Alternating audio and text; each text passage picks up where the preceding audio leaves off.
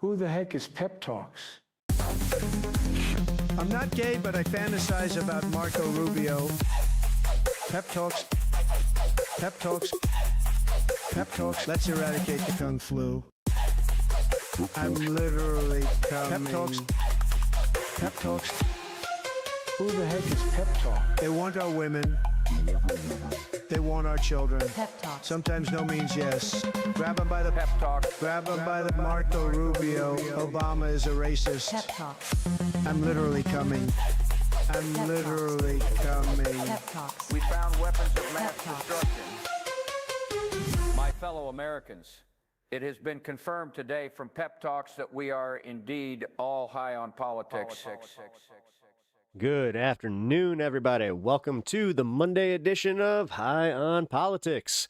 Glad to see you all, and I hope you guys had a good weekend. It has, it felt like a weekend until about halfway through yesterday, and then sure enough, some news started trickling through, and just overall, just going to cover how the economy is affecting me. So, things are starting to get to the point where they're out of reach as far as you can't plan for any I would say outside expenditures, you know what I mean? Like the fun stuff. Starting to notice that, the budget's getting a little tighter.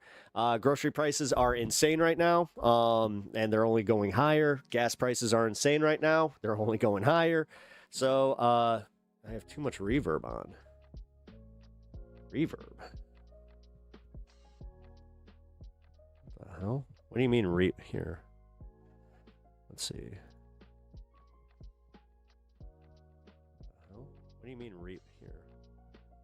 Are you Sylvie, I need a mic check here. How am I doing? I want to know what you think about the JCPOA. I think that you fell for something that is legally dubious at best. They're probably not even going to get to the courts. So that's how I feel about that. Also, so they were infiltrating a bunch of white supremacist groups and then reporting back to the FBI. I don't know. Sounds like an echo. Listen, I don't think that I have an echo. All my audio levels are fine right now. I think that here, try and reset the stream on YouTube because I only have one mic on. I shouldn't have an echo. I shouldn't have anything going on. My soundboard is clear, so I don't know why this is happening to you. Here, let's see. Let's check the Twitch. This is happening to you. Here, let's check the Twitch. No, I have nothing. It's fine. No, there's no echo on my end either. I'm checking everything, so fixed it. My bad. It's okay. No, I appreciate you looking out for the audio, but I always try to reset yours first before letting me know that I'm having an issue because I do try to check that. I just got the all clear from Uni too. She was just like, no, I hear you fine.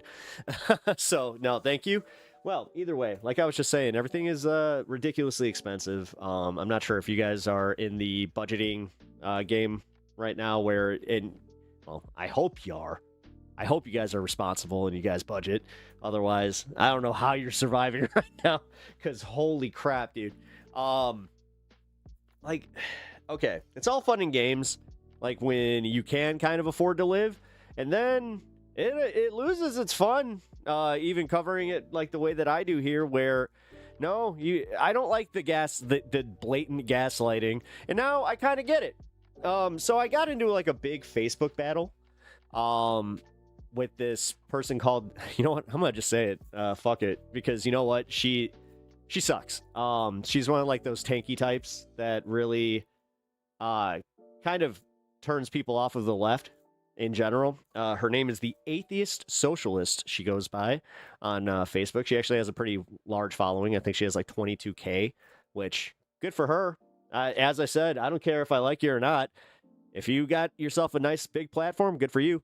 But I kept going back and forth with her about just like the bullshit tanky attitude, how they're not going to build a coalition on any of this, and overall how they have been able to kind of ignore what's going on as far as like the economy and just not use it. very well. And this isn't just the Democrats, by the way. It's weird because like that's what really got me. I'm like, how come you guys have like this weird adversity to just not or not adversity, whatever, fucking having one of those days. But yeah, they have this weird like way of just like pushing all of the important things that people actually care about, like affordability. Oh god, that clip. I was listening to MR today, and they did play some of Trump at the villages where he's like they're the bullshit of affordability. It was kind of funny, but yeah, overall it kind of sucked to get into this argument, but I felt like it was, you know what, it's important to do. It was one of those things where I just was like, okay guys, it's not as it's pretty important that we focus on, you know, the populist angle of things. And I'm not trying to sound like jank here, but I was kind of saying like, you guys are focusing on weird shit, because overall they were. Because I think the post was like on microaggressions towards like homosexuality or whatever the fuck. And it was weird. Like it really was. Where I was just like, okay, even if this is an issue, now? Really? Now? Like, I felt just like I did when I went to that DSA meeting and they were talking about microaggressions. Barack Hussein Obama. Indeed. How's it going? First time chat from Barack Hussein Obama. Look at this. We have Barack Hussein Obama in the chat, probably spying for the DNC, coming out and trying to intimidate us. Well, we will not be intimidated. I know. If I can run for a third term, that theoretically means that he can too. Oh, dude. That was another thing that I kind of I did have some fun with this weekend, where there were a bunch of like these Trump 2028 dudes, and I kept bringing up, I just did what I do here. Anytime we see a Trump 2028, I started just saying Obama 2028. Ooh, boy, did they not like that. But yeah. So I did the unhealthy thing where I sat on Facebook for a little too long, had a little bit too much to say. I hate to say. Didn't save it for here either. As you guys can see, but also as you guys do file in here, if you guys could do me that solid and double tap that screen, hit the like on your way in, really helps out the stream, especially in the beginning. So, oh boy, but I was also about the budget. Yeah, I don't have the energy to budget. Yeah, doesn't that suck? Doesn't that suck when you don't have the energy to do it? And then you're essentially playing that game of, do I even have this money to get this thing? This happened to me with some food, where I was just like, I'm not even sure if I can afford this food. Like, the card cleared, so I was good. But yeah, that's no way to do that. And this wasn't recently, by the way. This is something that I used to do way too frequently, and I don't know, guys. Try to find the energy, because not budgeting could definitely be detrimental to your future finances. But future finances right now, that's another thing. It seems like there's like a very small percentage of America that can even have the benefit of thinking that way. I mean, it's good to address microaggressions, and I don't think it's fair to say there are bigger things to take care of, so we shouldn't address it. Okay. When you're only focusing on little shit like that, honestly, if you guys want to address that, like at your own, like if the DSA wants to address that at their meetings, I guess fine. But I'm gonna just say it, man. Like, I don't have patience for this anymore. I don't care. The thing is, it's not addressing anything, because they're never bringing it up to the people that need to hear it the most. The people who are the most oppressive are the regime that's in charge right now. And what I'm getting pissed off at is how they never want to go after them. They want to go after the easy targets. They want to go after the libs. They want to, because literally that was the main argument I had with this person, was just how, you know what? You don't ever focus on Trump. You don't ever focus on the people that are actively making your life worse, but you go after how we can't ever let libs in our little small group here, because honestly, we have no place for them. They did it to themselves. Let them learn their lessons. And I just kind of went, you know what? Fuck it. If it's all they're doing, then yeah, it's not very productive. Yeah. You know, this is, Sylvia, I think that you sometimes like miss what I'm saying as far as, or maybe I'm not articulating it very well, but when I do talk about these things, I'm not saying that like we don't have, or they shouldn't be brought up at some point. It's literally in the context of now. We have the ability to keep bringing people in by pointing out that things suck, that like the economy sucks. Everybody in the government sucks. But if we're going to focus on this and we're not going to focus on, I don't know, how the Supreme Court just upended the election, so we should probably start planning for that as the people so we could start pressuring the right people to do the right thing. Because in Illinois, even, we're having this like little thing where it's like, oh, well, we were going to put it on the ballot, but we don't know anymore. We don't know what to do. We're not even sure if we need a special session. Maybe we'll just put it off till next year. It's like, what? Okay. And that's also where I'm getting pissed off. Yes, okay, so the libs suck. I'd say this is where I had to differentiate, though, where it was, okay, you know who sucks? The lib democratic, like, establishment that are in power. Those are the people that I will argue are the worst.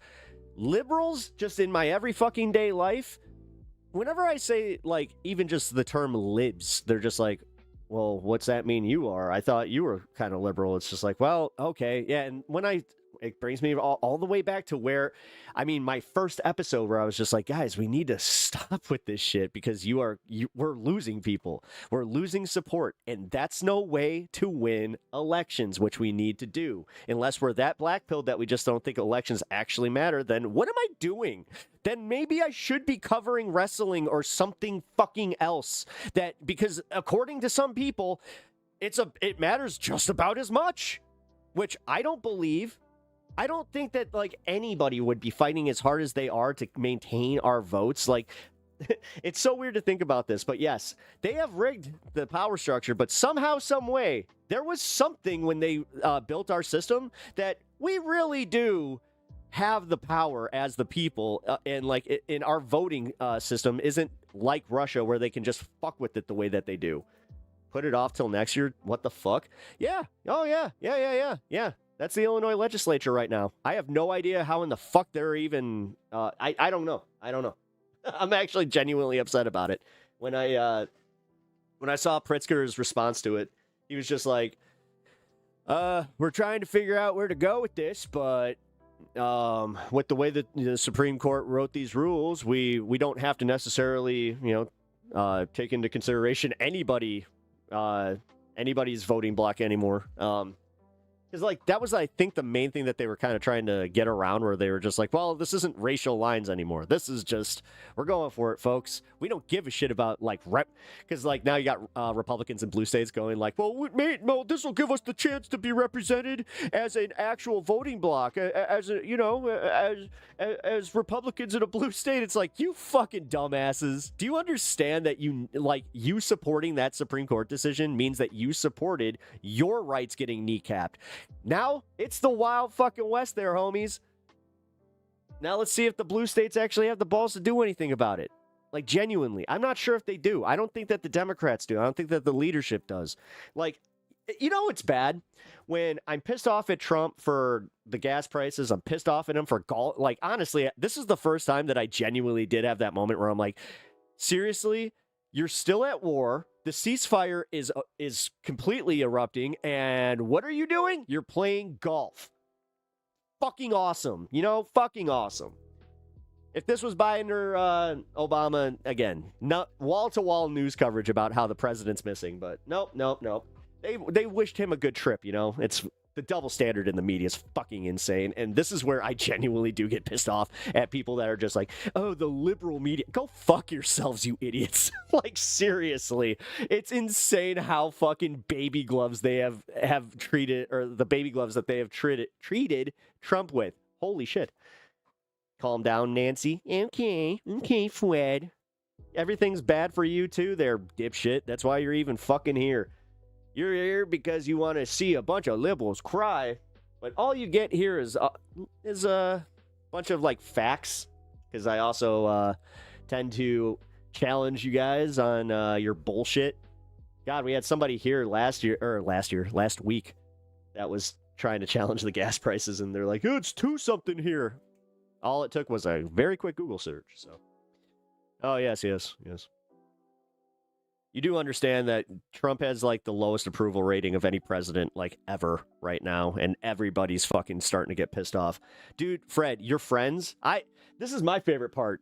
If you have friends, which I don't think you do, you're online in the middle of the day watching a stream of somebody that you don't even like ideologically agree with because you have nothing else better to do. You have nothing else to actually fill your life with. Every time I see people like you, it kind of brings like a little bit of sadness where I am just like, oh God, to be that level of pathetic. That's sad, man. That's sad. You live a sad life. Did you have kids? Like, do you have kids, Fred? Are you going to answer like honestly? Because if you do, I think they hate you, and you just blame the left for my children hate me because of the Dems and the woke culture and DEI. The DEI is the reason that my kids hate me. I don't get it.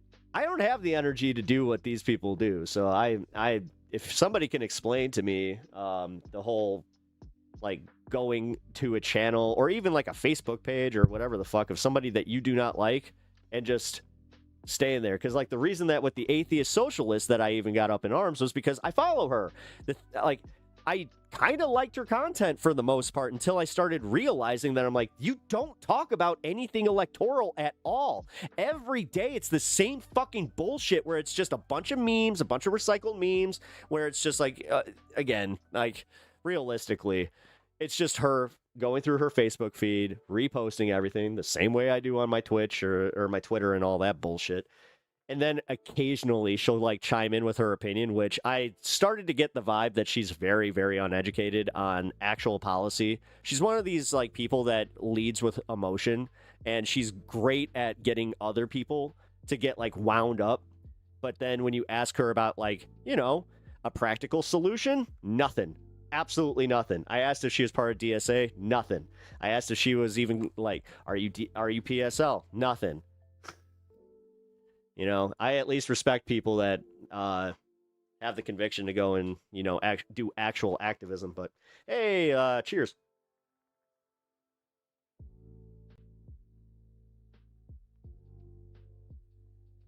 Do you have kids, Fred? They probably hate you. Put this on a shirt. What's up, Jehu? Clip it. Here, actually. I don't have my live split on. Do you know what the timestamp on that was? Let's see, what is it? 21 minutes? So it'd be like 19 minutes. Here. Bandit, what up? I did this just for you guys, by the way. I finally have the horizontal stream back up. Just so you guys know, what is going to end up happening is the horizontal stream, I'm going to end at 2 hours, and then I'm going to continue the stream on the vertical mode, because, yeah, I think that that is the way to go. Gives you guys a little bit more exclusive content, kind of mixes things up, and also makes the other VOD a little bit more watchable, you know? I don't know. The Democrat, because we genuinely don't like them. They don't do anything to do anything of substance. Why are Democrats with a 12% approval rating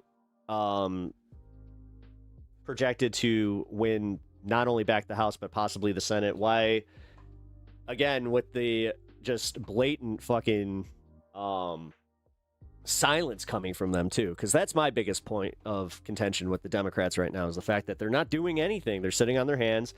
I understand what the strategy is, I guess, where they're just like, yeah, let Trump bury himself. But realistically, like the gerrymander thing, yeah. Now we're just, I don't want to hear about the fucking gerrymander. Ooh, I cry about gerrymandering, and then just watch as Louisiana just fucking guts an actual gerrymander that made sense, because it is still kind of by race, which, hey, are we going to address that? I don't know. But watch you guys cry when it doesn't work out for you. when you guys start realizing that, oh, these blue states have more people, and oh god damn it, well, they also have Republican districts that they can now just it's just going to be blue states, red states. Like, do you understand that that's what the Supreme Court did? Yay! So if you are a Republican in a blue state, yay, they fucked you too. Good job. You know? But you guys are so polarized in your politics that you can't see it that way. You have to see it as like, oh, they owned the libs. Or, dare I say, you do this where you're just like, oh, the gerrymandered the Democrats. You do understand that, like, where gerrymandering came from. We actually know things here, so both are doing it. Now was only Democrats. What was Texas doing before? Like, did you just forget about Texas there, Roy, or are you just that disingenuous? Listen, I would love to have a conversation with you about this, but until I see some actual, I don't know, semblance of seriousness. There we go. Man, I'm fucking getting roadblocks all day today. Are we having a bloodless civil war? Just blue state, red state gerrymandering each other? Yeah, no, it's essentially what it is. No, but then you said now only Democrats are doing it. Which is just, you're wrong. I don't know what you typed there, and I'm gonna fucking ban you just because, yeah. That. At Eric0808, Speak English. $20. If you're trying to use fucking will make a nuke? a different language in my chat to fucking skate TOS, get fucked. I'm getting over that. And if you're not doing that, then yeah, translate. Because listen, I stay with TOS here, and like I said, I don't want to ban you, but yeah. Okay, I didn't ban you. I just removed. Cool. No, I said Democrats started it. They didn't, dude. You do understand that this is a fucking normative thing, right? And no, they didn't fucking start it. Shut the fuck up, Roy. I get it. You want to hate Democrats. You can hate Democrats all you want, but at least be like consistent and hate Republicans too, because they do the exact same shit. And sometimes they do it even worse. Like now, the Supreme Court, they fucked you on this one. Also, Eric M., thank you so much for the kind donation. Should Americans be concerned that Iran will make a... No, they shouldn't. No, because as much as they like to use that whole, like, it's been 40 plus years and they still haven't done it, but I've been hearing about this since I was a little kid. Anytime that they want to make a boogeyman, Iran's the boogeyman that's, just conveniently waiting in the rafters. So, no, I don't give a shit. Honestly, I don't give a shit because Israel has a nuke and they're not supposed to, so fuck off. Like, seriously. This like idea that only superior cultures or countries get the nuke, like, fucking stupid. But Ebru, I'm literally giving you a chance here. If you start translating your stuff, cool. If you don't, I'm going to ban you. I'm not fucking around with this anymore. Yeah. This is just how it goes. I'm pretty welcoming here, man. I have a 3-strike system. You're on strike 2. So, anyway. The hypothetical peace settlement could be Israel gives Iran all of its stolen nukes. UK, there we go. UK illegals, immigrants, sexually. That sounds like bullshit, but okay. Source. What's your source on that one? You know what? Actually, I'm gonna institute that one. Either you give me a source, Roy, or you're gonna peace out for the day too. 24-hour timeout for you. You can always come back and try your bullshit later. But no, seriously, Roy. Like, I'm trying here. I'm not. No, source it. You fucking source it. You're the one who said it in chat. You fucking source it. I'm not gonna derail I'm already kind of derail it. Okay, fine. Fuck you. Get fucked. Don't want to fucking source your bullshit, so you're just like, okay, see ya. All right. Bye. By the way, guys, I was being fair. The hammer is strong with Pep today. Oh, dude, fucking, I got the power of Thor flowing through me today. The burden of proof is on the person making the claim. Exactly. But he wants me to take time out of my stream to go and source something that he fucking just threw out of his fucking stupid baby mouth. Fucking UK immigrant, illegal immigrants, I mean, he couldn't even just say S.A., but he had to fuck this up grammatically. They're up 400%. Yeah, he's full of shit.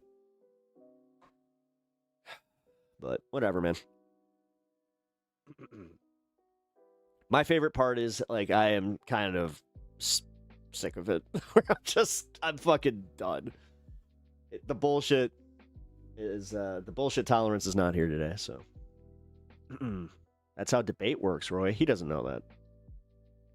I didn't even have to ban him. He left of his own volition. So, cool. Anyway. How my normies doing? What up? Let's get you guys up here. What up, Seth? Ravy, Bandit, Bloodstone, how you guys doing? Fucking Fred. God, I hate the fact that you're even becoming a regular here. Like, dude, you're here almost every fucking day. You know, I have a few hate watchers that are more loyal than some of my core audience, which, nothing against them. It's just, it's insane how much time they spend here. I love being called normal. That's awesome. I've been called a normie before. Josh, are you saying that because you have, like, I don't know, dare I say the bad word, centrist ideas? Or you just kind of say, hey, I think that both extremes are kind of fucked up. Like, I am really starting to find myself agreeing with that a lot more. But I'm not going to bring myself to just be like, yeah, centrist politics. It's like, no, my politics and, like, the policies that I want to stand behind are definitely not centrist, but I guess I understand where some of these jackasses are coming from.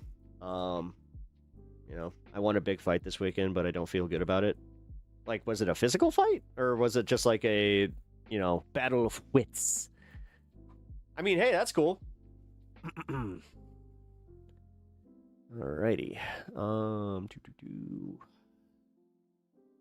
Sorry, guys, my chat just fucking froze.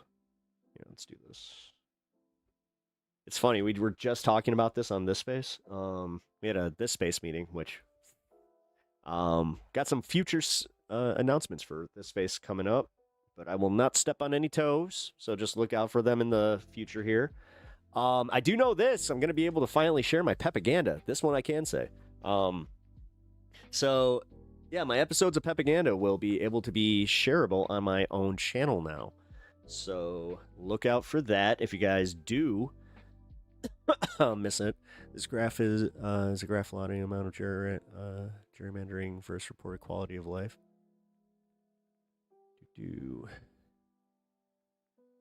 Single-digit districts, quality of life. I don't know how to fucking read that graph. That's, wow. That's one of those graphs that I was just like, holy shit, that's like kind of all over the place, but whatever. Anyway, back to what I actually wanted to talk about, specifically affordability and just how it is affecting my fucking life. So, yeah, if you guys aren't feeling it, good for you for having just enough liquid income to just not feel this stuff. But this is also where, yeah, maybe the whole differences in classes should definitely. I just Googled it. The UK, that's not a source. What's your source, Roy? Google is not the source. Google is a search engine. What's the source? Was it the AI review police database from the UK? All right, now I can see. Let's see. All right, police database.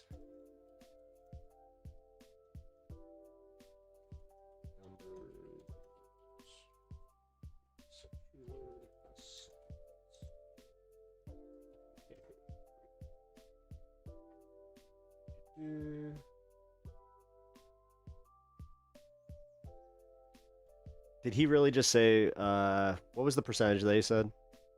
Metropolitan data? 479%. That's weird. His official police reported Office of National Statistics. Approximately 15.9% people age 16 and over. 7.7 million have experienced sexual assault. Doesn't say anything here about demographics.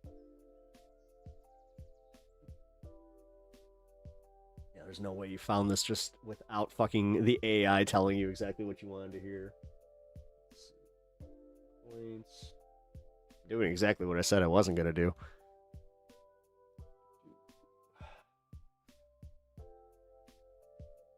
So far, they don't even have anything fucking.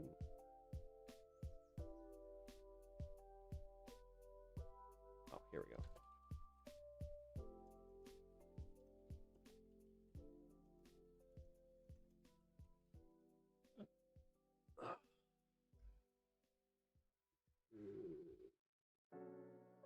There's West Yorkshire. Oh, here we go. Migration Center. 47% of sexual offense charges in London.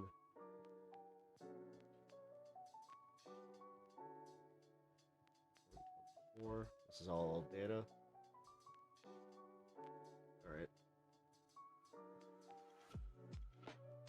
2024, 2020. I mean, the latest one is from July 2025. And this is from the migrationcentral.co.uk. I don't know where he's getting this 400% fucking number. It says 47% of S offenses charges in London for the last year were foreign nationals.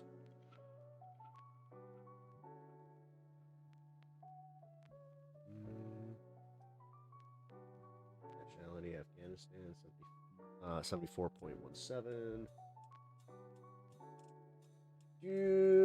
League table show the charge rate. Wait a minute. That's negating the fact that it's still 53% are done by natural native-born citizens. Wait a minute.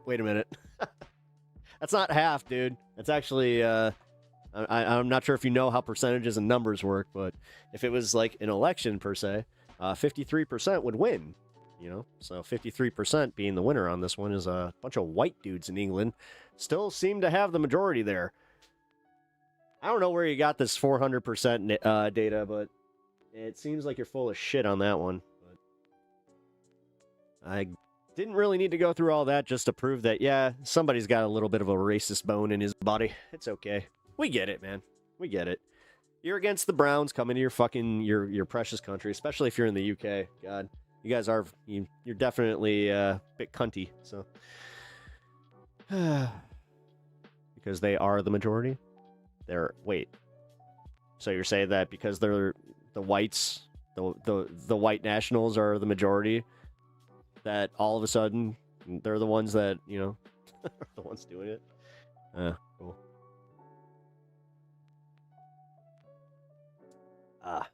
So, by your logic here, we need to lock up a whole bunch of white Brits. Huh, cool. No, that's not reverse psychology. It's called math, dude. I'm not sure why you're, like, all butthurt getting called out on being just kind of a racist dipshit, but all right. By non-white, wait a minute. It never reduces actual. White supremacy has since ever appealed to insecurities manufactured around the need to protect white women from foreign hordes of non-white men. Oh, yeah. Protect our white princesses. We must protect the white princesses. They cannot go to those jazz clubs.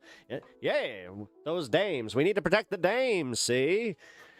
Going to those jazz clubs with some of those ne'er-do-wells. And you know what we mean by ne'er-do-wells. I can't use the term in 2026, even though I'm using the vernacular. White knighting. Is that the actual... I am the white knight. Get it? Get it? Oi, I gotta protect me My dame's over here. I do. UK men who identify as being, not being able to sweat line up. God, I still can't. It must be false. I don't sweat. I don't sweat. Me sweat glands don't work. That's fucking Jesus. How do you feel about Chicago taxes going to buses to send kids to protests against billionaires? How do I feel about it? I don't give a shit. I really don't give a shit. Because I think that that's also not true. Because I know that, like, I live here, dude. I can tell you right now that in Cook County, they weren't busing kids to protests. Most of the high school protests were just considered walkouts. And then I know that here, like Highland Park, they got suspensions for it. There were over like 300 or 400 different suspensions at that school specifically for the walkout. So, but yes. How do you feel about, the whole Charlie Kirk busing in people to the fucking Capitol for the Capitol riots? I don't know, since we're going to play that game. Also, J.B. Pritzker made an announcement that he's going to be suspending the gas tax here. So, yay! At least we're going to get a little bit of recourse here. Although, I have to admit that I'm actually kind of fucked up about this because I'm like, okay, what about our roads and bridges, though?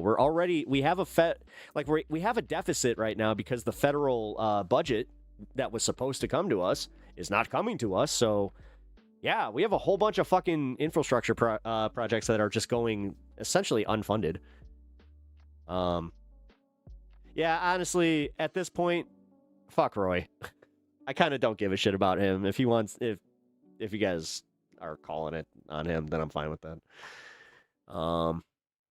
Filling up literally hurt today. Yep. Nobody gives a shit about your made up issues, dude. It doesn't affect. The funniest part is you are not affected by any of that in the slightest. You don't have a wife. You don't have kids. I'm going out on a limb here. And like I said, if you do, they all hate you and they've already abandoned you. So, yeah, dude. I don't know, but let's do this. This ain't about you, homie. So, I don't have to deal with you for at least another 30 minutes. Like I said, I try not to do hard bans. Oh, wait, was that strike 3, though? Might be going against my stuff. I'll see you in hell. Ravy. Hey, you don't got to get, like, that worked up about it. Damn. But, oh, Sylvie, you might as well not ask him any more questions, because, yeah, he's been silenced.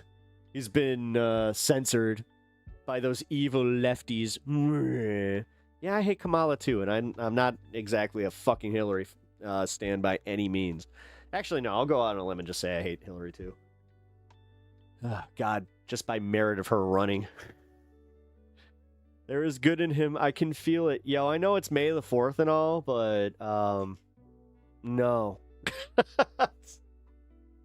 No. What happened to Roy? Oh, I timed him out for 30 minutes. Because he's being a little pissy pants. And he doesn't know how to actually, like, have a debate in good faith. Like I said, I welcome that here. I welcome discourse on the channel. But what I'm not going to welcome is just a whole bunch of guys using it to fucking platform their stupid bullshit. Without actually addressing any, counterpoints. So, fuck him. He's an obvious racist. He's obviously transphobic. Like, he's a hateful white Brit, which, again, as an American, I also do have, like, a special, fuck you. Fuck you. We left you because of you guys are such cunts, so shut up. That's why it is kind of shitty that, Trump is doing the exact thing by trying to bring us back to a fucking monarchy. It's the 5th, oh, that's right, Revenge of the 5th. Oh, yeah, I keep forgetting that you guys, time zones and all that. You have anything bad to say about the Republicans? Who are you asking that to? Oh, Riz. Yeah, do you actually? That's actually a good question. For everybody that likes to come in here shitting on Dems and libs and all that, do you have anything critical to say about MAGA, Donald Trump, or the Republican Party? Or are you guys going to just sit there and pretend that everything's great? Because that didn't work out for Biden and the Democrats in the slightest. But I think you guys also are comfortable with that because he's doing all these things. Like, again, Roy came in here talking about gerrymandering and kind of ignoring the elephant in the room from Louisiana. But whatever. Tommy Robinson Swallower. All right. Also, here. I just realized that, yeah, most of you guys are over here today. Cool. Director of the FBI couldn't make a strong enough case to prosecute her. Oh, who? Wait. Hillary? I hate Trump so much I don't have the time to list all the reasons. It's getting, there's getting to be a few more, you know. Because I remember, like, when gas was about $5 per gallon under Biden, and I remember being kind of fucking pissed. Like, just like, what the fuck, man? Like, I get it, supply, demand, blah, blah, blah, but Jesus, what are you doing? And then again, Bidenomics, Jack. Come on, Jack. Get on the Biden choo-choo. I love the choo-choo. I was on the choo-choo earlier.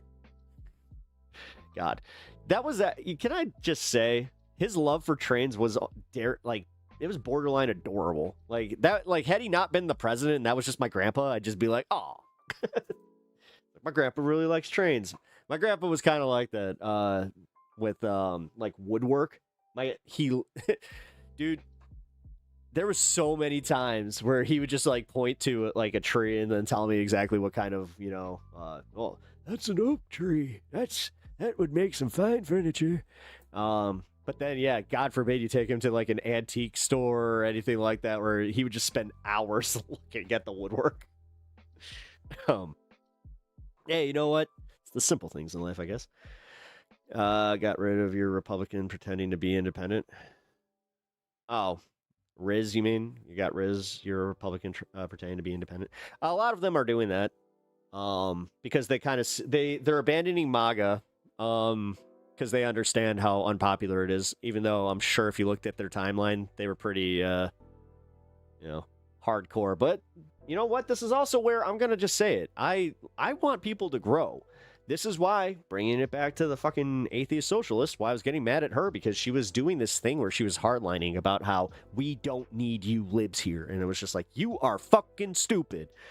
Rebecca, what's up? How you doing? Hope you had a good weekend. Also, yeah, guys, my weekend was...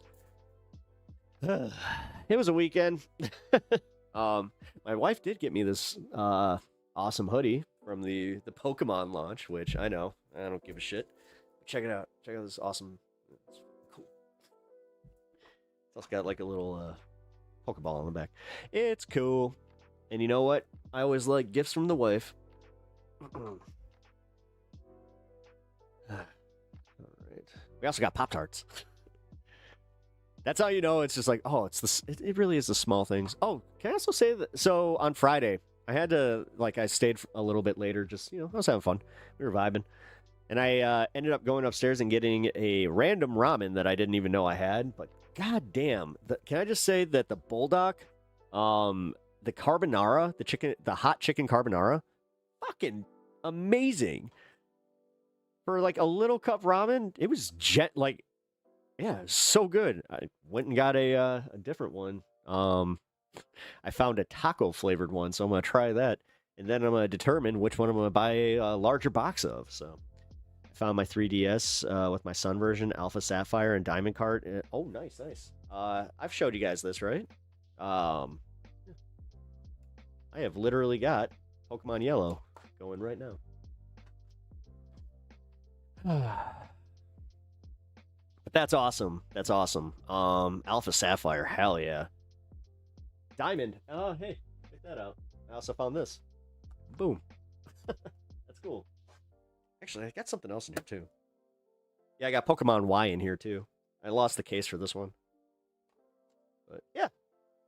I did the same. I went through my old video games and was just like, you know what? Let me get some of the stuff out that I want. You didn't know you had it because I got it. LOL. Or I don't care. You ate it though. Yes, I did. Yes, it was very good.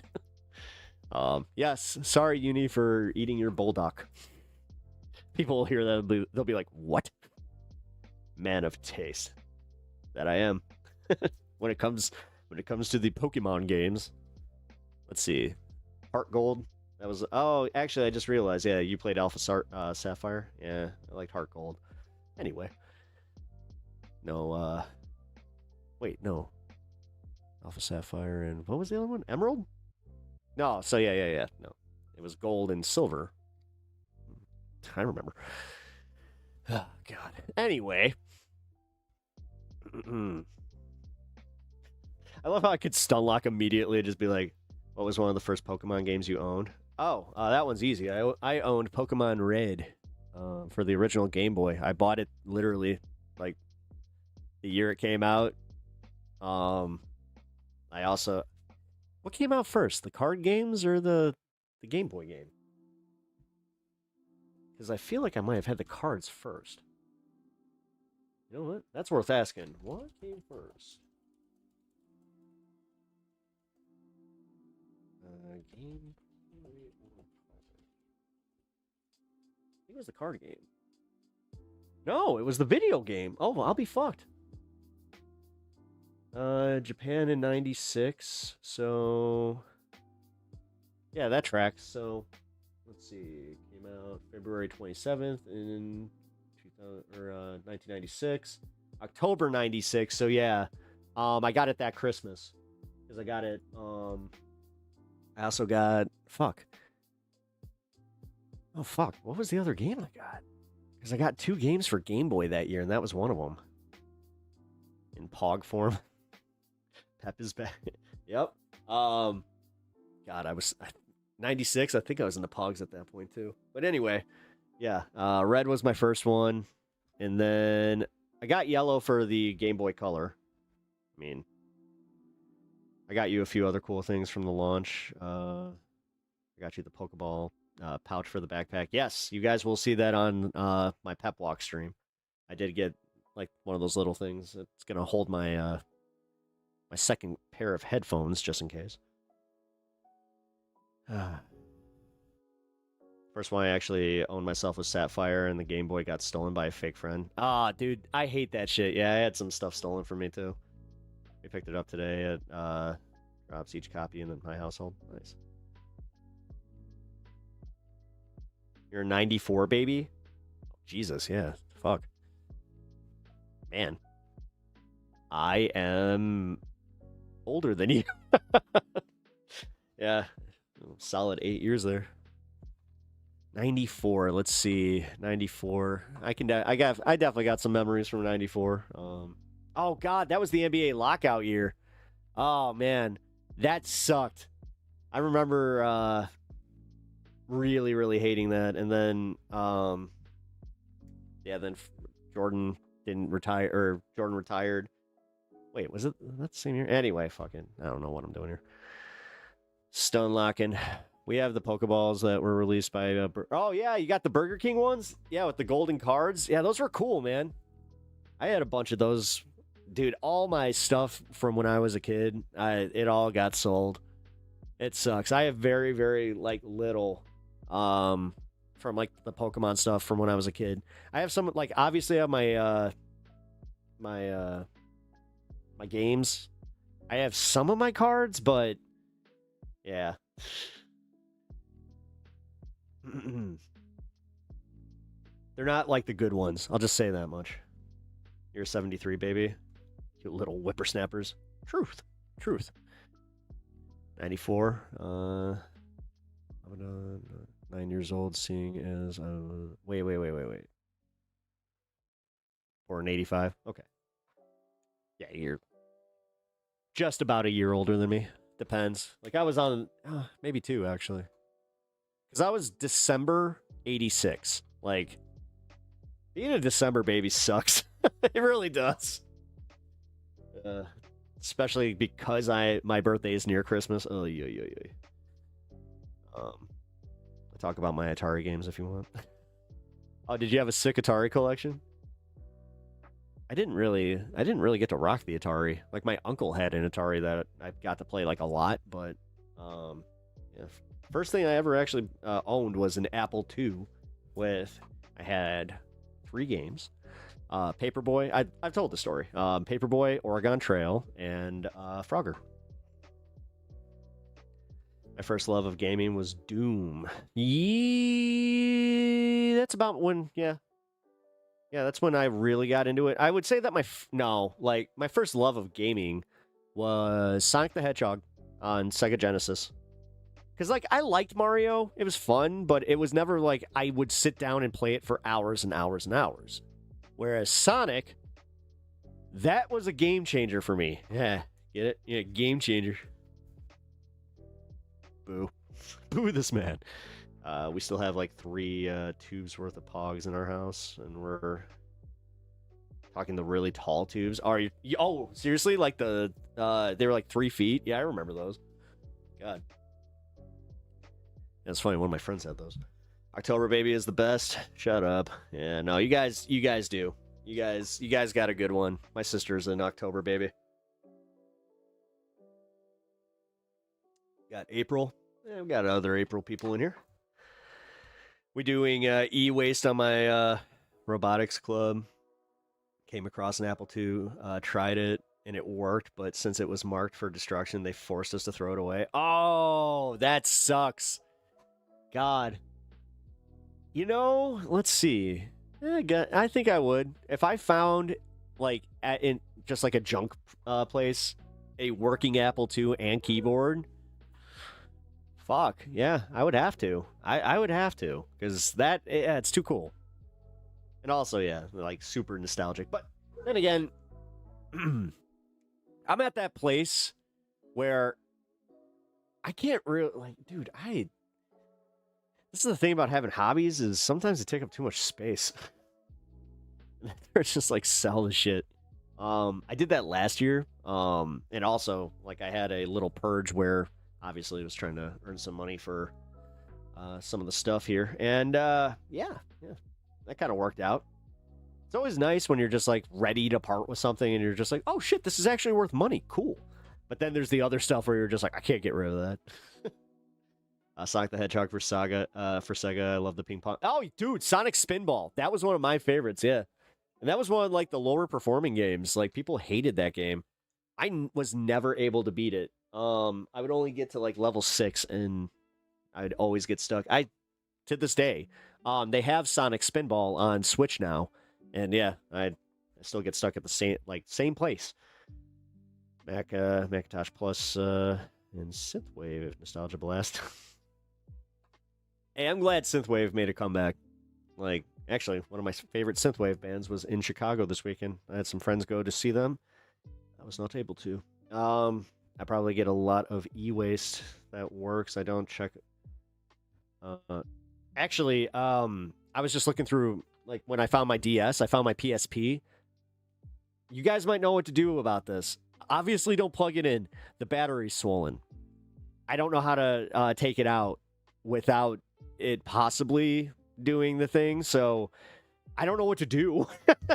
I don't know what to do. Should I take it to, like, a store, like a Batteries Plus or something, and have them do it? Because I'm assuming they have we had a box, like at Radio Shack, where if there was a swollen battery, we took it in back, and it was like a big black box, which surprisingly still had an opening for your hands. It wasn't, like, sealed, you know, because, like, there's, like, those painting boxes that they have at, like, auto shops and stuff like that. Nothing like that. But I guess it was technically fireproof. And yeah, never had one pop. That was kind of cool, but yeah, kind of sucks, because when I found it with the swollen battery, I knew immediately. I'm like, oh, that's not good. Caribbean, somebody that loves working on model cars, talk about having a hobby that eats up space. Riz, How are you're really into model cars? Because I have a bunch of sealed boxes of old 50s models that, yeah, I mean, if they can find the right place, I will send them out, man. Like I said, I'm at this point of just like, yeah. I'm not trying to like also eBay and garage sale as much because that shit's like a fucking part-time job. So yeah, I'd call around electronic stores. Yeah, I figure that's what I should probably do. Yeah, we also found your Game Boy Advance, at least that one. Yeah, yeah. Your Game Boy Advance was fine. The Game Boy SP surprisingly worked. Dude, that thing was like one of the few game systems I didn't really take care of. Dude, I remember skateboarding with that thing in my pocket. I had that and my my Walkman, my Walkman disc changer. It was one of the nice ones though, because it was the heavy duty one that like had the clamp on it, and it kept it was the anti-skip technology. Yeah. TV in my basement got a green line going through the top. Accidentally let it burn for 5 hours and it disappeared. No clue how that worked. I had that happen with the plasma TV, where it had plasma burn for the longest time, and then all of a sudden, it was gone. I don't know what happened, but yeah. SP is the Nokia of handheld consoles. It was! Dude, that thing took some beatings. I'm not even kidding, like, because I dropped it skateboarding a few times. But yeah, like I just remember it like falling out of my pocket, and I'd just be like, oh no. Like I never went, oh shit! Like when the 3DS did that, I remember freaking out because, yeah, that one busted. My first 3DS. Yeah, that big gray machine, like I'm talking the first 3DS, the big silver monster. Skateboarding. Did I say skateboarding or skateboarding? Whatever. I don't care if I misspeak. I do a lot of speaking here. I might misspeak. All right. Oh, God. I have so much to get to. I just had that moment of just like, I like talking about the nostalgia stuff. Also, let's see. Let's get this out here. Here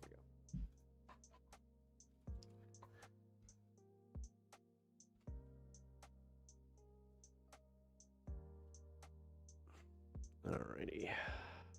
You have the pink 3DS Lite. That's you, Uni. I was about to say. I was literally just about to say. My wife still has hers. And there she is. I know who got to go for parts now. I keep getting a local school's Chromebooks, so I have so many lithium batteries that are still good. Really? Can you, like, swap out the lithium batteries from, like, a Chromebook to another Chromebook? Like, say, like, a different model, or do they do that thing where it's just like, oh, this one's a little bit different. There's nothing that drives me crazier than when they do something like that. Oh, dude, you should have seen me when they took the headphone jack out of the fucking iPhone. Oh, I was pissed. I'm still mad about it. Like, look at this.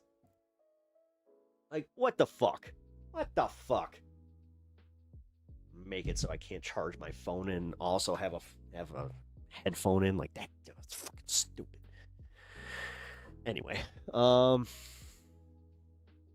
those are much easier. 3 screws. My Nintendo Switch is all cracked from and battered from like 8 years of taking it in public transportation. Old soldier, still works though. See, I love that. No, I love that, man. I really I respect that shit. I couldn't do that. Like, I still got my OLED. That, like, this is actually my one that I have connected for stream. Damn. Just looked at it. It's still got a full battery. Hasn't even been on. Jeez. Actually, that reminds me. Maybe I should plug this in. I don't care, dude. You know what? We're doing this today. I don't care.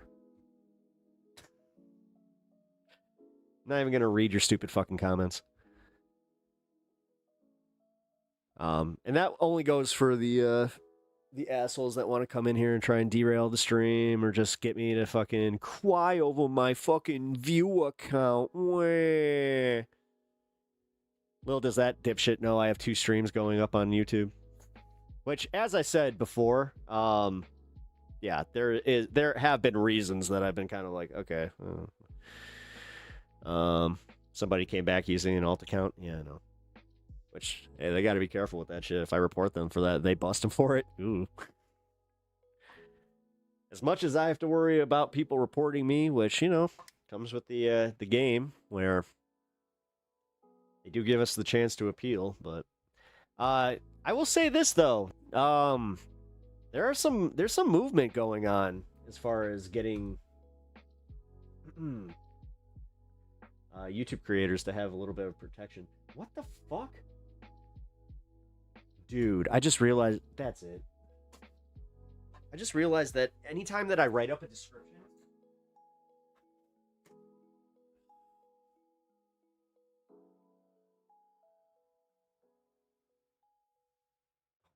you gotta be fucking kidding me.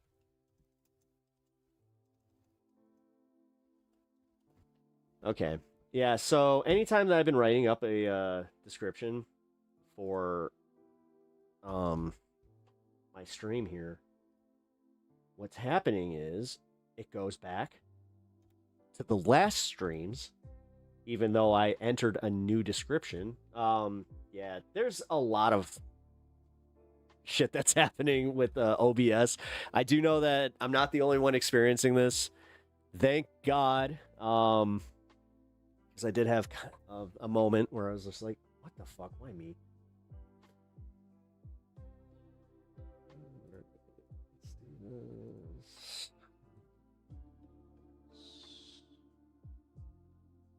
Yes, this is not what the stream's about at all. Yes, Pete Hexeth has nothing to do with the stream. I'm so glad that I caught that too. There we go. Okay. Anyway, is it carrying over? Is YouTube doing it? I don't know if it's YouTube doing it. It's not carrying over though. It's really fucking annoying.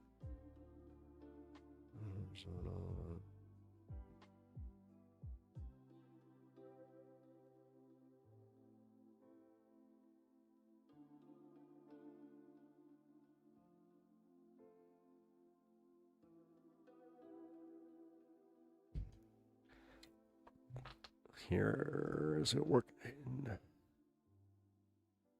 There we go. There we go. Got it.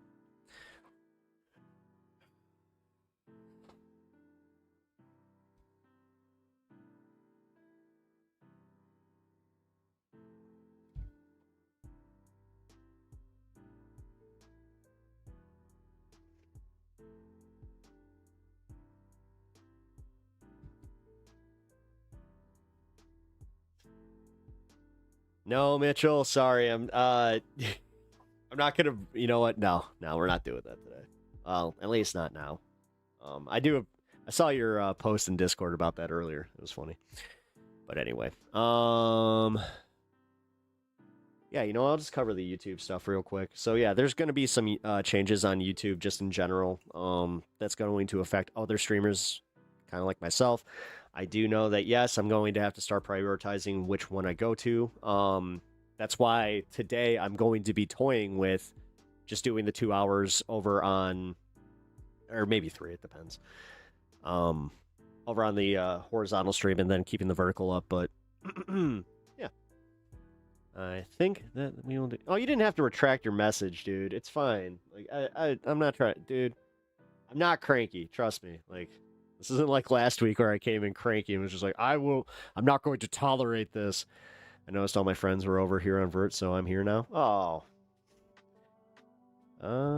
Also, up the pucks, dude. I forgot to shout you out.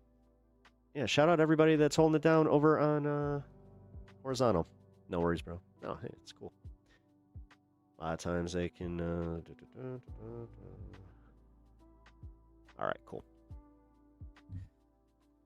Alright, guys. Well, we should probably get to some of the news here, because Lord knows that we have plenty to get to. Hey, Ken. How's it going, dude?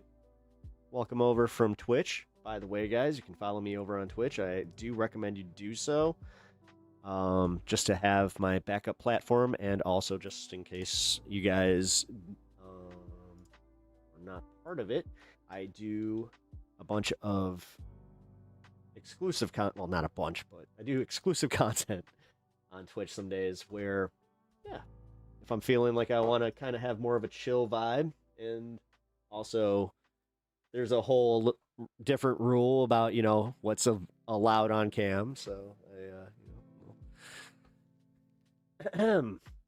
so yeah, do that, and also watch some stuff that I'm not able to watch on the YouTube. But yeah, dude, I almost just spilled my coffee all over. I'm so lucky. And we also, like, what the hell? Has anybody here ever been in, like, the service industry where you've had to carry coffee on a tray? What the hell is it about coffee as a liquid that's just so unruly? Why? Every fucking time there would just be fucking spilled coffee on my tray. Like, God, I hated that shit. Anytime somebody ordered a cup of coffee, I was just like, I almost debate, like, I'll be right back, and I would just carry it to him. Matt, what's up, dude?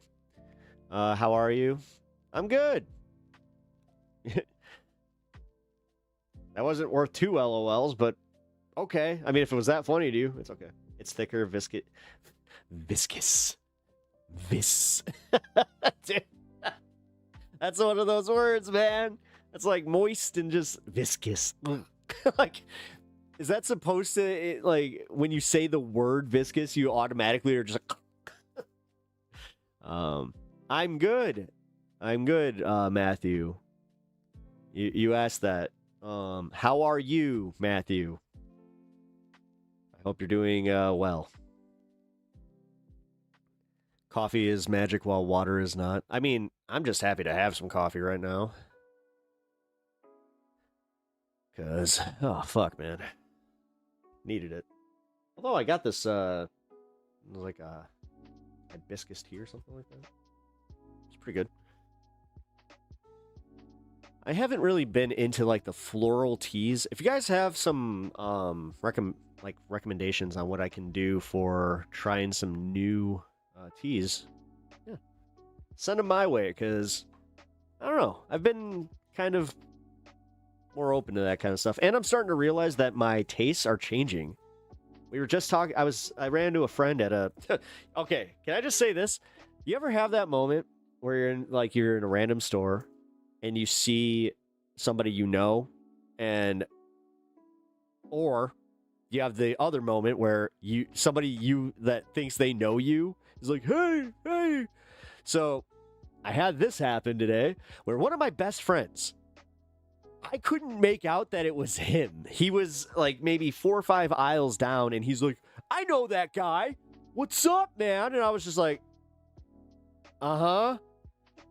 And then my wife pulled me aside. She's just like, you know who that is? I was like, oh my God. So that was interesting. Kind of realized that my vision's a little bit worse than I thought.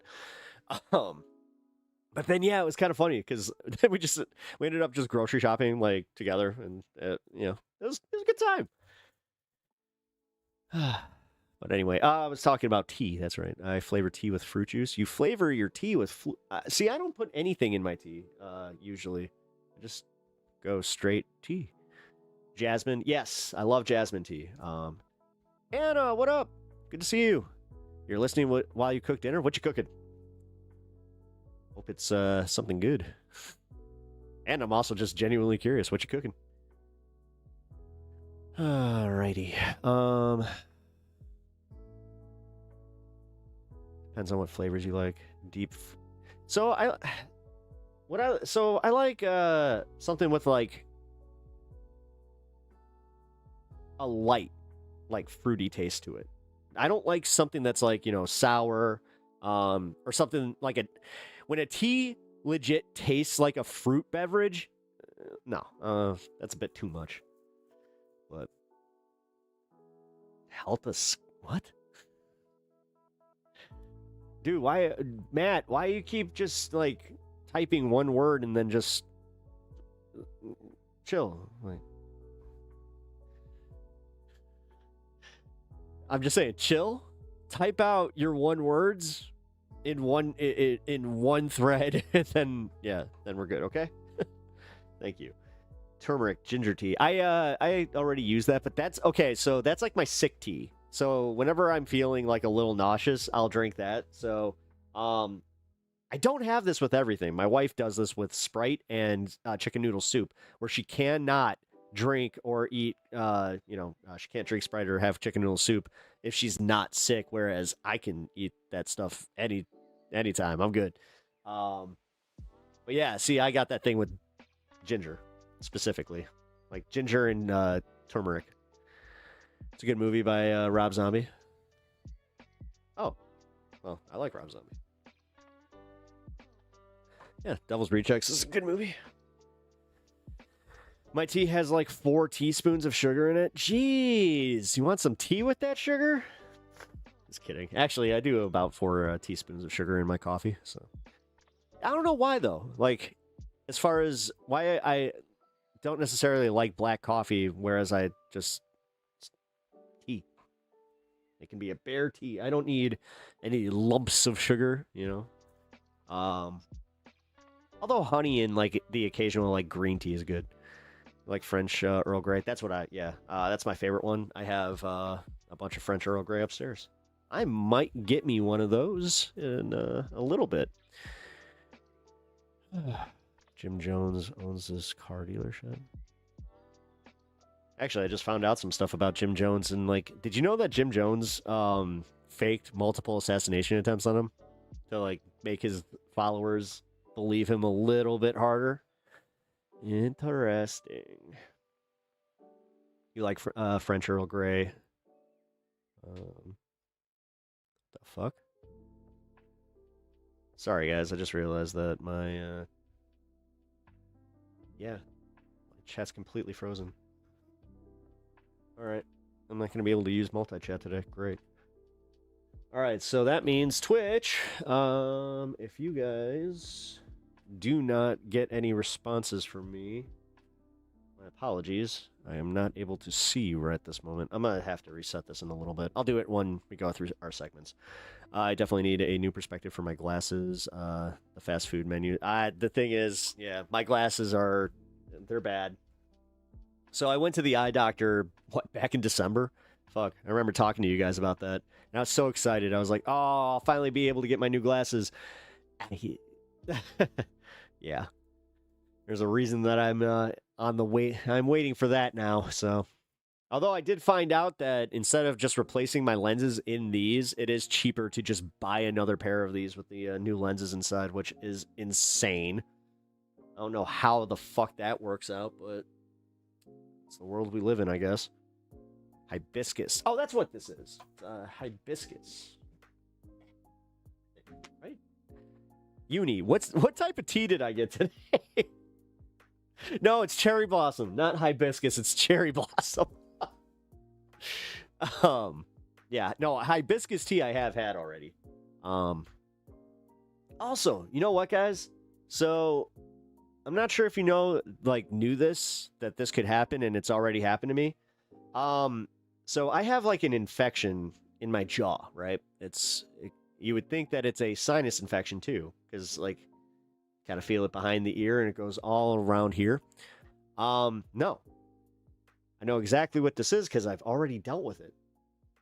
I have a stone in my salivary gland that is causing a minor infection. So hopefully I don't have to get antibiotics because I'd really like to try and get this to pass by itself. But yeah.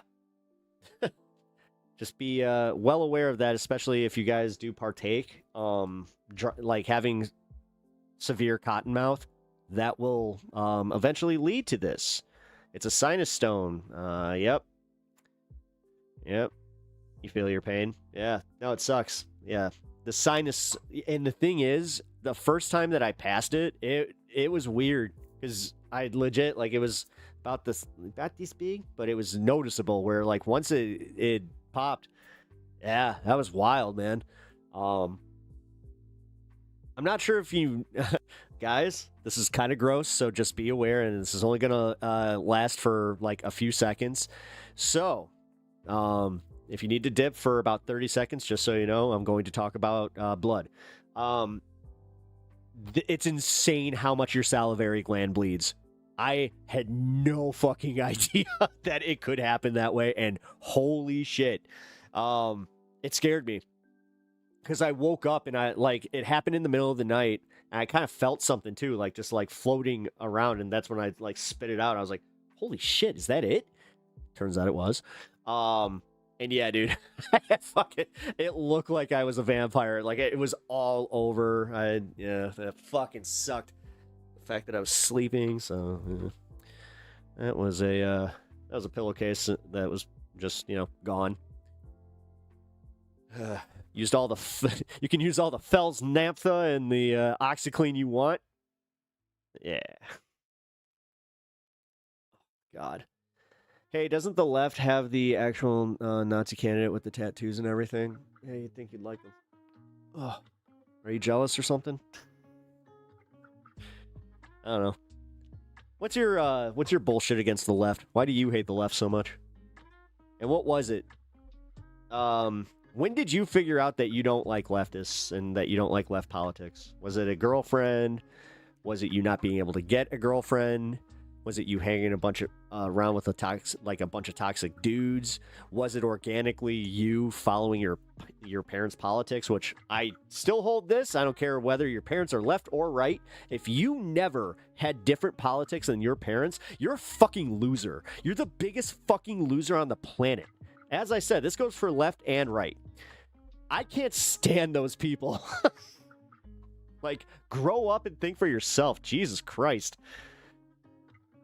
Mouth bleeds a lot. Bit my tongue half off playing football as a kid. A lot. Yeah, your ear too. I talked about that a little bit where my dad was trying to give me a haircut and he clipped off like the tip of my ear here. Just, oops. It's pouring blood. My stepmom's freaking out, just like, I think we might have to take him to the hospital. He's like, nah, he'll be fine.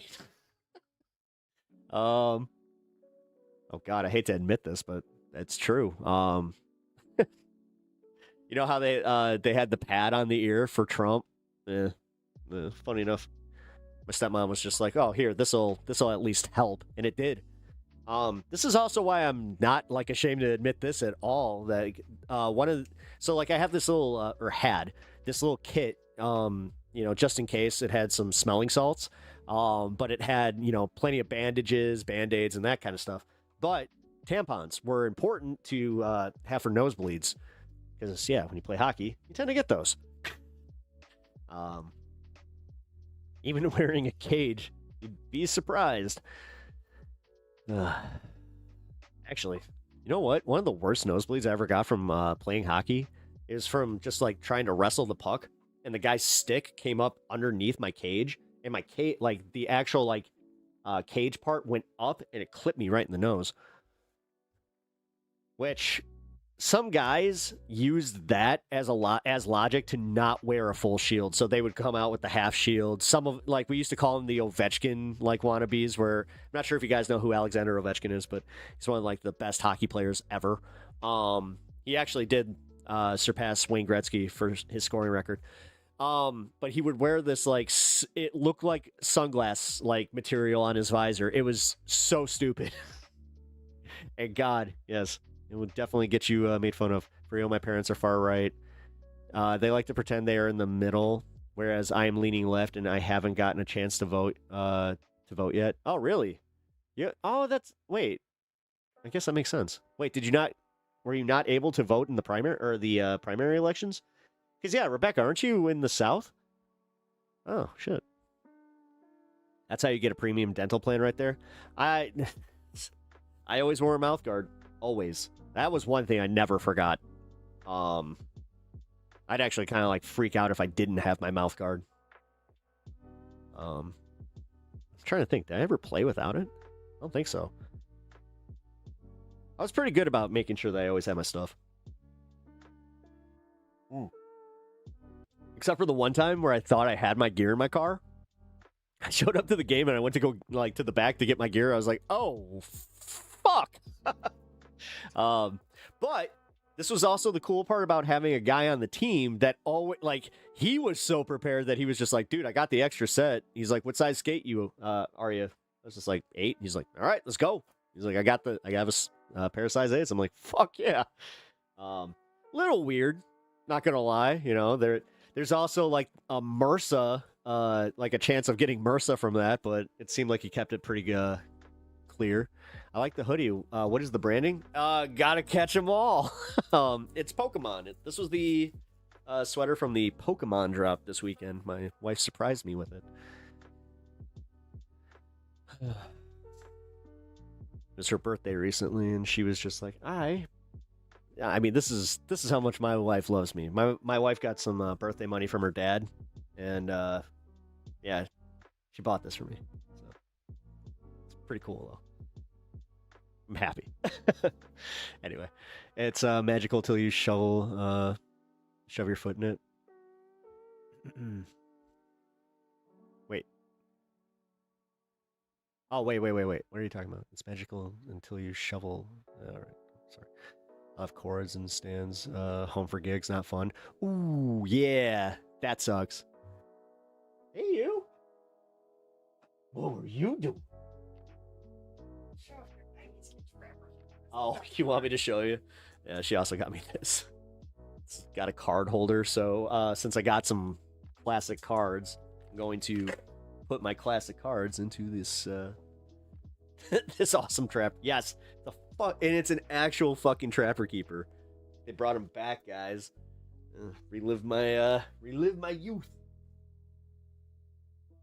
Thank you. You get tonsil stones. Jeez, you guys are so cute. Oh, thanks. Hey, listen, it's the little things in life that, like, we find joy in. This is why, I don't know, man. I try not to go doomer all the fucking time, even though, you know, I cover the news. I cover, like, some of the worst stuff that you could possibly cover. It's funny. One of my friends brought that up, where he's just like, how are you not always in a state of rage? I'm just like, I don't know. Maybe it's because I can't really think back to it, but I think it was around the time my mom died, man. Like, I started realizing, like, this stuff doesn't, like, it's important, but, you know, there's only so much I can do. You know, that's why I appreciate all you guys that have actually got, like, Anna and, you know, some of y'all, but I got to shout out Anna for kind of inspiring me to, like, do activism, like, to just get off my ass and actually do stuff. And, you know, it does feel better. And I mean, like, as far as, like, being politically active and, you know, trying to get involved. But like I also said, it's about the stuff that you can just, it's about what you can control, man. Anna, can you do me a favor? I'm not sure if you, yeah, see? Yeah, I do. You got me, all right? Yeah, Anna, if you can do me a favor. So I was talking about the atheist socialist. She's on Facebook. I don't know, man. Like, I was following her because overall, I thought that she was pretty much like we were in agreement on a whole lot of shit until I started realizing that she's very doomer about this stuff and she never offers any solutions. I was just have you check out her page and let me know what you think, and I'm sure you could find one of the posts that I was going back and forth with her on. And yeah, just tell me kind of what you think. Because I tried. I really did try. Because people kept telling me, they're just like, why are you pointing out that she's, like, focusing on the wrong stuff? I'm just like, you know, it was a culmination of things. Now I'm looking back at it, I could have probably, you know, done this privately and just kind of, you know, shot her a DM or whatever, just been like, hey, I agree with most of your politics, blah, blah, blah, blah, blah, but I think that you're kind of lost in the sauce on this one. But yeah, a tornado last year that took off the roof of the house next to my buddy's house. Damn, how dare you criticize? Well, you know how that goes. I don't know. Lots of tankies Lots of tankies in her chat. Like, damn. It kind of got me a little concerned where I was just like, dude, are they this hardcore about this? Because that kind of shows me that that's not great. Weather Channel mentioned we may get snow this week in May. What the fuck? Yeah. Yeah, it was 32, what? I think yesterday? And then today is almost 80. I don't know what the fuck is going on. And I don't know how I'm not having seasonal allergies with this weather shift. It's crazy. Usually I have the worst seasonal allergies with this type of weather where it like goes from cold to warm to cold and vice versa. A lot of online socialists in general are the most uncooperative, obnoxious people on earth. That's what she is. She is legitimately one of the most obnoxious people that I've had a discourse with because of the way that she just... Number one, this was kind of like something I tried not to engage with, but I almost fucking snapped. Because they called me condescending for pointing out that, yeah, you guys kind of need to build a coalition and... constantly calling out, the libs and not generalizing to lib politicians. It's like you guys constantly lock yourself off from actually building a coalition. Apparently I was condescending for saying that. But they pointed out that I was being condescending by saying like, something along the lines of just like, hun, if you think that's what it is, then blah, blah, blah. I was like, hun, okay. I was like, all right. And you know why? They felt comfortable with it. White cis dude, like, trust me. And oh boy, I wanted to almost take it there. But then somebody else was just like, they fucking darlinged me. And I was just like, if I ended this by saying babe, you guys would fucking flip out. It's like, fuck you. You and your condescending bullshit. Not fucking practicing what you preach either. Like, what are you doing? I just realized that this chat is also fucking locked up.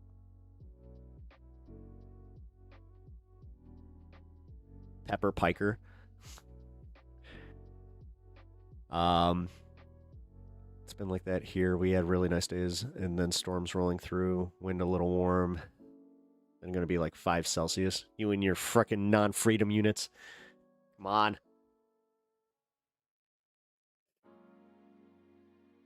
We here in America don't use that Celsius. You gotta speak with freedom units, Fahrenheit or nothing. Not the microaggression within the... dude, I'm telling you. Yes.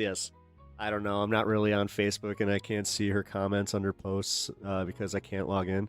Oh, shit. Damn.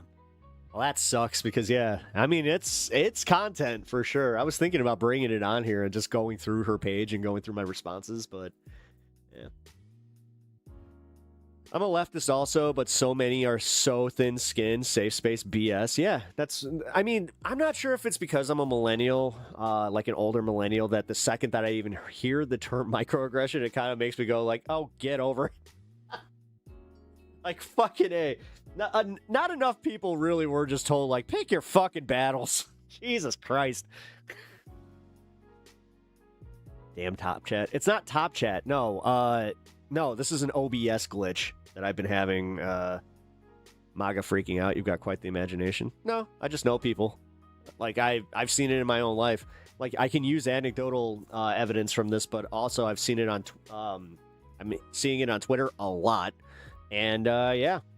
You're seeing a lot of people not supporting the guy. And you have a lot of people that were supporting the guy all of a sudden claiming to be independent or I'm apolitical. Yeah, we're the same age. It comes off as weak and dumb. Well, Sylvie, have you not realized that, yes, I can be a little bit of that. It's literally listen, it's the idea of it, okay? Like, we didn't grow up with that shit. I'm just going to be real with you. Like, I didn't hear the term microaggression until I was probably in my 20s, right? So I understand what they are, and I'm not going to pretend that they're not a thing. Stan, get down here, dude. Come on. What are you doing? Quit scratching at the door, dude. What are you doing? We did have a $20 donation, so here you go. You get 4. Actually, we'll give you 5. Oh wait, we just bought you dog treats. Sorry guys, I don't have to ration anymore. Except for oh god. Oh my god. He just burped and it smells worse than a fart. Ugh. Oh, I just realized you're not even on camera. There you go. And a little mouse. Okay. There we go. Anyway. Nah, Sylvie, you're not wrong. But like I was saying, I understand what they are, and I understand why it can be annoying, but I think it's more so the way that it was perceived where people were just like, bro, like, ooh.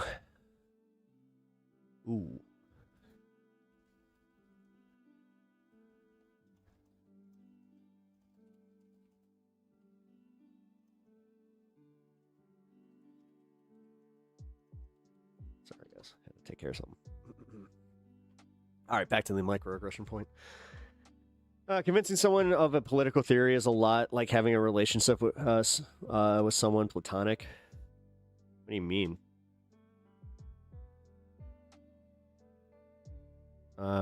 If they start to get agitated or angry, you've gone too far. And then you gotta be consistent and stay around them. Okay. You gotta understand what's important to them and frame your politics in a way that clearly communicates that their interests will be served by it. Yeah, no, yeah. Okay, so you are totally explaining exactly what I believe here. So you're all sensitive in my eyes. Yeah, well, I mean, it's kind of like Sylvie was saying though. Sometimes it comes across like you don't want to be an asshole about it. See, this is where I actually care. Where it's like I'd rather just be like, fine, I don't want to. Like I'll say it probably in an asshole way where it's like, well, I don't want to continue doing microaggressions against you, even though I don't even see what I'm doing. It's just like, okay, man, I get it. How come it can't just be like, hey, you're like, maybe it's the framing. Maybe if you just said, hey, you're about to dig yourself a hole and look like a major asshole. Instead of using the term like you're doing microaggressions and honestly, it's making me a little uncomfortable. I don't know. But to this point, you have to understand that, we used to have this understanding with my grandmother where it's like, dude, she was pretty overtly racist. And we just said, hey, it's the times that she grew up in. And we just we use that to excuse it because you're not going to change their fucking minds, dude. And honestly, okay, so my grandma, for instance, was I supposed to cut her off? Even though she was actually a very good grandma, and she did eventually learn. She quit being as racist when she started hiring Mexicans and realizing, oh my God, I've been kind of wrong about this. And she went to her deathbed. I remember her shifting her view on that almost entirely. Where she said, she was just like, no, I would rather hire any Mexican worker over somebody that, thinks they're entitled to getting paid and not doing anything. She's like, because that's what I come across a lot with some of the younger whites. I was just like, holy shit. Like she said it like she didn't mince words. They say the grass doesn't get wet at night, but it do. Animal. All right. Hey, I appreciate a good dad joke every once in a while in chat, even if it's completely random. Being nice or kind to people does nothing to change their bad faith. Absolutely. Because that's where, like, for every time that I hear something about this, like, for instance, in this, in that Facebook chat that I was going on, they never conceded to anything that I was saying. They constantly were just like, you're not responding to her. You're not responding to her, even though I was. I just had it like to most relevant comments kind of thing. And they did too. So it's like they weren't seeing it. But yeah. And I was kind of like, I calmed down and I was like, listen, yes, you guys are pissing me off, but I do want you guys to understand that I'm coming at this from good faith. I'm not here to troll you. I'm not here to make you know, I'm not here to fucking make enemies. Like, that was kind of my big thing. And goddamn, they wanted to make an enemy. And then I just kind of pointed out, I'm like, oh, this is why you guys suck, is because you constantly bitch about the libs, because you don't want to do the hard work, because you don't want to fucking challenge the actual problem, the fascists that are in power right now that are constantly taking away rights. Look what they just did with SCOTUS. Haven't heard dick from, like, on her page, didn't hear word one about the fucking Voting Rights Act thing and what we can do to, like, kind of you know, get around it. But I don't know, they were just waiting for a reason to pounce on you. Absolutely. Yeah, absolutely. Worsening the cost of living crisis, and normally it would be fine, but I haven't seen anything on the war from that branch. Oh wait, DSA and my branch hold our meetings in the same room, in the same building, right after one right after the other. So while I was waiting for them to finish, they were arguing about microaggressions while the Iran war is worsening the cost of living crisis, and normally it would be fine, but I haven't seen anything about the war. Yeah, from that branch. Exactly. Yeah, it's crazy. It's crazy. It's almost like they did the same thing in fucking Chicago here. I mean, Dieter was talking about this with his experience with the DSA. Kind of seems like that's like a chapter-wide, or like a, not chapter-wide, but like a organization-wide thing where it's just like, is that in their charter?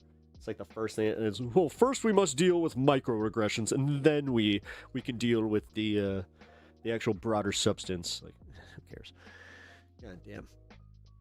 Honestly, that's kind of where a lot of this stuff comes from with me, is like, God damn it, guys. Like, I feel like a lot of this is just a way to kind of make yourself, like, it's therapy to them, where they want to get whatever is on their mind and whatever they view as important out there, while simultaneously not doing something that makes them uncomfortable, like challenging somebody that is in power that makes them uncomfortable. You know, also not putting a detailed plan together on how they're going to, you know, take power again, like, or just in general. That's where, like, again, this specific page is essentially dedicated to just being libs bad. Libs bad. That's it. And like I keep saying, you can't win anything by doing that. You're never going to bring anybody over, because you do understand that these people, like, they do agree with you already, like, on most things. You'll be listening while you crochet. Ooh, nice. Check this out. You like crochet? Got this in honor of my mom. My mom loves sunflowers. Anyway, sorry. I'm getting a little emotional when I talk about her. I miss her. Anyway. Yeah, it's terminally online garbage politics. Well, yeah, dude. I mean, here, let's see. Can I find one of her stupid fucking comments? Because I swear to God, like, the way that she came at me, I was like, wow. You would much rather have, and I call her out on it, I'm like, you would much rather have me as the enemy because I'm easier to challenge. Thank you for the gift of jewels. I appreciate that. I need to change... I just realized I need to change that. That's supposed to be on the smoke. Although, you know what? Because you guys use that one quite a bit, yeah, I'll set it to something else. Let's see. What would be good?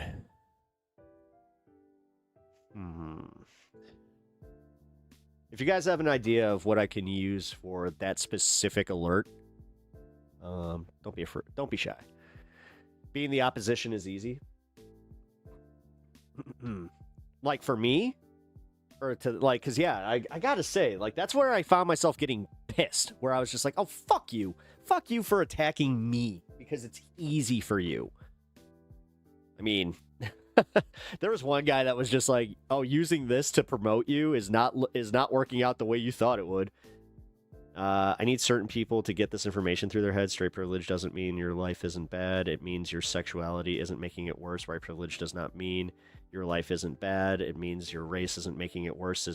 So I prefaced that I 100% agree with her post, But then I said, you know, the fact that you would rather post about stuff like this, because like she was ignoring everything else that was going on, specifically like the voting stuff.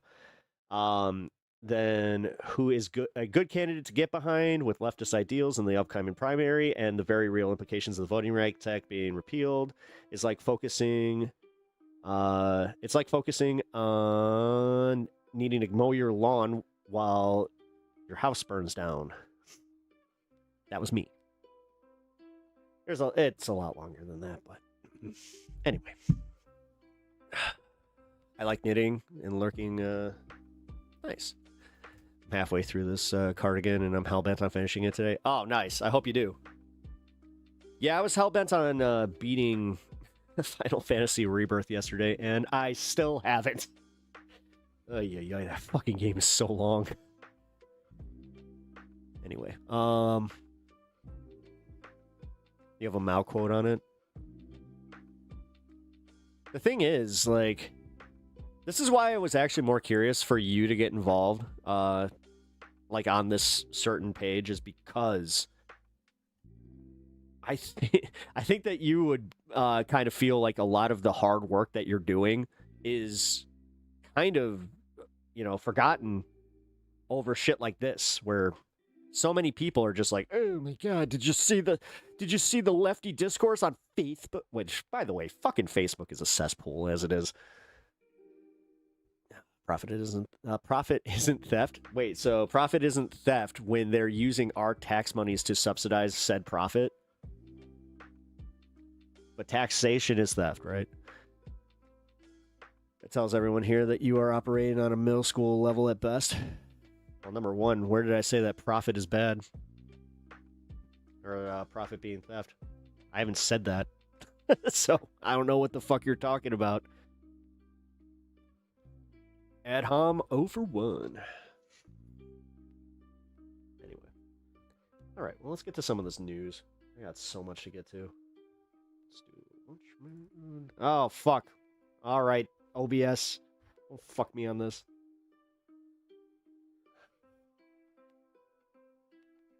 Woohoo! We're good. Alright, first off,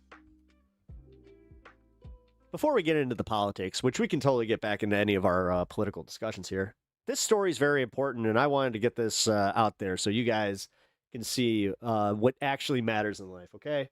To run over and let her in. Of course, she was just kind of standing there staring, waiting for us to let her in. It was just a normal Monday. By the way, this is titled Regina Husky goes viral after she takes herself to doggy daycare. Missy was staying home that day because she had a vet appointment. She usually comes Mondays to Fridays. It was just before 11. I looked up and I saw this dog running around in the parking lot. I'm like, oh my god, there's like a dog loose in the parking lot. Honestly, we were just very surprised to see her. We were told that she wasn't coming, so the fact that she just happened to show up on her own was very shocking. Dad and her bike here every single day, so she's very familiar with her route. She has a specific routine, obviously. She was like, it's Monday, I'm supposed to be at daycare. I love her so much. I could tell from the wind she's very upset with me that I decided to go leave without her. Missy had dug her way out under the back gate and ran just...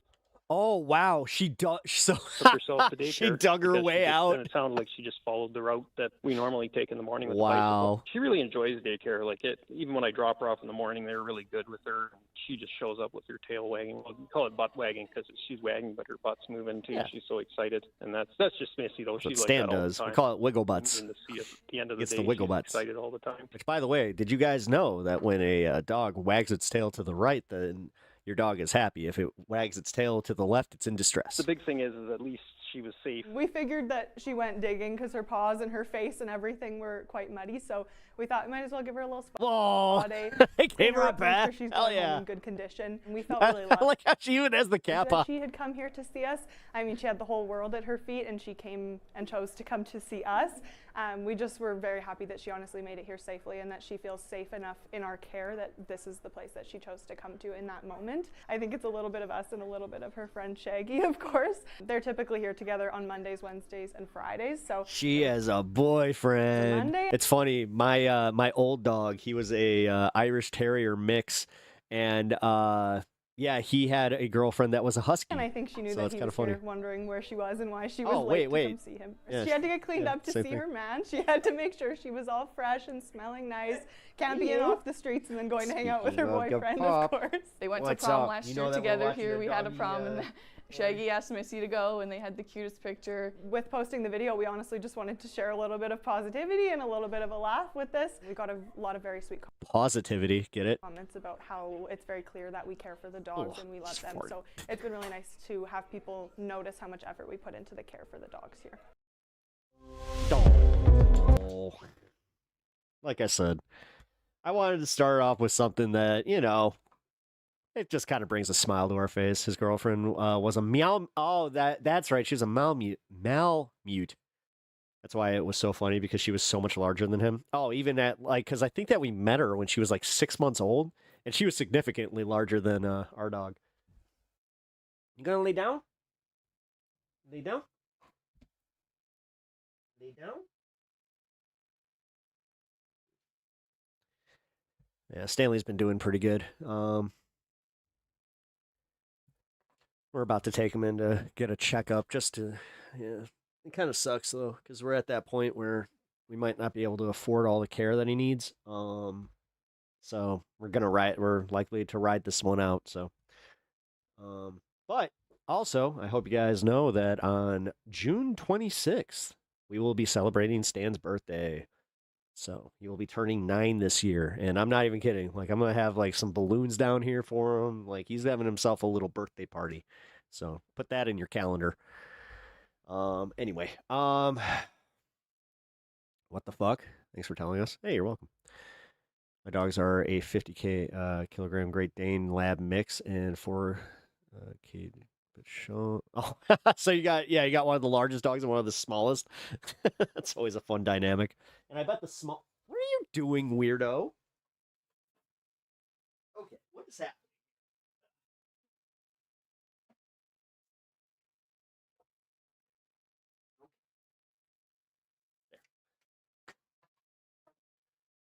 He's trying to yeet his bed. Yeah, I don't know what the hell he's doing. Positive vibes sent to Stan. Thanks, guys. I appreciate it. Like, he needs it. I mean, I really. What are you doing? Whatever. I'll let him do. I'm just gonna let it happen.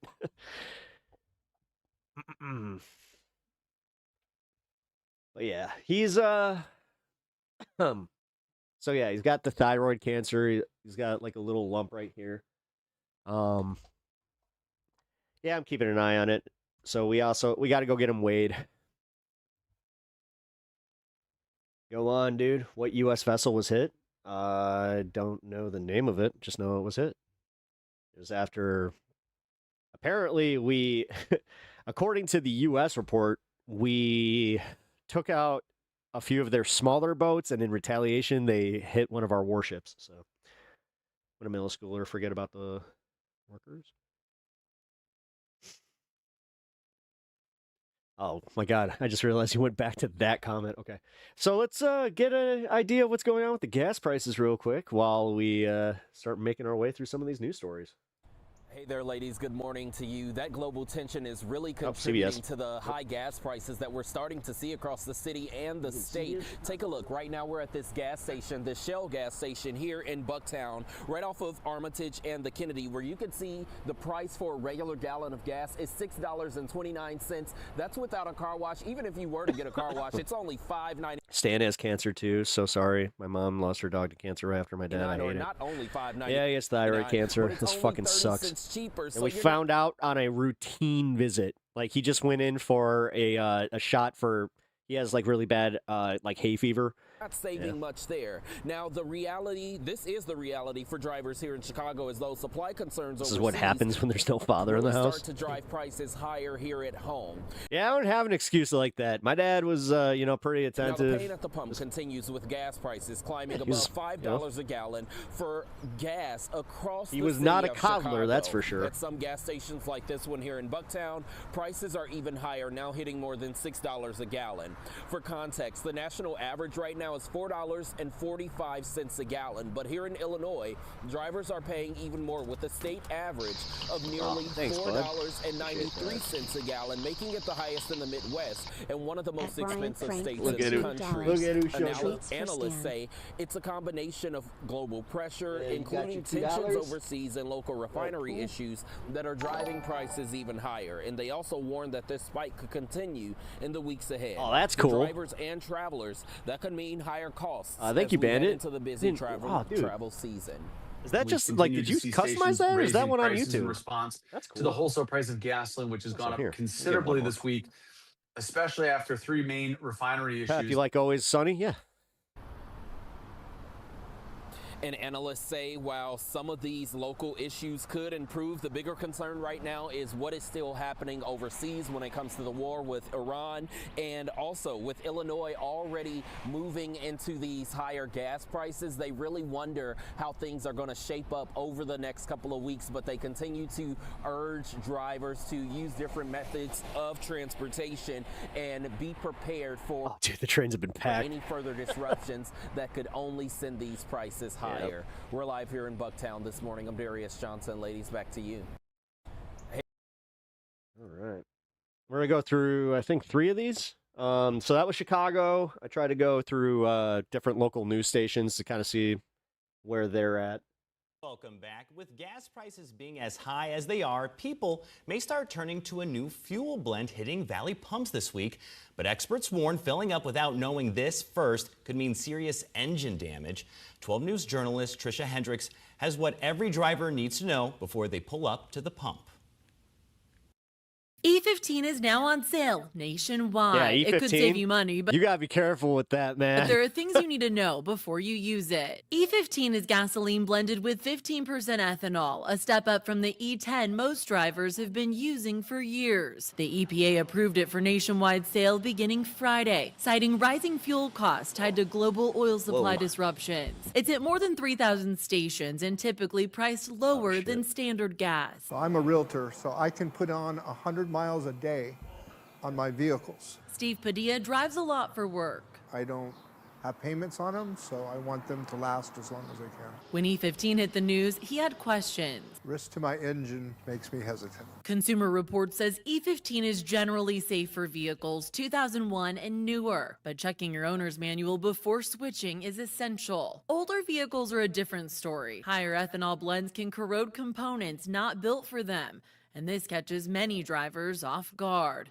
The damage can be costly. When gas prices go up, people freak out, and things, it cuts into people's budgets. Dave Martin owns Martin's Auto Repair. I got a E350 van, and I was putting $60, every time I filled it up, and now I'm putting $100 in. He says drivers should weigh the trade-offs carefully. The negative side to...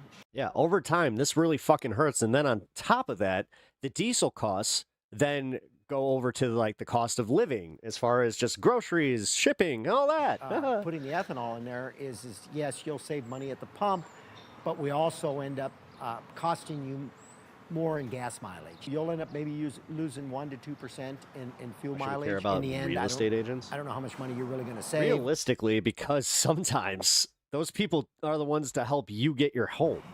And like, it just depends on the vehicle you're driving. The EPA as much as I'm not approved exactly E15 thrilled with the housing market, like really now we're just gonna shit on realtors under an emergency waiver. Like, listen, I'm all for shitting on like owners and just in general landlords, but holy fuck, lasting just 20 days, though the agency says it's ready to extend it if supply conditions warrant. Bottom line from experts, your owner's manual is the first stop before you make the switch. If you find yourself in a situation where you do put it in there and your vehicle starts to show signs of I don't know, because like, okay, luxury real estate, sure. Poorly. If the check engine light does come on, make sure you get it to a service provider and get it checked out. As for Steve, he's staying the course. I go where I know it's going to be a fair price all the time. I think this is temporary. Of course, okay, fuck this guy and fuck realtors. No, he's one of those jackasses that voted for Trump. He thinks it's temporary because... I just have to write it out? In Phoenix. Yeah, okay. Next, Trisha Hendricks. This isn't COVID, dumbass. 12 News. And that's not what you guys were saying then. Well, I hate these fuckers. I really do. Good.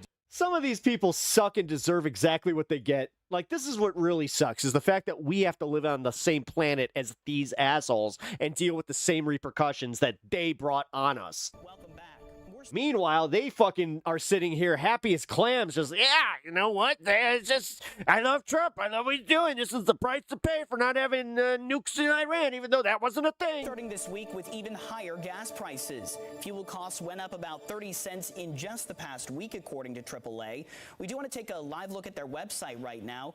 At this point, the only place you'll find fuel averaging less than $4 a gallon is down in Georgia. Tennessee and North Carolina are both higher. Those prices are now at an almost 4-year high, and oil started trading around $102 a barrel. As ABC's Rena Roy reports this midday, it's now affecting President Trump's approval rating. 10 weeks into the war with Iran, and Americans are feeling the effects at the pump more than ever. Oil prices have soared, reaching near 4-year highs. The national gas average now around $4.43 nationwide, according to Gas Buddy. Prices up $1.30 compared to last year's average. Americans seem to be convinced that prices aren't going to drop.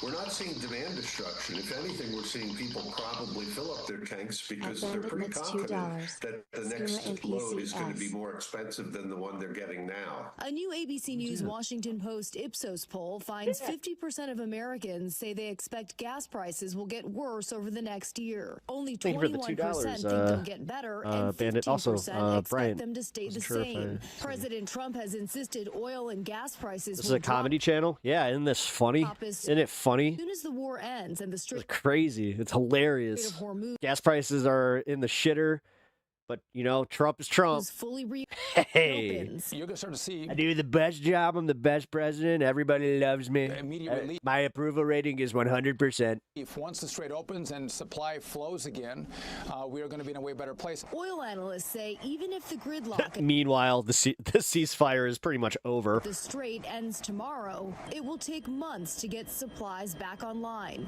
and more than a year for gas to go back to its pre-war level. That same poll finding 44% of Americans say they're now cutting back on driving, many also reducing expenses overall. I cut down on groceries a little bit because gas is just more of an expense now. I used to not think about it. That's how most people were. Prices are also on. It's weird how people went from not thinking about how much they put in their tank to now caring, and now all of a sudden they're kind of doing that thing where they're like, ooh. The rise nearly doubling since the war began, which is bad news for anyone looking to travel this summer. Rena Roy. Are you trying to do the thing where you're like, make me laugh, clown? New York.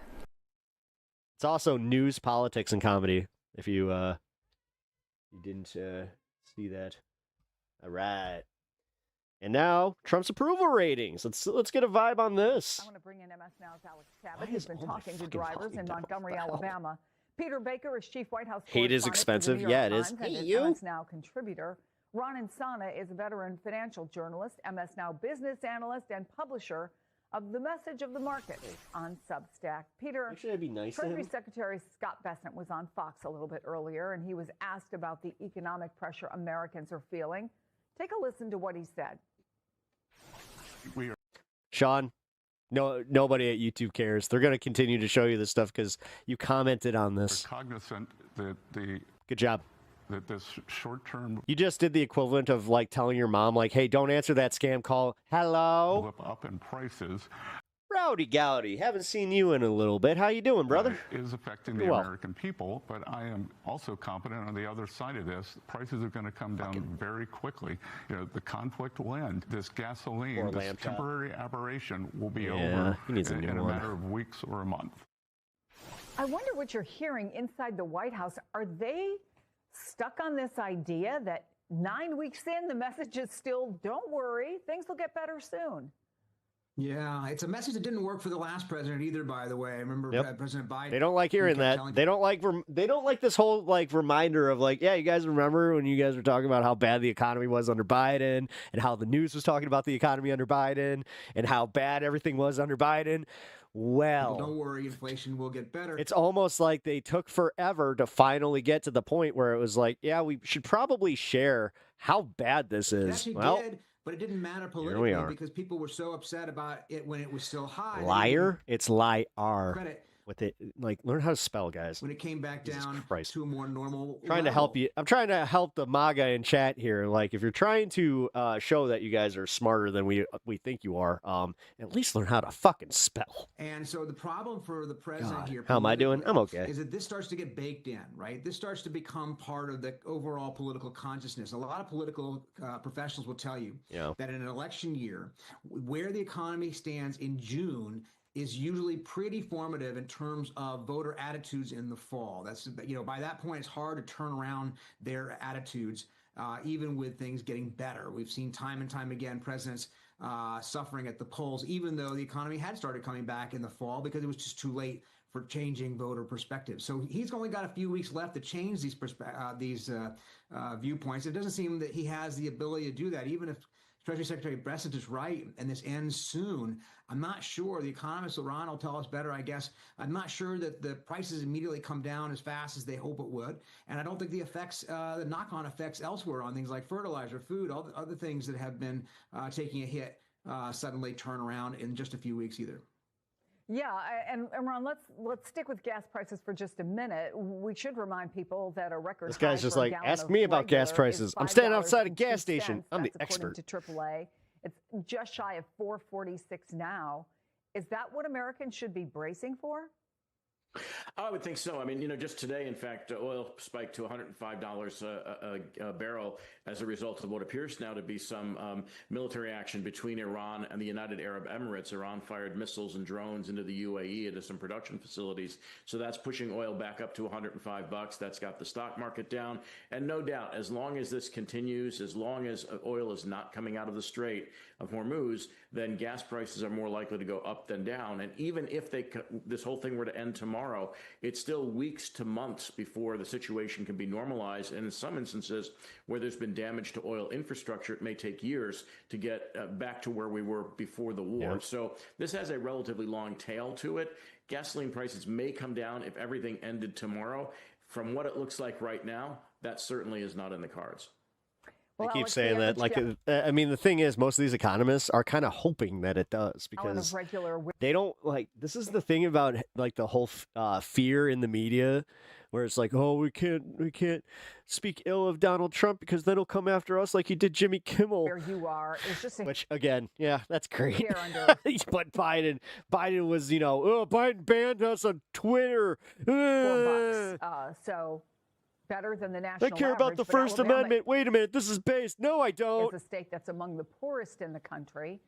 So what are they telling you there? How are folks dealing with this?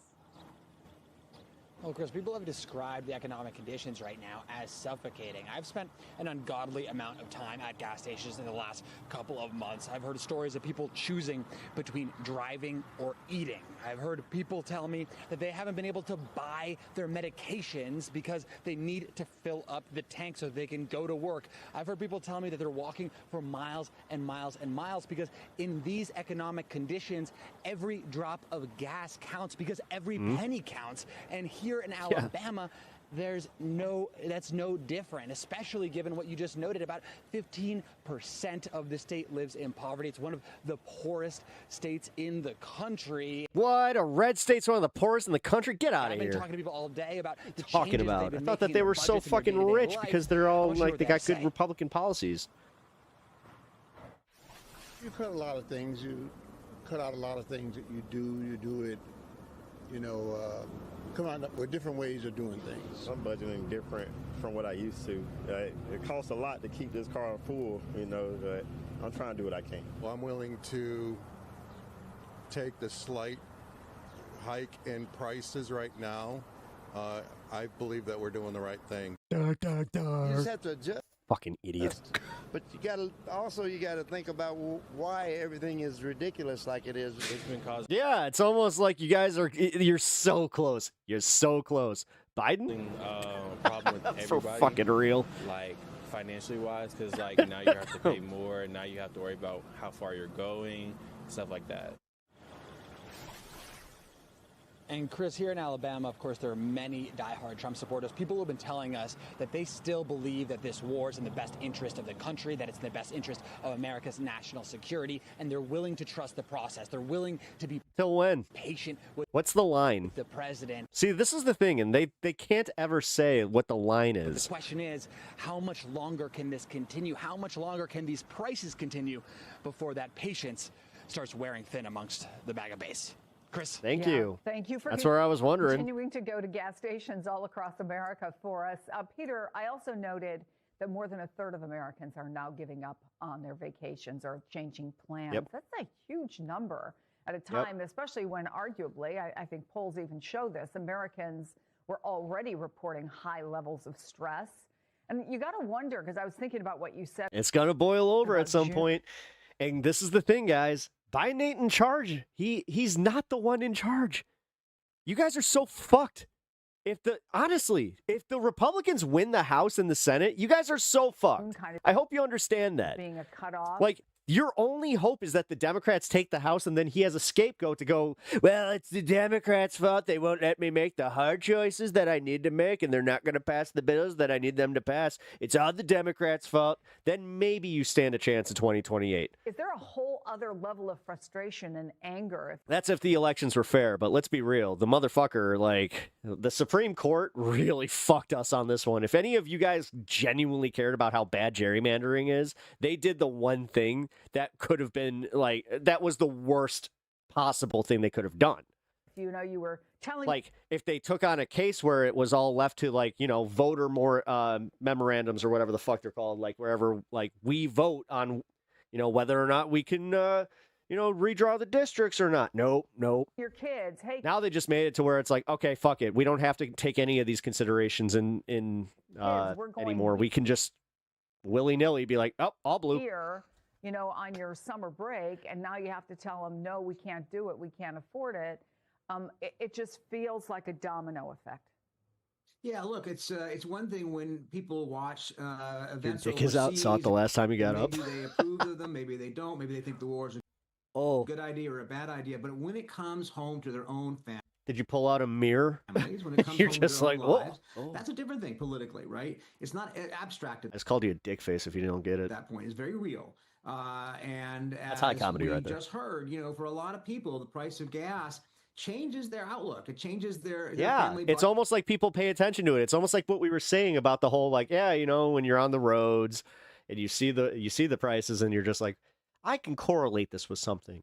But during Biden's whole era, I had to hear from the Democrats, well, the president doesn't control the gas prices, even though he doesn't. He really didn't. Now, this is all about policy that led to this. Everything that we are experiencing is Trump's fault. Everything.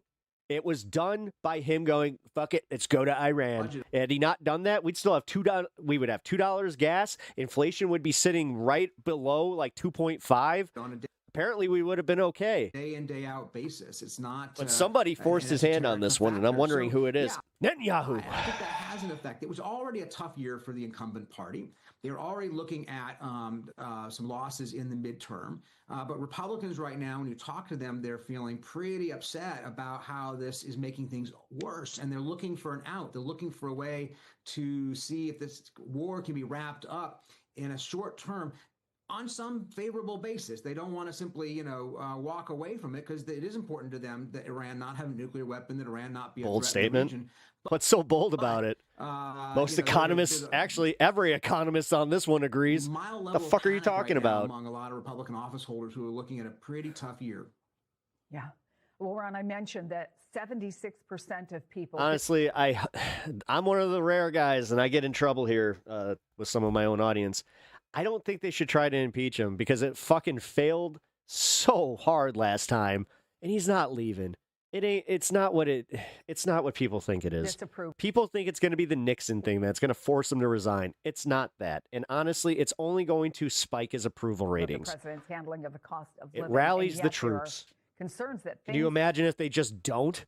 They don't actually, like, this is one of those rare times I actually kind of agree with Hakeem Jeffries, where it's like, no, they should focus on making things more affordable. But I don't believe that the Democrats, even if they do, are going to win anything with it because Trump is just going to take credit for it. So this is where, the Democrats suck. Could get They don't worse. have much. They sat here silent for the last year and a half, just waiting for Trump to bury himself. Here he is burying himself. Where are they? Are they out there kind of fucking rubbing their face, like everybody's face in it, making everybody realize that this is his fault? Or are they just sitting there doing nothing? Oh, right. About these specific ripple effects that we're starting to see and will continue to broaden if this war isn't over soon. Yeah, absolutely. I mean, and it's just not a political agreement I'm making, but when you look across the spectrum of products that are affected by what Shut the fuck up, William. You're still blaming Biden for this economy. What the fuck are you talking about? Through the Strait of Hormuz, it's not just oil. Dude, seriously. And natural. Yeah, you want to say clown? Gas. Okay. It's things like fertilizer. And farmers around the world are having 400 plus days into this fucking presidency. Somehow still Biden's fault. Difficult time, obviously, planting here in the spring season because they're either paying up exorbitantly for fertilizer or they're not able to get it. The cost of diesel, which affects. But if a food crisis happens, that's also Biden's fault. Everything's Biden's fault. Everything's the Democrats' fault. Nothing is ever Trump's fault. Up the price ever. Of consumer goods as well. Fucking, Helium, you want to talk about clowns? Out of the strait. That's used in dude, computer chip. You're the one standing up for a dude that's literally hurting your pocketbook right now. He is costing you more money just by being in office. So all of good job. These different elements that usually. This is why most independents listen to like the extreme Maga base, and they're just like, you guys are fucking stupid. But this is also where I acknowledge that sometimes they listen to the extreme left and do the same thing. Through the strait, and which now have been effectively blockaded for quite a number of weeks. Accountability is a bad word.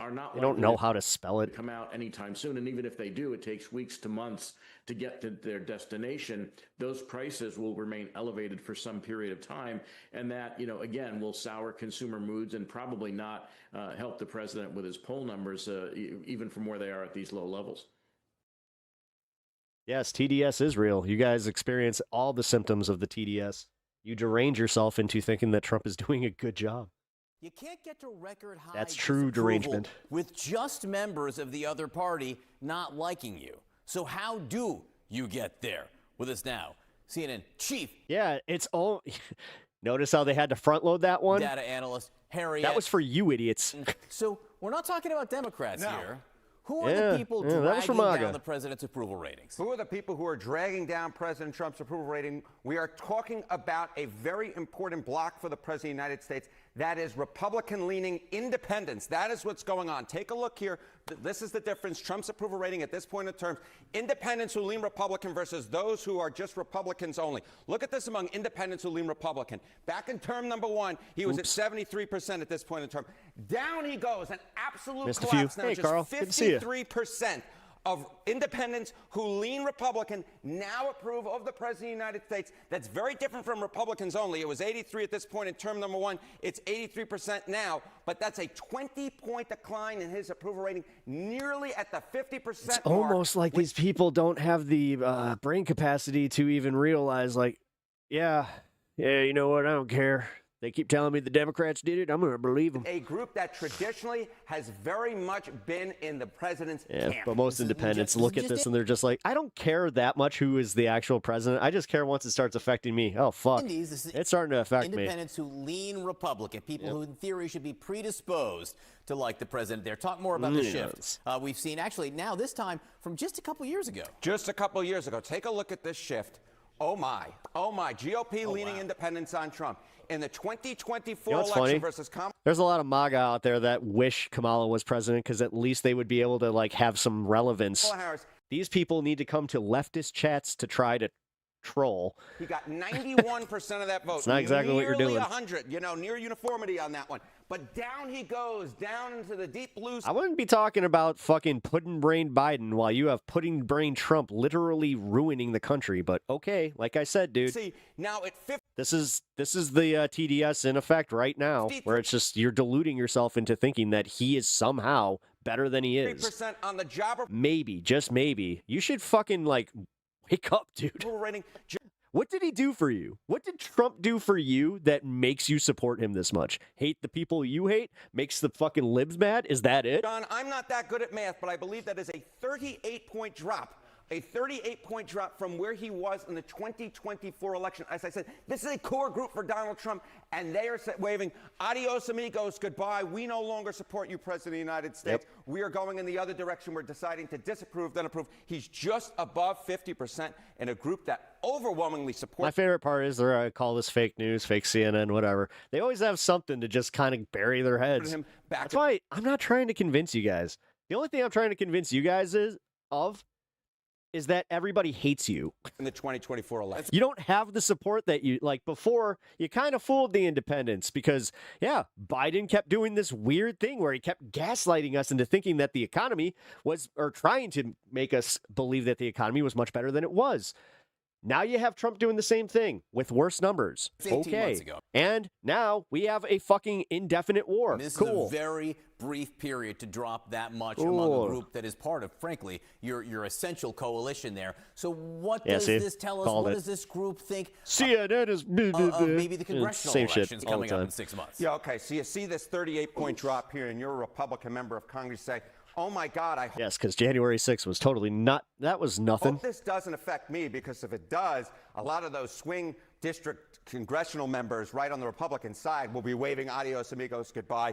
But you know what's going on here? What's going on here, by the way, this is a 6 and an 8. Yeah, Roy, you're making shit up to be mad about. Congress, Republican-leaning independents in the Again, he's got to have his invisible boogeyman because the person in charge is not Biden or a Democrat, so he has to make it a referendum on either the past or the why do the Democrats have a 12% fucking approval rating? 2024 election. Look at this. They support Which, a yeah, the Dems Republican didn't take a candidate fucking by look at. 83 points. It's But almost now, like I'm not just like a party hack, or I'm not just fucking celebrating just one person, or just fucking willing to suck off any fucking, just one person all the time, no matter what they say. Unlike you. It's 68 points. Very gay. That's a 15. Like it's genuinely gay how much you guys love Trump. 15-point drop again in only 18 months' time. These are not One numbers of these days, that Republicans you guys win might with. realize These it. are numbers Republicans lose with. And so what we're seeing right now is that collapsing support for President Trump among Republican-leaning independents absolutely finding its way down ballot, making its way down ballot. And if these numbers hold for the 2026 election, which is occurring in only a little bit about 6 months' time, depending on how you exactly count 6 months, that would be absolutely devastating for Republicans. Several states are talking about redistricting now. And it's a race ever since the Supreme Court raced to change the Voting Rights Act, gut it, if you will. How does this affect your party's ability to win back Congress in November, given that it looks like there's going to be a seat taken from Democrats in Louisiana, maybe one in Tennessee, maybe one in Alabama, several in Florida. Where does this leave your party? I mean, it's a huge challenge. I mean, I think you have to step back and remember, what are they doing here? They are trying to keep a majority of congressional seats with a minority of public support. They're not going to get the most votes in November, and they're trying to control Congress anyway. So it's not how democracy is supposed to work. That's why this is such a big challenge. Obviously, it's heartbreaking to see the Voting Rights Act basically go away, one of the most important laws in American history. And so it means in places like Pennsylvania, where I'm from, where there are 4 potential congressional pickups, maybe even 5, we really... Yeah, it's because most Democrats aren't retarded. When it comes to like the voting base, we can all kind of see that they are failing us all the fucking time. This is the thing about holding the people that are in power accountable, unlike you, who just you worship the guy, and then you got to be lockstep with your base because that might upset people, and then I don't want to side with those damn libs. To do our job, we have to do our work, and that's kind of what I see as people realize it's now a national challenge. I genuinely don't give a shit about you as a person, as an entity at all. Congresswoman, Roy, you're kind of useless. Like, think about this: you're sitting here in a chat with 20 people, in a chat that does not agree with you, and this is all you have. You're not convincing anybody. You're not convincing anybody of anything here. This redistricting and gerrymandering is not new in our politics. Whereas I think I have a much better shot because I'm not as rigid in my fucking stupid beliefs. Gerrymandering is actually named Unlike after you. one of the founding fathers. Whatever. But doing it in the middle of a decade instead of at the end of the decade when they do the census, that's what's new. President Trump clearly kicked this off when he pushed Texas to do it. And it's like set off this redistricting. Yeah, but the Democrats did it first. War. Come on, Roy and Chet said it. What do you think of it all? Was it a mistake for President Trump? I mean, I feel like we are all now playing the world's worst game of would you rather? Would you rather have this or would you rather have that? When my son puts it up, it's terrible options. And I feel like that's what all this gerrymandering is going to give us. At the end of the day, it has to be about substance, not structure. And, I've seen some different estimates. Not even useful idiots. Republicans might net one overall when this is all said and done. And to me, if you're putting forth substance, you don't have to be worried about have you gerrymandered your district. We both came from districts that were more moderate or at least more split.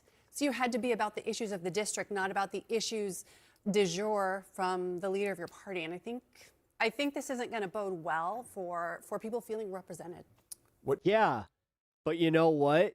Now we are playing the game where you can't just fucking have it one way. The Democrats have to fucking shape up, bitches. Was this a mistake by President Trump to kick off this? Yeah, it was. It was a major fucking mistake. And the thing is, if California plays this game, Republicans are fucked. I mean, I will say they already played once, and I have a feeling they will play again. Just as somebody now, whether or not Illinois rewrites its constitution for this, we'll see. Just gross to watch, honestly. And it is gross. I mean, if you guys thought gerrymandering was bad before, just wait. Like, you have a bunch of fucking Republicans in Illinois that are starting to realize that this could hurt them in the long run. It's weird to watch. And they don't have the money to fucking move right now. People decry gerrymandering in one state and then turn around and support it in another state. I mean, it feeds into the deepest cynicism people already feel about politics. Well, look, both sides are already in at this point, Jake, and I understand the guttural instinct of most politicians to want to win. I'm a conservative. I want to see Republicans do well, but I think the question of how you win perhaps matters more than anything else. And you think about factionalism, you think about the divides in the country, you think about a lack of trust in our overall institutions. Well, those things are only going to progress as a result of this. And so perhaps... Yeah, but it's the Democrats' fault. You win now. It's always the same shit. We gain a seat or two. But for me, I think the larger question is, what happens over the next 10, 20 years? What happens to the institutions that we have inherited? It's almost like they actually don't plan for the long term. It's almost like they're kind of bad at this. To want to conserve. So, but we went on the ideas of capitalism, free market economies, taking care of the families, making... Yes, and they're going to get even more gerrymandered numbnuts. Now, Illinois, New York, Maryland, New Mexico, Oregon, they're all going to gerrymander even harder. What this does, like what you thought this did, was it was going to make it fair that they don't have to account for black people. They don't have to make up these districts anymore. No, now they don't have to even take that into account in the slightest. Now it's just, you live in a blue state, it's all blue districts. That's it. Sure that so NATO, I hope that you were happy with the Supreme Court making this decision. I think that, like, honestly, if most Americans had a consistent bone in their body, they would all look at this as a bad thing. A good school. But you have one side that realizes this is the only way they win the election, so they're very okay with it now. For our children, safe communities for our kids to play. That's the message that I think conservatives should continue to argue. The messages that we made in 2024 that ultimately gave us the majority, that gave us the White House. You deliver that you're doing nothing with on those promises. Jesus, easily win. We're all worse off, and you have all the fucking four branches of the government right now. Democrats right now is Trump is a disaster. Trump is awful. Is there because they even have the judiciary? Positive message that Democrats are offering? I think there is. I mean, what we're picking up out on the ground is people are frustrated and want accountability. So that's why I think you're hearing some of that. But they do want to turn House, Senate, President, and Judiciary page. And so, first we have to undo the damage of healthcare prices that have gone up by literally hundreds of dollars a month for people. In my state, we've had 130,000 people lose their healthcare just since last fall. And so it's not necessarily positive sounding to say we're going to undo the damage that he did, but it meets a real need in people's life. So I think... Well, maybe figure it out, dude. That's kind of where we're... I don't know, man. Like, this is my favorite part is, like, if the fucking Democrats lose this one, it's for them to lose. They're never going to win another election again if they somehow lose this. Trying to put our focus on actually it's not just because of gerrymandering and all the fuckery that they had to do. Like, this is also what kind of tells, like, me just how bad it truly is, where MAGA is already feeling this. We're in we're at the projections of the midterms, like specifically with the House, like just fucking being a blue wave, which also does not bode well for this redistricting thing if that actually does happen. Some of these prices that everybody wants, that would be very bad. Healthcare, gas, which is being caused by this ridiculous war, and saying we're going to undo that first. I agree that's what needs to happen. I agree with that, but that's why I keep saying this is would you rather. I mean, Democrats' solution on gas prices is not a good one. If you remember, in my state, in Washington, we had the highest gas price because of a carbon law, right? We are saying no more we're going to mandate electrification, and we're going to tell you can't build new construction with natural gas. So we artificially made gas prices worse before this. So now all consumers, all Americans are feeling this burn. And so to me, you have to be saying, what are we for that's better? I believe in free markets. Yeah. I believe in personal responsibility. Okay, so then you're happy that Spirit failed, I believe in right? making sure that we set the playing field. And right now, I don't feel like either party is offering that vision. Are you ever going to run for office again? I don't know. I'd be surprised if I didn't. Yeah. But I see zero path. Oh, you're telling me that she's one of those hacks? You're telling me she's a wannabe politician? What's worse, a politician in power or a wannabe politician? Well, reason at this point. For a reasonable Republican? I mean, listening to her. Well, am I insulting you by calling you that? I hope. I know. Absolutely. I love the fact that, we had to cut our teeth in districts where you had to earn the vote of independents and Democrats or soft Republicans. Before you go, you lost a primary for Senate to John Fetterman, who is a Democrat right now. There's talk that he might change parties. He's certainly not popular with Democrats in Pennsylvania. Might you run against him? I'll probably give it some thought, but I think the most important thing this year is there's these people who've stepped up to run for office in like red congressional district, red state legislative districts. All your policies is they're why fucking Fetterman won. Maybe somebody else should step up around the country. And I and many others have been trying to help them because, they get trash thrown in their yards. People. So we have two failures? Wait a minute. I just realized that we're listening to two fucking jackasses that want to be in Congress that couldn't hack it. Sneer at them in the middle of their small town because they're a Democrat. And it's time for us to kind of have some backbone and stand up and say, we're turning the page on all the stuff you hate about us. You're right. Like, we have issues as a party for sure. And many. Yeah, that you don't want to address at all. You bury the left and then you don't fucking placate to the actual people in the center that matter. David Ignatius, we're talking about try to pretend that, we can work with some of these centrist Republicans. Right now, Iranian state media. Realistically, the second that might, like, if you appeal or repeal, not appeal, if you repeal fucking Citizens United tomorrow, you would see a major shift here. Is saying that it has struck.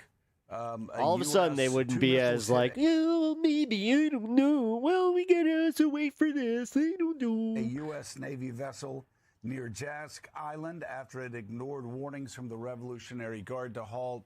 Again, this is Iranian state media. They have, of course, been lying since 1979. That said, yeah. What about our media? When did they start there, Joe?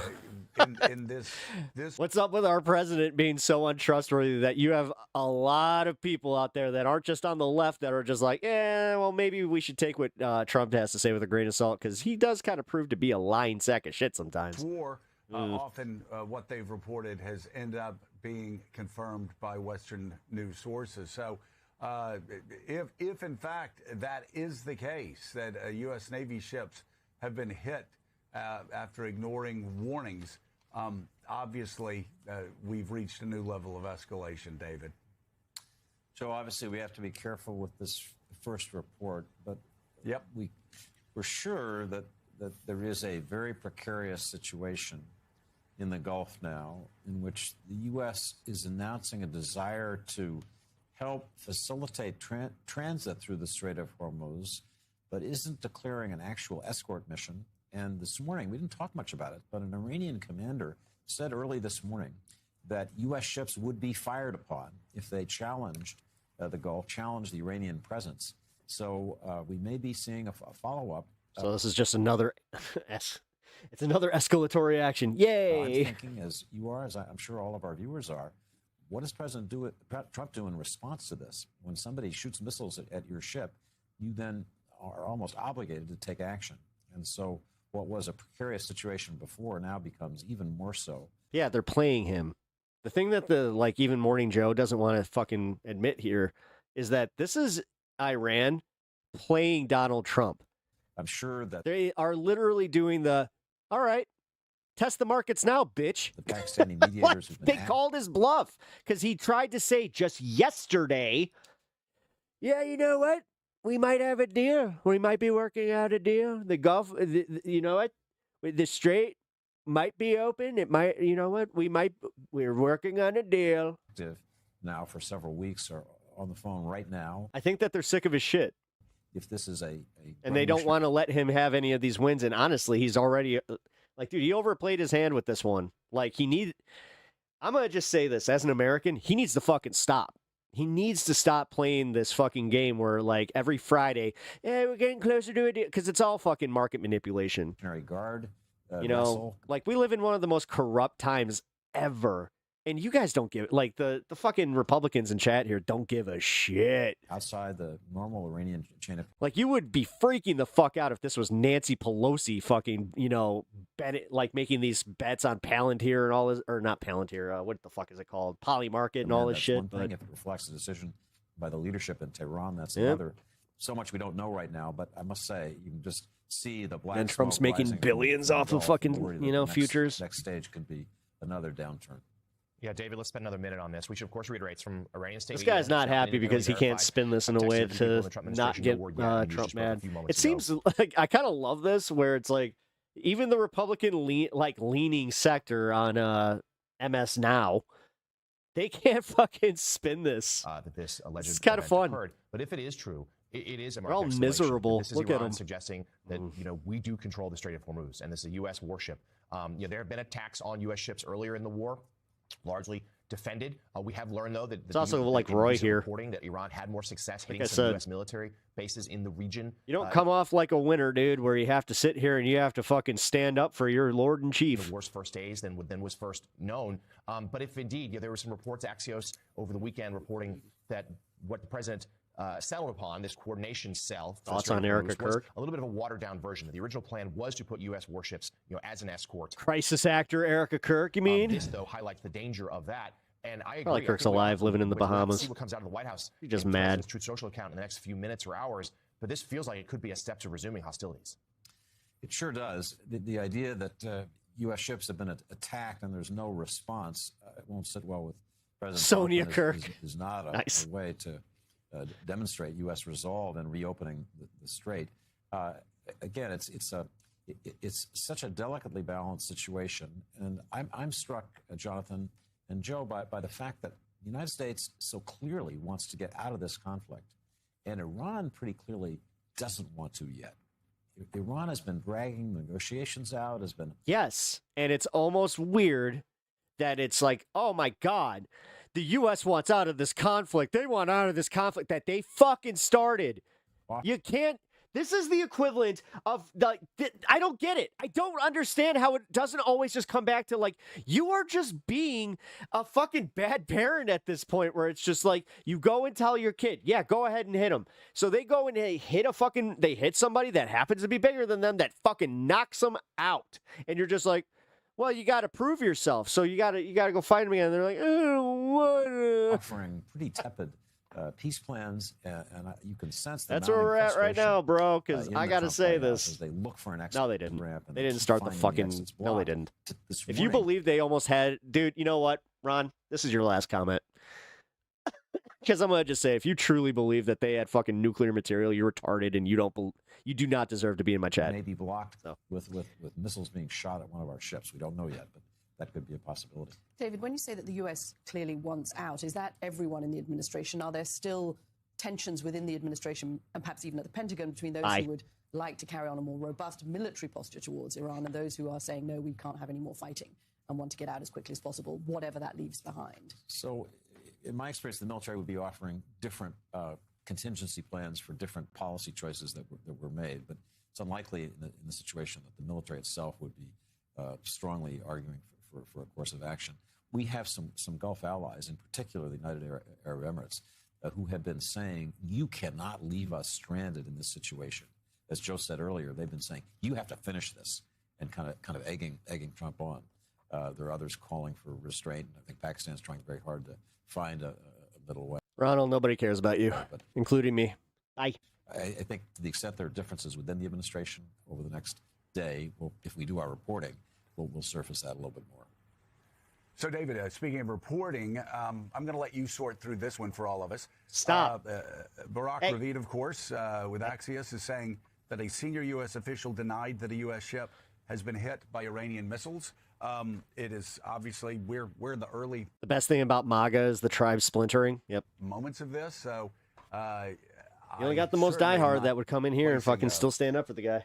Any sort of moral equivalency between government of Iran and the U.S. government. I will simply say we have 2 eyewitnesses saying that the ships were in fact hit, according to Al Jazeera, and we have 1 senior official right now on background telling Axios that no U.S. ship was hit. So hard to say, and we will need to wait at least a few hours before we get actionable information out of that area. But your thoughts on a U.S. official denying it to Axios, and then other news agencies saying that, in fact, a ship has been hit, according to 2 eyewitnesses.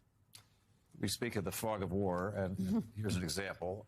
We're having trouble seeing just what happened, and that's not an unusual situation.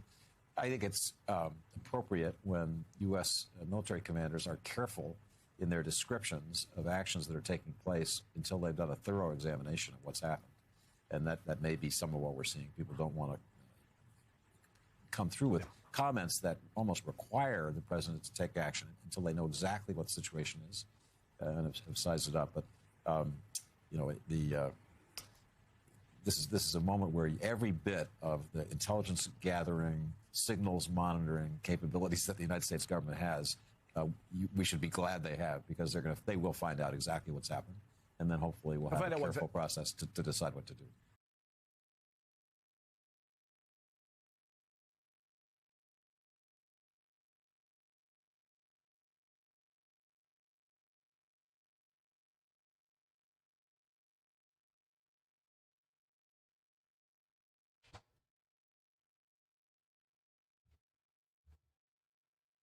Very bad cat.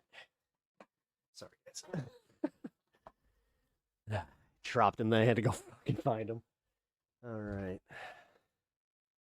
Iran's state media now claims that that country's Navy has prevented the U.S. military and U.S. military ships from entering the Strait of Hormuz. This is just as President Trump, as I mentioned, says that American forces will begin guiding ships through that very same strait. A note here, a U.S. official tells CNN that guiding is not the same thing as escorting, as has long been discussed and not implemented, which, yes, raises a whole host of questions about how this actually works now. And so far, shipping data shows almost no traffic is moving there still. On this announcement from Trump, Iran responded by publishing a new map of the strait.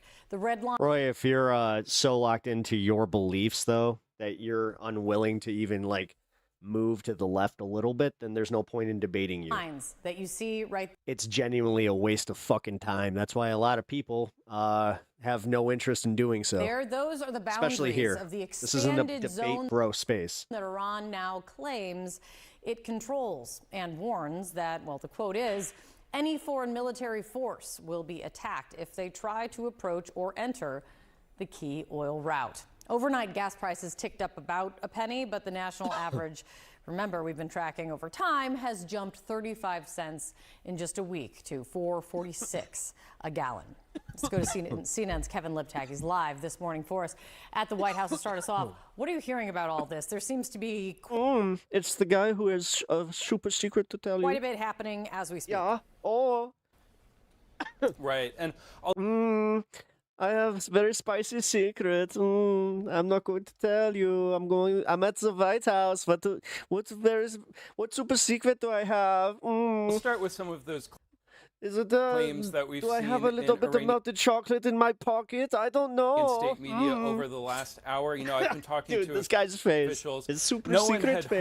heard that an American ship had Doesn't he look like he has super secret? which was one of the claims that you heard from one of the Iranian state media sources. We haven't Now heard from Central Pizza in a Command, while? just Yeah, in the we last haven't. few seconds, coming out with a statement denying this, saying that no U.S. Navy ships have been struck. U.S. forces are supporting Project Freedom and enforcing the naval blockade on Iranian ports. So trying to clear up at least one of the pieces of information that's out there. As one of those guys that has a voice that does not fit his face. Traffic flowing again through this critical waterway. You know, in the past, the Iranians have claimed to have struck American vessels. It turned out not to be true, but I still think it underscores some of the risks Donald Trump doesn't understand prices and thinks every graph is his approval rating. As President Trump tries to get vessels flowing through this Strait of Hormuz, it has the possibility, if the Iranians fire back, of breaching. I mean, just listen to what that jackass attorney of his had to say, Todd Blanche, where he was just like, you have to show your ID to go to a restaurant. It was like,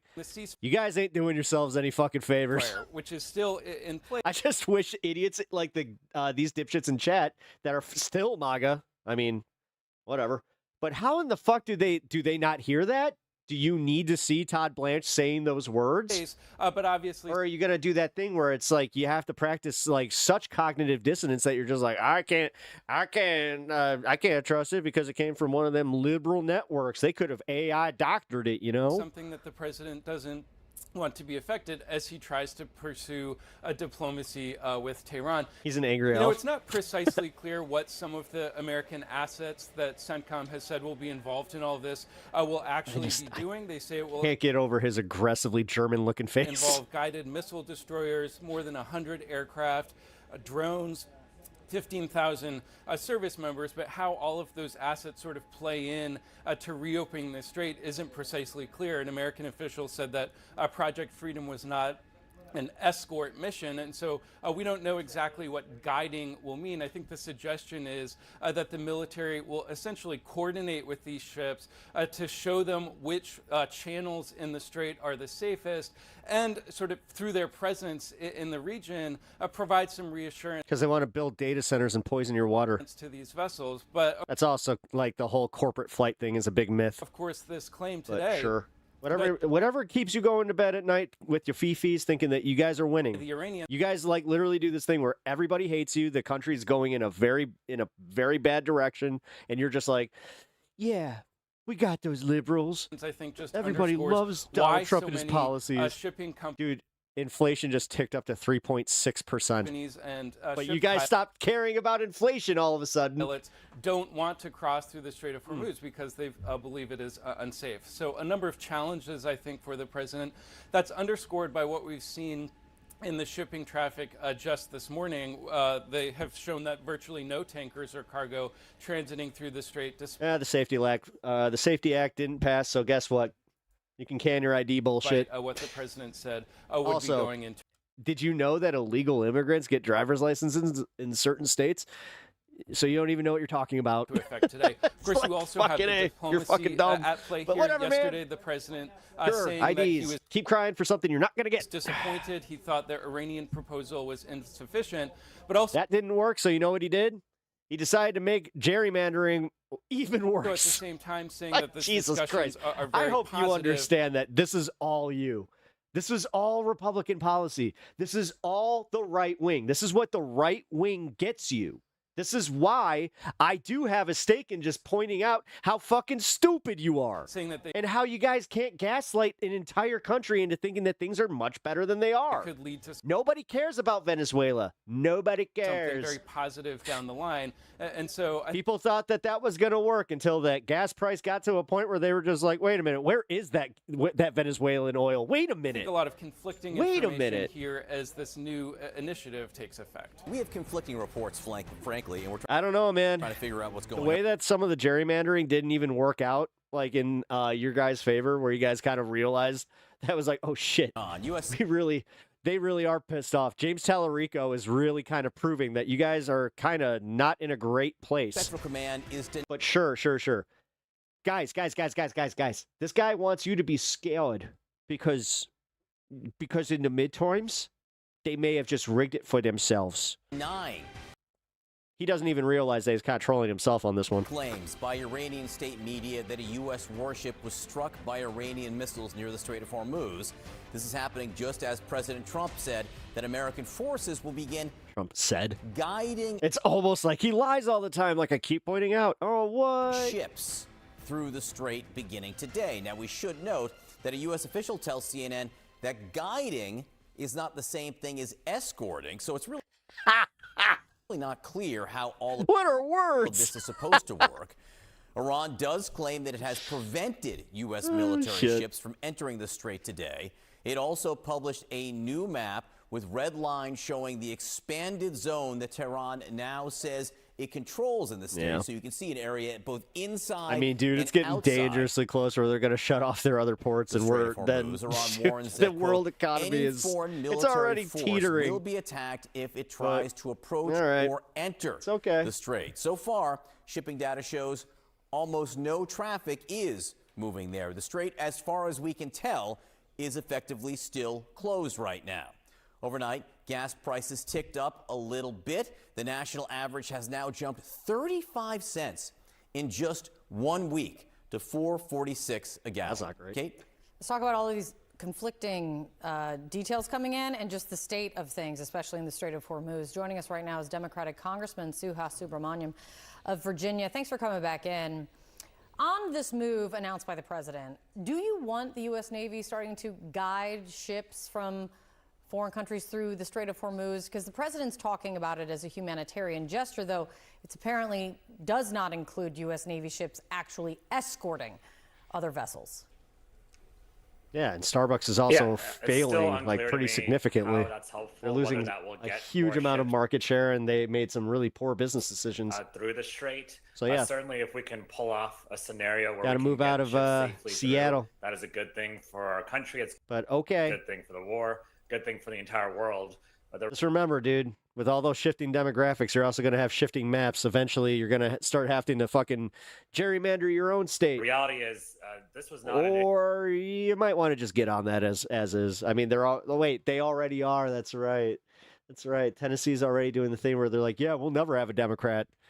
Like, it's almost like this was a poor decision that's going to upend the way that we vote in America. And if you guys think that it's bad now, you know all these blue states that you just mentioned. Yeah, they've been allowing Republicans to have seats in their territory because of the way that the laws were written up. Now, with those laws being dog shit, I guess then, yeah, it's time to fucking gerrymander the shit out of everybody. Issue before this war started. Oh, God, maybe we should do this thing where, like, the actual majority of, like, the people, like, we get rid of the Electoral College. And Iran has gained leverage throughout this war by claiming the Strait of Hormuz and by controlling it. And so anything we can do to undermine that control is a good thing.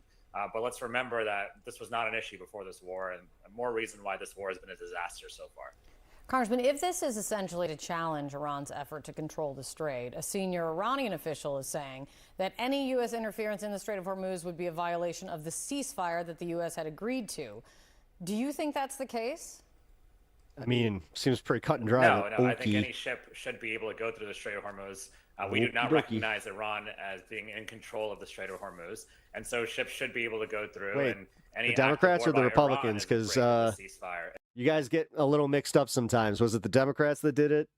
Because that was in the 1700s there, my guy. If they fire upon a ship that's trying to get through the Strait of Hormuz. So I reject what Iran's trying to say. They're trying to use this as leverage. The issue here is that they didn't have the Strait of Hormuz as leverage before this war. They were trying to get nuclear weapons as a way to gain leverage over the world.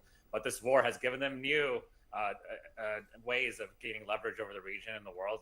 And so anything we can do to undermine that is a good thing. European leaders are meeting today, kind of talking about the path forward now and reacting to the sudden announcement from the Trump administration that they are pulling 5,000 U.S. troops from. Can't get rid of the Electoral College because New York and California. Wait. Would determine the outcome of elections. Middle America would be fully disenfranchised. Yeah. It's almost like that. It's a dangerous game to play when you start fucking with voting rights and establish precedent. But you know what? Fuck your established precedent, bitch. Now it's time to fucking play the game. They're downplaying it. And since they overplayed their hand with this one, because Democrats, like, as much as I hate them, I really do. They're feckless. They're weak. They usually wait until it's too late, like this. But now that it's happened, you do actually have, like, you got some strength coming in, man. Though other European leaders say the timing is did come as a shock. I'm also not overconfident like some of y'all. Is this a smart move? Does this... Like, that's the one thing I'll say. Your overconfidence doesn't work out for you when things are already as bad as they are. Fucking not even 500 days in. Help further U.S. interests abroad. But... it does not help further U.S. interests. The reality is we are treating our allies very poorly. This has been a trend in this administration. And if this administration wants to build consensus and gain support for this war across the world, undermining its allies is the opposite of what they should be doing. They should be working hand in hand with our European allies, but instead we have undermined that relationship. Yeah, and it's almost like it's not their fault. This is once again a failure of diplomacy. This entire administration has been a failure of diplomacy. And so this absolutely undermines our own blatantly interests in the region and in the world. I'm taking 5,000 troops from Germany. And meanwhile, Germany is just like, yeah, we saw that coming. Yeah, we saw that coming. Breaking news out of the Middle East now as missile alerts went out in the United Arab Emirates for the first time since the ceasefire began. The Defense Ministry says missiles were fired from Iran and 3 were intercepted. Those are just chatbots. President Trump's new efforts to guide stranded ships through the Strait of Hormuz I'm noticing. Underway, with Iran promising an aggressive response. Even though I like to think that I have like the 4 armchair, like literal, like they are like 60-something-year-old boomers, barely living on their fucking retirement, just going like hoping, everything's great. U.S. Central Command says 2 U.S. flag merchant vessels it's literally the dog on fire meme. The U.S. denies Iran's claim that it struck a U.S. destroyer trying to enter the strait. Let's get right to MS Now contributor Inzamam Rashid. Literally, I lose nothing by them fucking thinking that way. I don't care. By MS Now senior You're not convincing anybody in my chat otherwise. Security reporter David Rode and Hagar Shamali, former spokesperson for the U.S. mission to the UN and Syria and Lebanon director for the National Security Let them Council contribute. under former President Obama. Inzamam, what is the latest on these missile alerts? Well, we've had around 3 alerts so far. If they had no Navy left, then how are they pulling this off? Today, these You do understand that we're 2 months into what was supposed to be 2 to 3 week war, right? But you guys do keep moving that goalpost too. Alerts on our mobile what up, Rev? How you doing? Drones and missiles are see incoming you. Since Bob, you gotta go? All right, man. I'll catch you later. Kicked in. For joining me today. Since then, it's been fairly quiet, and the ceasefire has held up until today because now we've seen fighting on sure the hit Strait the of like on your way out.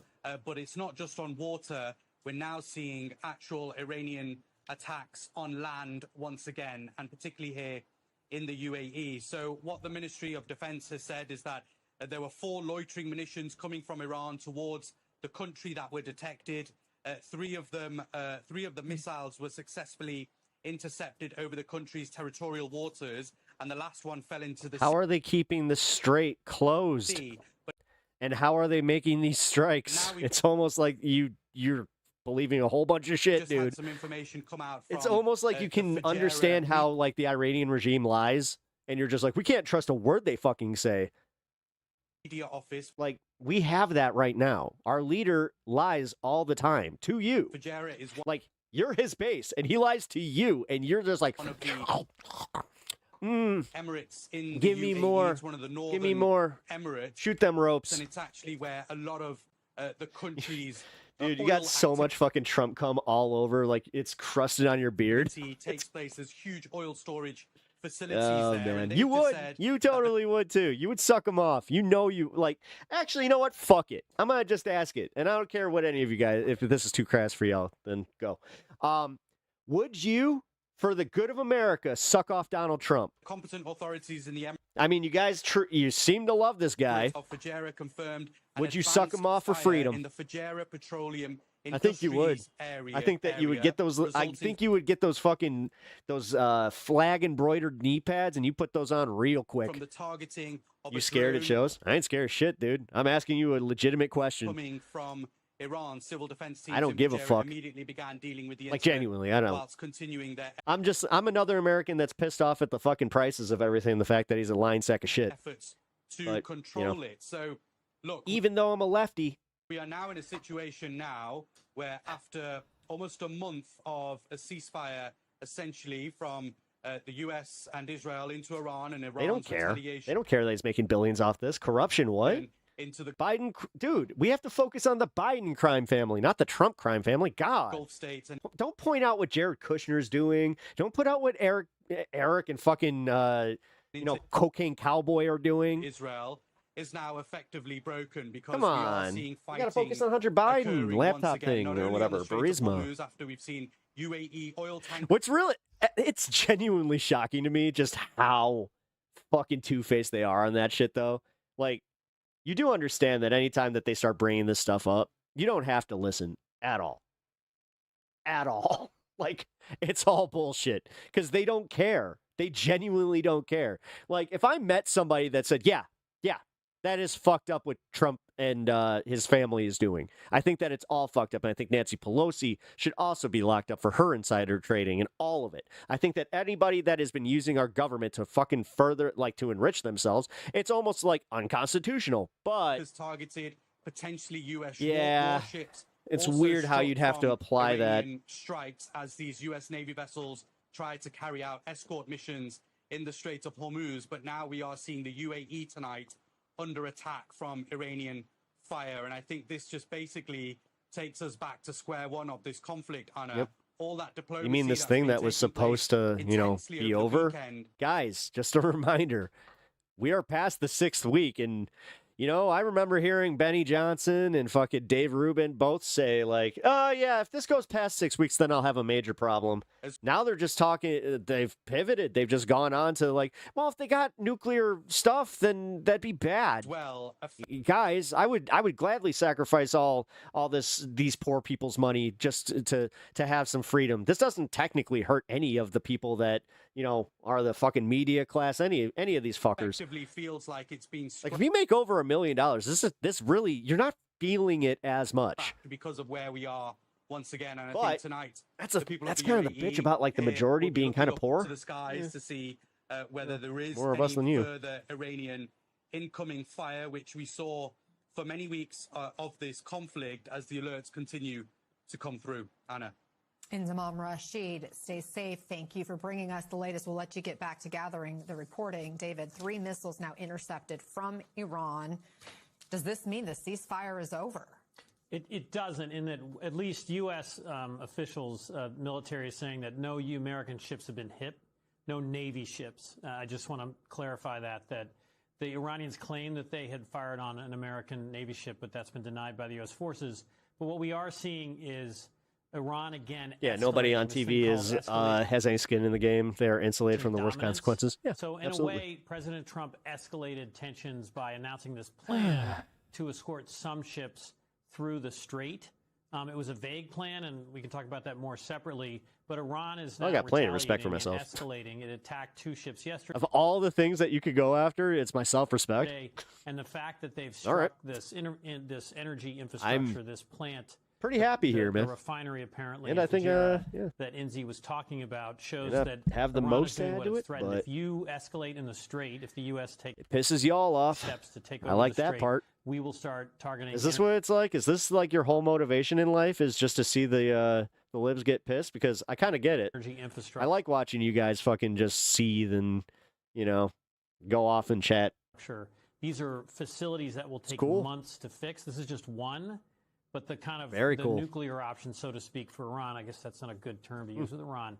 The most serious option from Iran is to hit refineries and ports and natural gas facilities in Dubai, in Kuwait, in Saudi Arabia, and that would cripple the world's energy supply for months.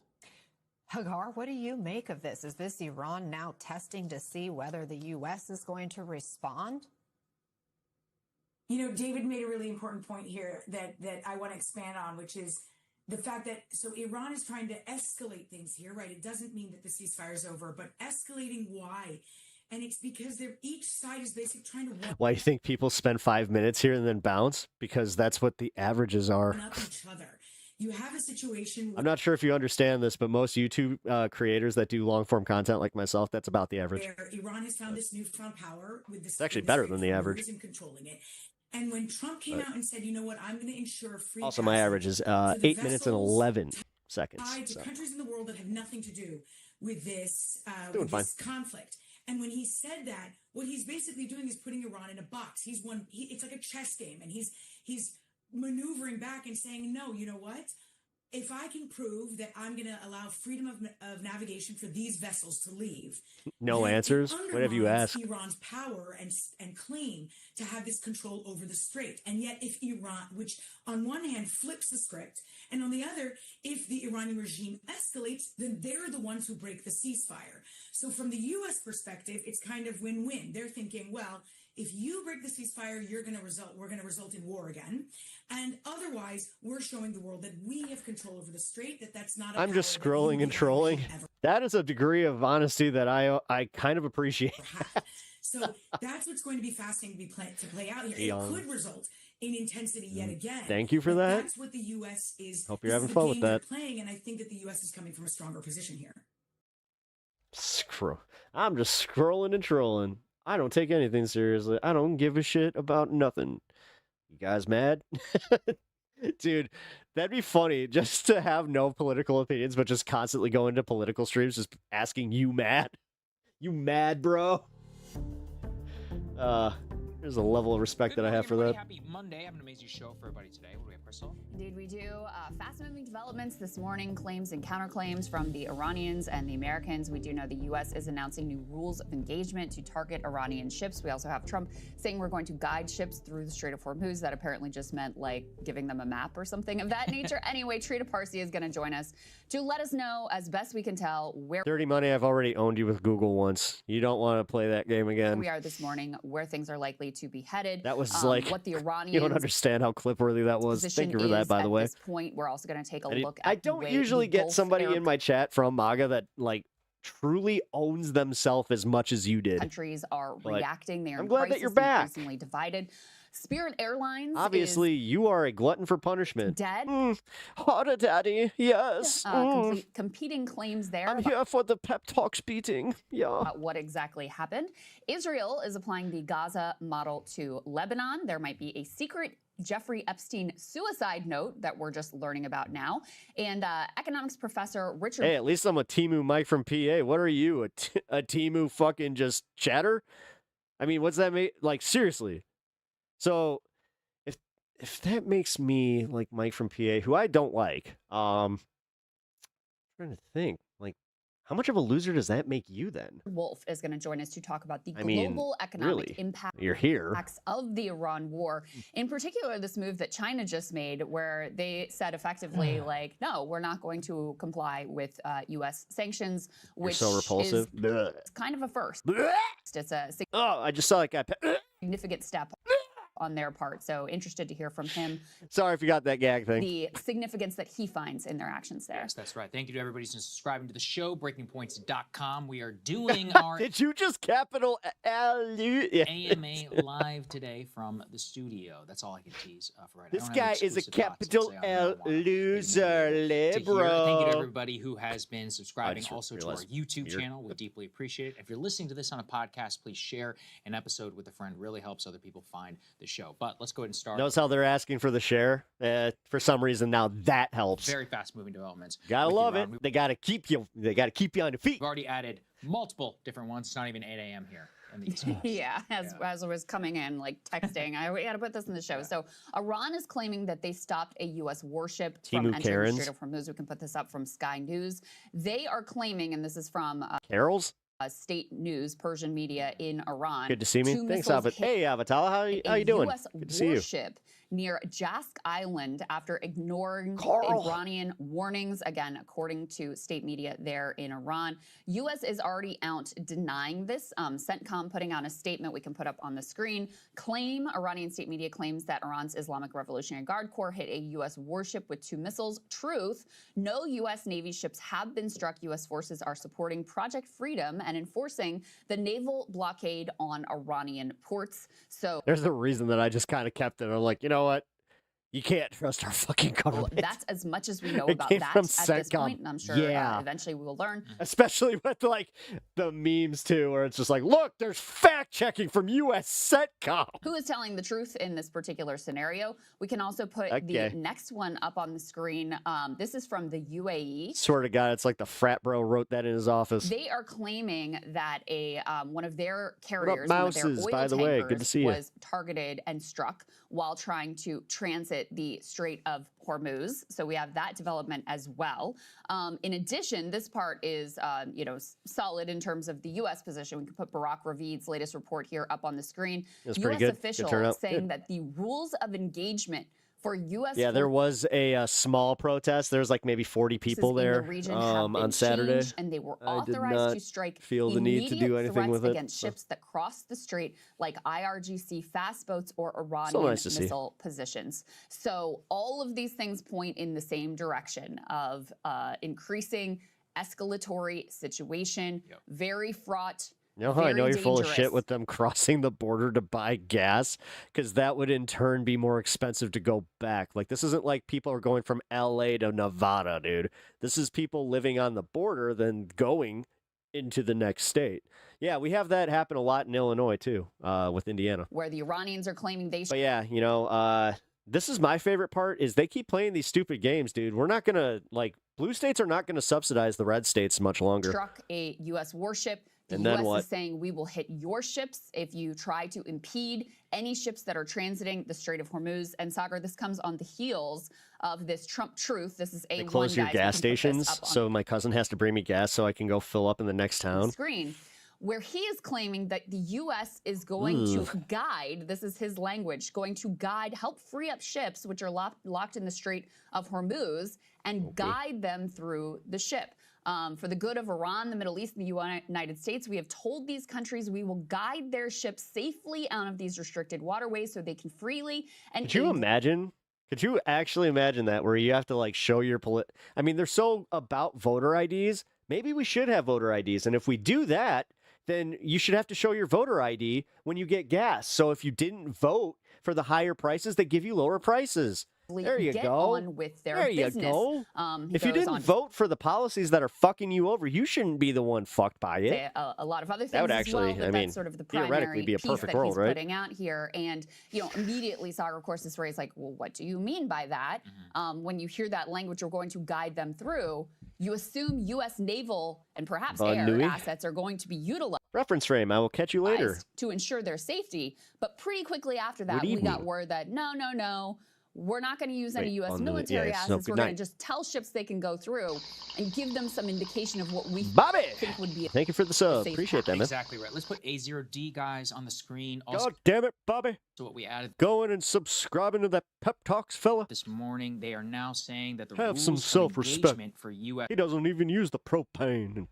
forces I can't in even- the region I can't have do a now good been Hank Hill. changed, and they were authorized What's to going on strike right now? immediate threats against ships that cross the strait, like IRGC fast boats. We're getting or some Iranian information missile on the positions. ships However, these crossing officials are clarifying stuff. that ships will not be actually escorting these tankers through I love how they're playing it's not escorting. I mean, the Straits of Hormuz. Remember, Trump's truth makes Yeah. clear that this is about neutral countries who have been not affected and or involved in the war, and that they would basically be given like a map of where they think that there are mines being able to go through. Where Again, they this think. is all very, Well, very that seems like fast-moving as that of seems this very morning, much but like the that's here. where Why don't things you go test currently it? stand. The oil markets are going There, wild, go on. all just in the last 2 hours. Initially, late last night, Sunday, they opened 2% down. At one point, they were 5% up on the claim that a warship hit, and then it went down a little bit. Still remains very, very high. I think before we bring in Treat to Parsi, we just want to emphasize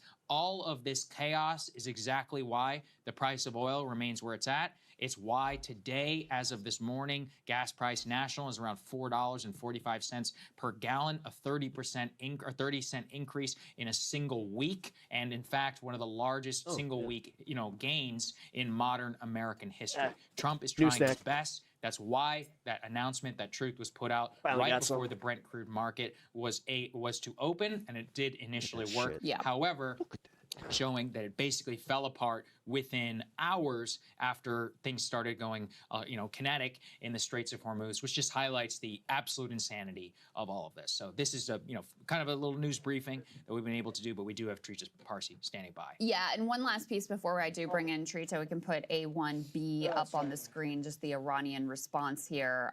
They're saying they reject any attempt, they told Jeremy Scahill this, to alter, quote, current conditions in the Strait of Hormuz will respond. Saudis just finished their pipeline. I knew it. Forcefully to President Trump's so-called Project Freedom, and they I go on literally to say said they either figured out flying tankers or transit through designated restricted routes without prior coordination will be promptly intercepted by Iranian forces. Sounds like this morning they may be making good on that if the information coming from the UAE is in fact correct. So with all of that being said, to analyze where we are, we're going to go ahead and bring in Trita Parsi of the Quincy Institute. Yes. Dr. Parsi, great to see you. Good to see you, sir. Good to see you guys. Good on that. All right, so this was, we got 2 breaking points stories in a row. But this is important because China says screw you to U.S. sanctions. Now, this is a bigger deal than you guys think. I kind of called this one that China was already not going to put up with Trump's bullshit. They've also been kind of hiding their power level as far as just like how they have been investing more in the coal technologies and just overall, they're not getting hit by this as badly as, say, Trump would want them to. And they're just watching America constantly just beat itself in the dick while they're just like, okay, keep hitting yourself in the nuts. And then they're just like, we nut punched China. We're still the number. And they're just like, dude, have you checked your bonds lately?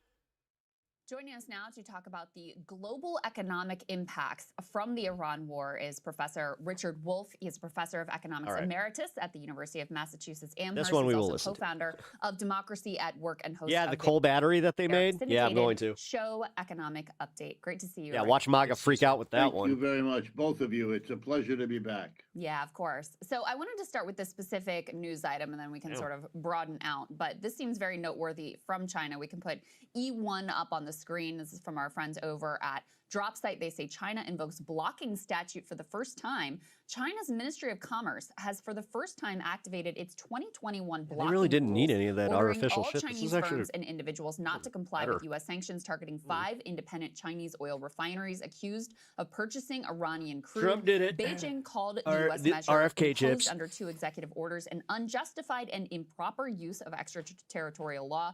The move puts multinational companies operating in both markets Howdy, in Dragon direct Slayer. legal Welcome to the conflict. show. Compliance with U.S. sanctions now risks violating Chinese law and vice versa.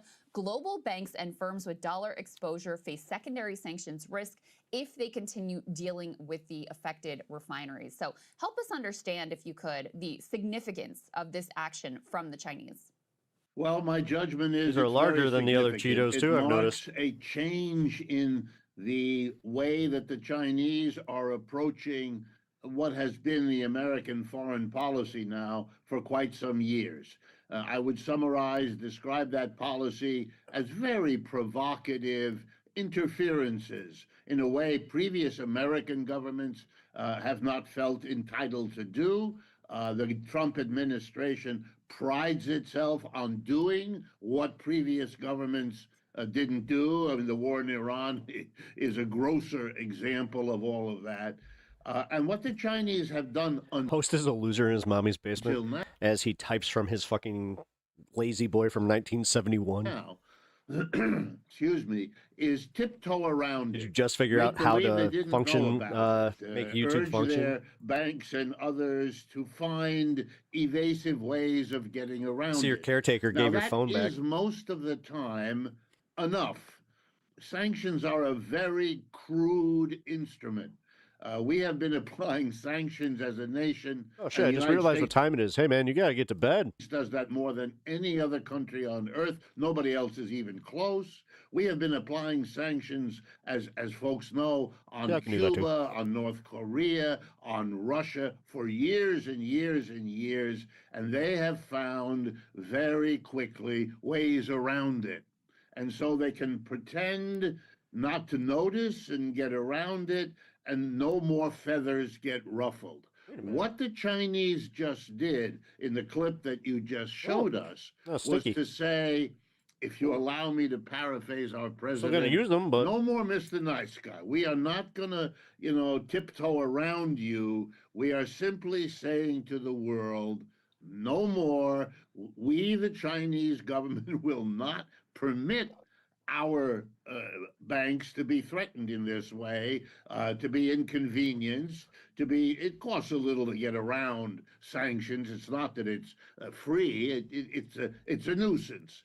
But we're not going to allow that anymore, and we're serving notice on the whole world that this is no longer our problem. We are not alone. The Chinese going to figure out how to dance around Mr. Trump.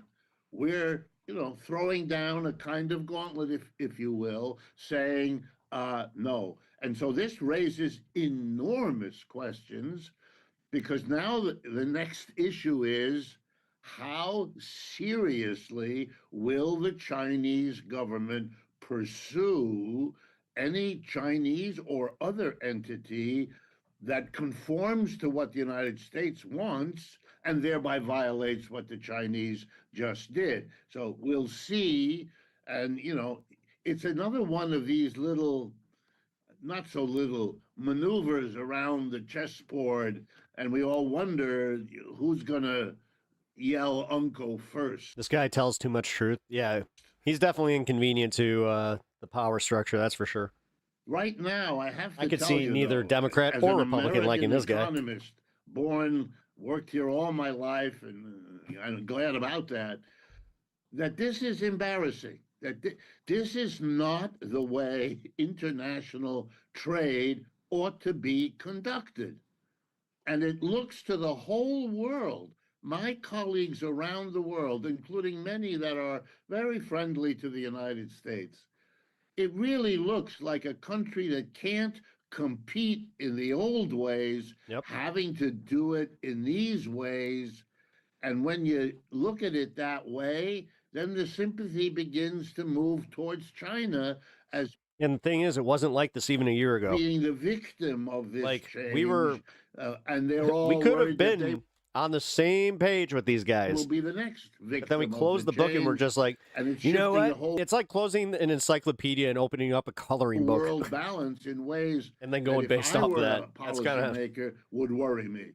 Professor, let's zoom out more. You just spoke there about China, but what does this mean generally? You were talking there about the international trading system, U.S. dollar hegemony. Like the basis of the American empire has really rested on its economic might, not just to compel countries, but to do business with a lot of these countries. When you combine this with the current Iran situation and the level of damage U.S. consumers are taking, for example, let's put the gas price up here now on the screen.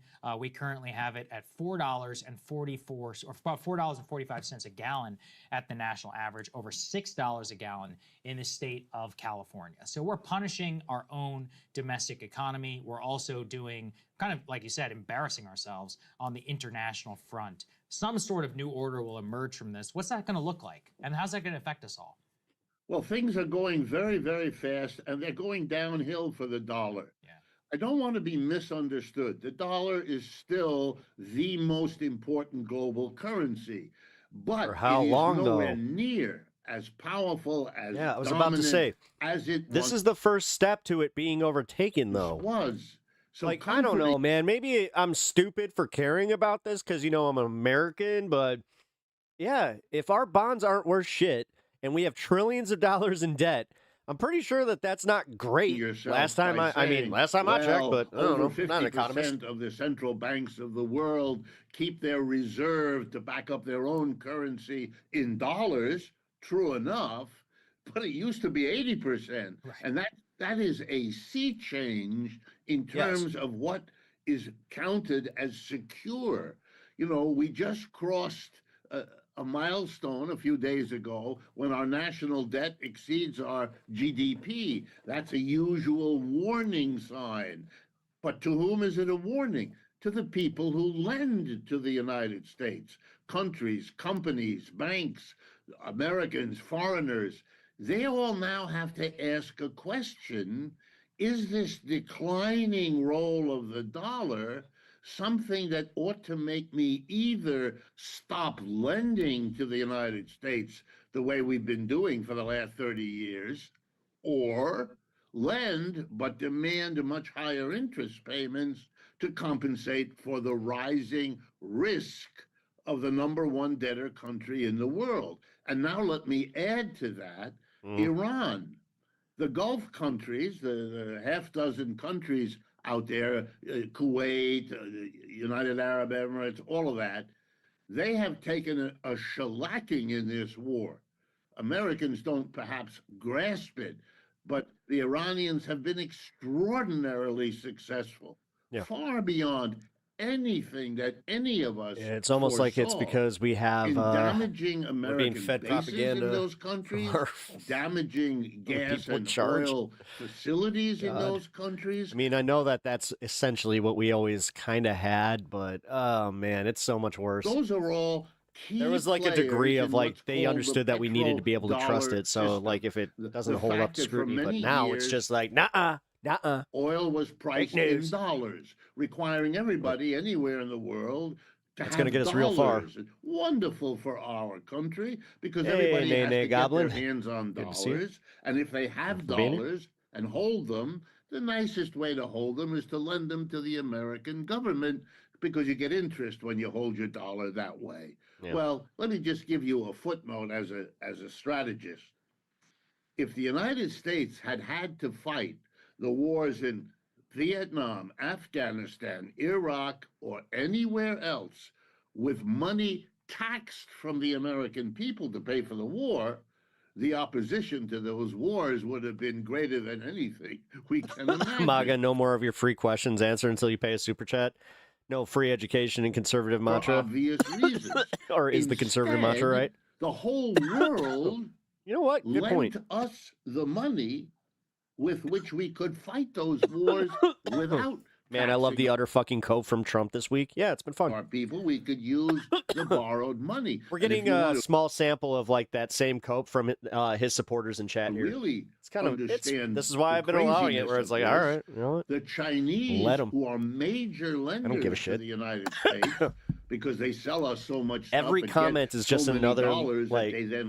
Just more proof that it's like, oh yeah, you guys are coping pretty fucking hard. Hold as treasury securities that the Chinese government on the other side of every one of those wars was helping the U.S. Have fun with pay the new laptop. for the war against which the Chinese were fighting. I have a laptop. But the craziness of our global economic system makes those things happen. And I have a Chromebook that's like pretty old. Now they are happening to diminish the standing of the dollar. And you good? Breathe, brother? Yeah, it took a while it hasn't yet. I reset the will. And if you heat want a settings on this thing. It's going, burned a little hotter than usual. You just have to look at Europe. Europe is a kind of basket case now of where we are going. We're not yet there. Yeah. We have advanced. Yes, Brian. Brian, it's as simple as this. It's not just black representation. They're going in, they're trying to just make it a completely red state. In this country. Now, that's what's going to happen with blue states. Like, dude, this is sad. Like, yeah, the gerrymandering sucked. And yes, I live in a state where it is pretty bad. Like, we admit that it's bad. Illinois is a very gerrymandered state. But, again, now they just made it to where we can make it so much worse. The Europeans and we have to. They forced our hand. The fact that they canceled an election, which is insane. They called a state of emergency because they're losing. But in Louisiana, the Europeans are just more okay. But yes, Democrats. This is what drives me nuts: is the fact that they can't even acknowledge that this is their own party doing the shit now. Where it's like, dude, all over. You have nothing. You have nothing. Oh, the Democrats. It's always Democrats started it. It's like, okay, but last time I checked, like, isn't it good parenting to kind of tell your kids to, like, you know, not be the ones that end it with force or any of that bullshit, because that's bad parenting. And I'm gonna call it out. No, you tell them to disengage, and you tell them to fucking just let them have their little temper tantrum. You get the fuck out of there. But no, here. Or that the cost of living now we all have to engage. Literally out of control. It's as if you showed those statistics you had in front of us a few moments ago, but it covered many, many more commodities than gasoline. And it together was really hurting the standard of living of the mass of the British people. So let's talk a little bit about who is going to cry uncle here, because right now the Iran war is predominantly being engaged as economic warfare. There are some indications this morning we may be going back to hot kinetic warfare, but as of right now, it's predominantly economic warfare. I can put this next element up on the screen. This is gas prices. This is the way most Americans will interact with the war. This was from a little while ago now. The gas price is up a little bit more. It's at $4.46 for the national average. And so the bet from Trump is that if they can enforce this blockade against and you got Iran, Pragmata? Nice. that's going to Even I don't have curtail that. their oil exports, that been able their to play that. economy is really going to struggle. They've been fed this line that their oil wells are going to explode and they're going to run out of storage capacity very quickly, and then it's going to be a big problem for the Iranians, and that the U.S., although consumers don't want to pay these prices at the pump, will be able to withstand the economic pressure longer, and that it will be less of a problem for the U.S. to deal with than the Iranians. You know, what can you tell us about your assessment of those dynamics? Well, you know, it's a little bit like a problem I had teaching mathematics. The odds are that there's an immense array of possible outcomes. I mean, the more we use the term gerrymandering originated in March 1812 in the Boston Gazette to describe a Massachusetts state Senate district drawn by Governor Elbridge Gerry, Democratic Republican Party. our imaginations, we human beings, the more we can foresee. Wait a minute. So that guy that was just like, your party was the one that wrote this. It's like, It could go this way, it could go that way, and all of that's true. But the job of the brain is to try to focus in on what are the most likely, because you can't prepare for everything, and you have to make choices, and so you do. And we live in a country whose leadership, I'm talking now about the Trump people, has been systematically hostile to other forms of energy and systematically favoring... Yeah. It looks like a salamander. Yeah, more like a gerrymander. Oil, fossil Dude, I love fuels, Mad Men gas, so much. all of that. The problem is when you do that, and you then give. If I didn't have more on the docket today, I would watch a it. weapon they didn't have before. Got a lot to get to. You really can't be claiming surprise if they use the weapon. Yeah, but you know who does that? Republicans. It's almost like they're also not exactly the most genuine people out there. Knew, like everybody did, that a quarter of the world's oil goes through the Strait of Hormuz. Stardew Valley. They can't possibly fight the United States on a military basis. They're an infinitely poorer country, not to mention a few people that still plays and Stardew. all the rest. So they either have to My come wife up is playing Pocopia. with some other kind of weapon, or they're not going to be able to pull off anything in this situation. They'll have to do what Mr. Trump says. No one cares. They figured it out. He emphasizes... You want to know what a woman is? Maybe go try to get one. Yes, and they can control effectively... No one cares about your stupid fucking arguments. The price of that. And so what we're seeing is the screaming... We're literally talking about price of gas and everything, and how there is a massive fucking downturn in the economy because of the president. But here you are, doing your thing, where you're just like, stop talking about that. Talk about what I want to talk about. I want to know what a woman is. Of all those in the... Well, go get yourself one, like I said, and figure it out. But I don't think you can. Because, they tend to not like your type. Thought they had a big friend in Mr. Trump because he tilted in their direction, their kind of energy, their commodity, the gas-burning automobile that uses it, and so forth. Not imagine... Hey, Modown, when is this going to end? I thought that... So Trump said that this was going to be, just a few days, few weeks. Now we're a few months in. When's this going to end? You're Maga. You must have the inside info. When are we going to end this war so we can expect our oil to go back down and things to be more affordable and inflation to go down, because those were his promises. Most Americans actually give a shit about that stuff. But you're the only, like, you're a cultist. So since you're the cultist, can you please answer this for us? Imagination, what kind of vulnerability goes with that? And they have now learned.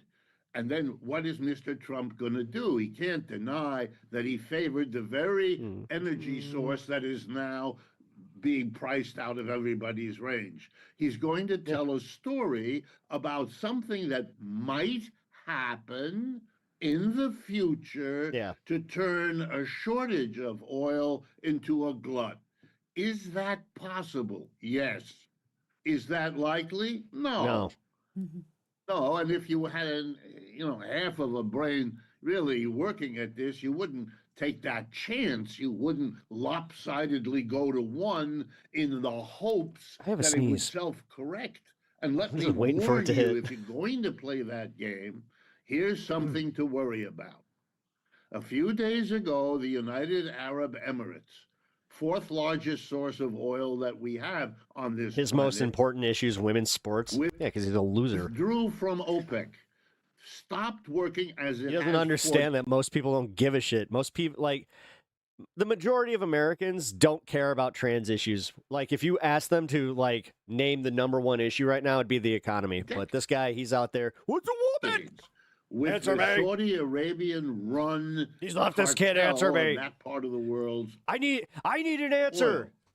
Dude, I can't tell you why you jack off to trans porn, but you just do. Long story short, we all know because you came in here and you admitted it. Every fucking time I'm just like, whoa, we don't need, whoa, dude, I don't need to know what you're into, but because very loud about they don't like being held back. They have a lot of oil. They don't pull it up. They don't sell it because Saudi Arabia holds back oil from what we could have to drive up the price because they sell that. They're just doing what every monopolist ever did in the history of the world. Nothing new, nothing strange, nothing exceptional. And by the way, with the this isn't a rainbow. Active support of the United States, which of course you're fucking stupid. Of course, doesn't say that to its own people. Even if it was, because otherwise you're upset. This guy he likes colors, guys. I guess President all right, would go to Washington rather than to foreigners upon whom it can be lopped. What does the United Arab Emirates want? It wants to bring up the roughly 1.5 to 2 million barrels. They never shut up about Hunter's laptop. Yeah, well, they moved on from the Epstein stuff pretty quick. Of oil per day. It's almost like there was enough proof to kind of show, like, Trump definitely knew the guy. Not only knew the guy, but it seems like they were in business together. What kind of business? Could bring up, but hasn't been. I thought that we were entitled to know, but yeah, you know how Trump signed that law that he immediately broke. Because it has I to still repair can't get over that. The damage. When he put his fucking EKG reading on that as that signature, where he's just like, okay, squeaky, squeaky, squeaky, squeaky, and yeah, we're not gonna respect this law. I signed it. I don't have to follow it. I'm the one who, you know what? It's my choice whether I follow it or not. Iran has done to their oil facilities, to the American bases. How's your night going? Good. The damage of the missiles from Iran. I'm not going to read your name out loud, but it is funny. Is very significant, as it is in Israel. And we can keep pretending. Hey, you welcome that discourse. But it isn't the case. Jesus Christ. But the world is too small for that. I think that political violence is abhorrent. If you do a little bit of effort. I can still laugh. So here's my story. United Arab Emirates will succeed, and they won't be the only one. And we might very well see the glut that clip you just showed, implies. But that's not altogether good news either, because then the price of oil will collapse. And if it does, $30, $25, a barrel instead of what we see now, then all of the fracking in the Midwest of this country will stop, and they'll all be out of business. And if you think that's not a problem, you're making a mistake, because all of that depends on bank loans. They will not be able to repay them, and then our banks will be in a problem. Keep it TOS, though. We are. Listen, I'll allow your stuff here, but keep using come on, man. up every angle we can in this ad hoc government by Mr. Trump, and it's going to come sooner or later. He won't be able to patch it here, here, and here, and then it'll blow. But it could blow anywhere. But this guy, maybe if I put it in all caps, then they'll see it. At this point, the mistake was ever, in my judgment, one cares, dude. to overdo the dependence on Keep fossil shouting into the fuel. ether. What is Nobody that gives a about? shit. The whole world is going in the other direction. We're not the top dog anymore. We don't run the world economy. That's a fantasy of the second half of the 20th century. That's not what we have anymore. I regret it. You regret it. We all, as Americans, are having to live with what I just said. And that's hard. My heart really... Yeah, she did. Trump hauled them up. Yeah. But they need the pretty narrative where Trump told them so that it must be. But denying it was just a 3-hour tour. Is not a rational way of coping with this. Then what you do is you get the fantasy of the British, if I can be so unfriendly. They know that their empire is gone. They're just playing at it. That's why they have a king and why he visits and all the rest of it. I don't want to be mean. We don't do that, to our credit. But there's a denial here that the British can no longer, or the French, or they know it's over. We still think we are, and we therefore make decisions on an assumption basis that then comes back and whacks us, and that's what we're experiencing now. Well said, sir. We appreciate your time and your analysis. You're always dropping knowledge bombs. I don't know why that guy's... there was a part of me that was like, this sounds weird. Yeah, by the way, this is real quick. I'm not going to do like a whole segment on the White House correspondence thing, but this is wild because they tried to say that he was on S-Watch, and I was like, Most Americans immediately like started flooding Twitter just like, and then tomorrow we know what the headline's gonna be. Is back in court today. He was taken off suicide watch at the Washington, D.C. jail where he's being held, but his lawyers say restrictions violated his due process rights. I want to go live to CBS News senior coordinating producer Anna Schechter. Anna, good to see you today. Can you tell Yeah, dude, the only one obsessed with this shit is you. what led to all Nobody cares. Yeah, so this is an interesting one. The judge... Notice how when they're like, it's when they're the wild cornered Maga, when in a position that they are cornered, they tend to show their fangs and then ask, what is a woman? Wants to talk about... They always pivot to transgender issues because they have nothing else of substance to attack with. Why he was held under suicide watch for several days. And, we have to add a little bit of nuance here. It was basically My shitlib. Almost a week. It was either... I mean, I get called that sometimes. No, I'm a fucking democratic socialist. Suicide watch, which is the most restrictive. So you're held in a Since everybody needs to put a fucking label on what I am. Vest on, but I also don't fucking, kowtow to the DSA. Defense team, and you have no... Or the DNC, for that matter. Use a... Whoa.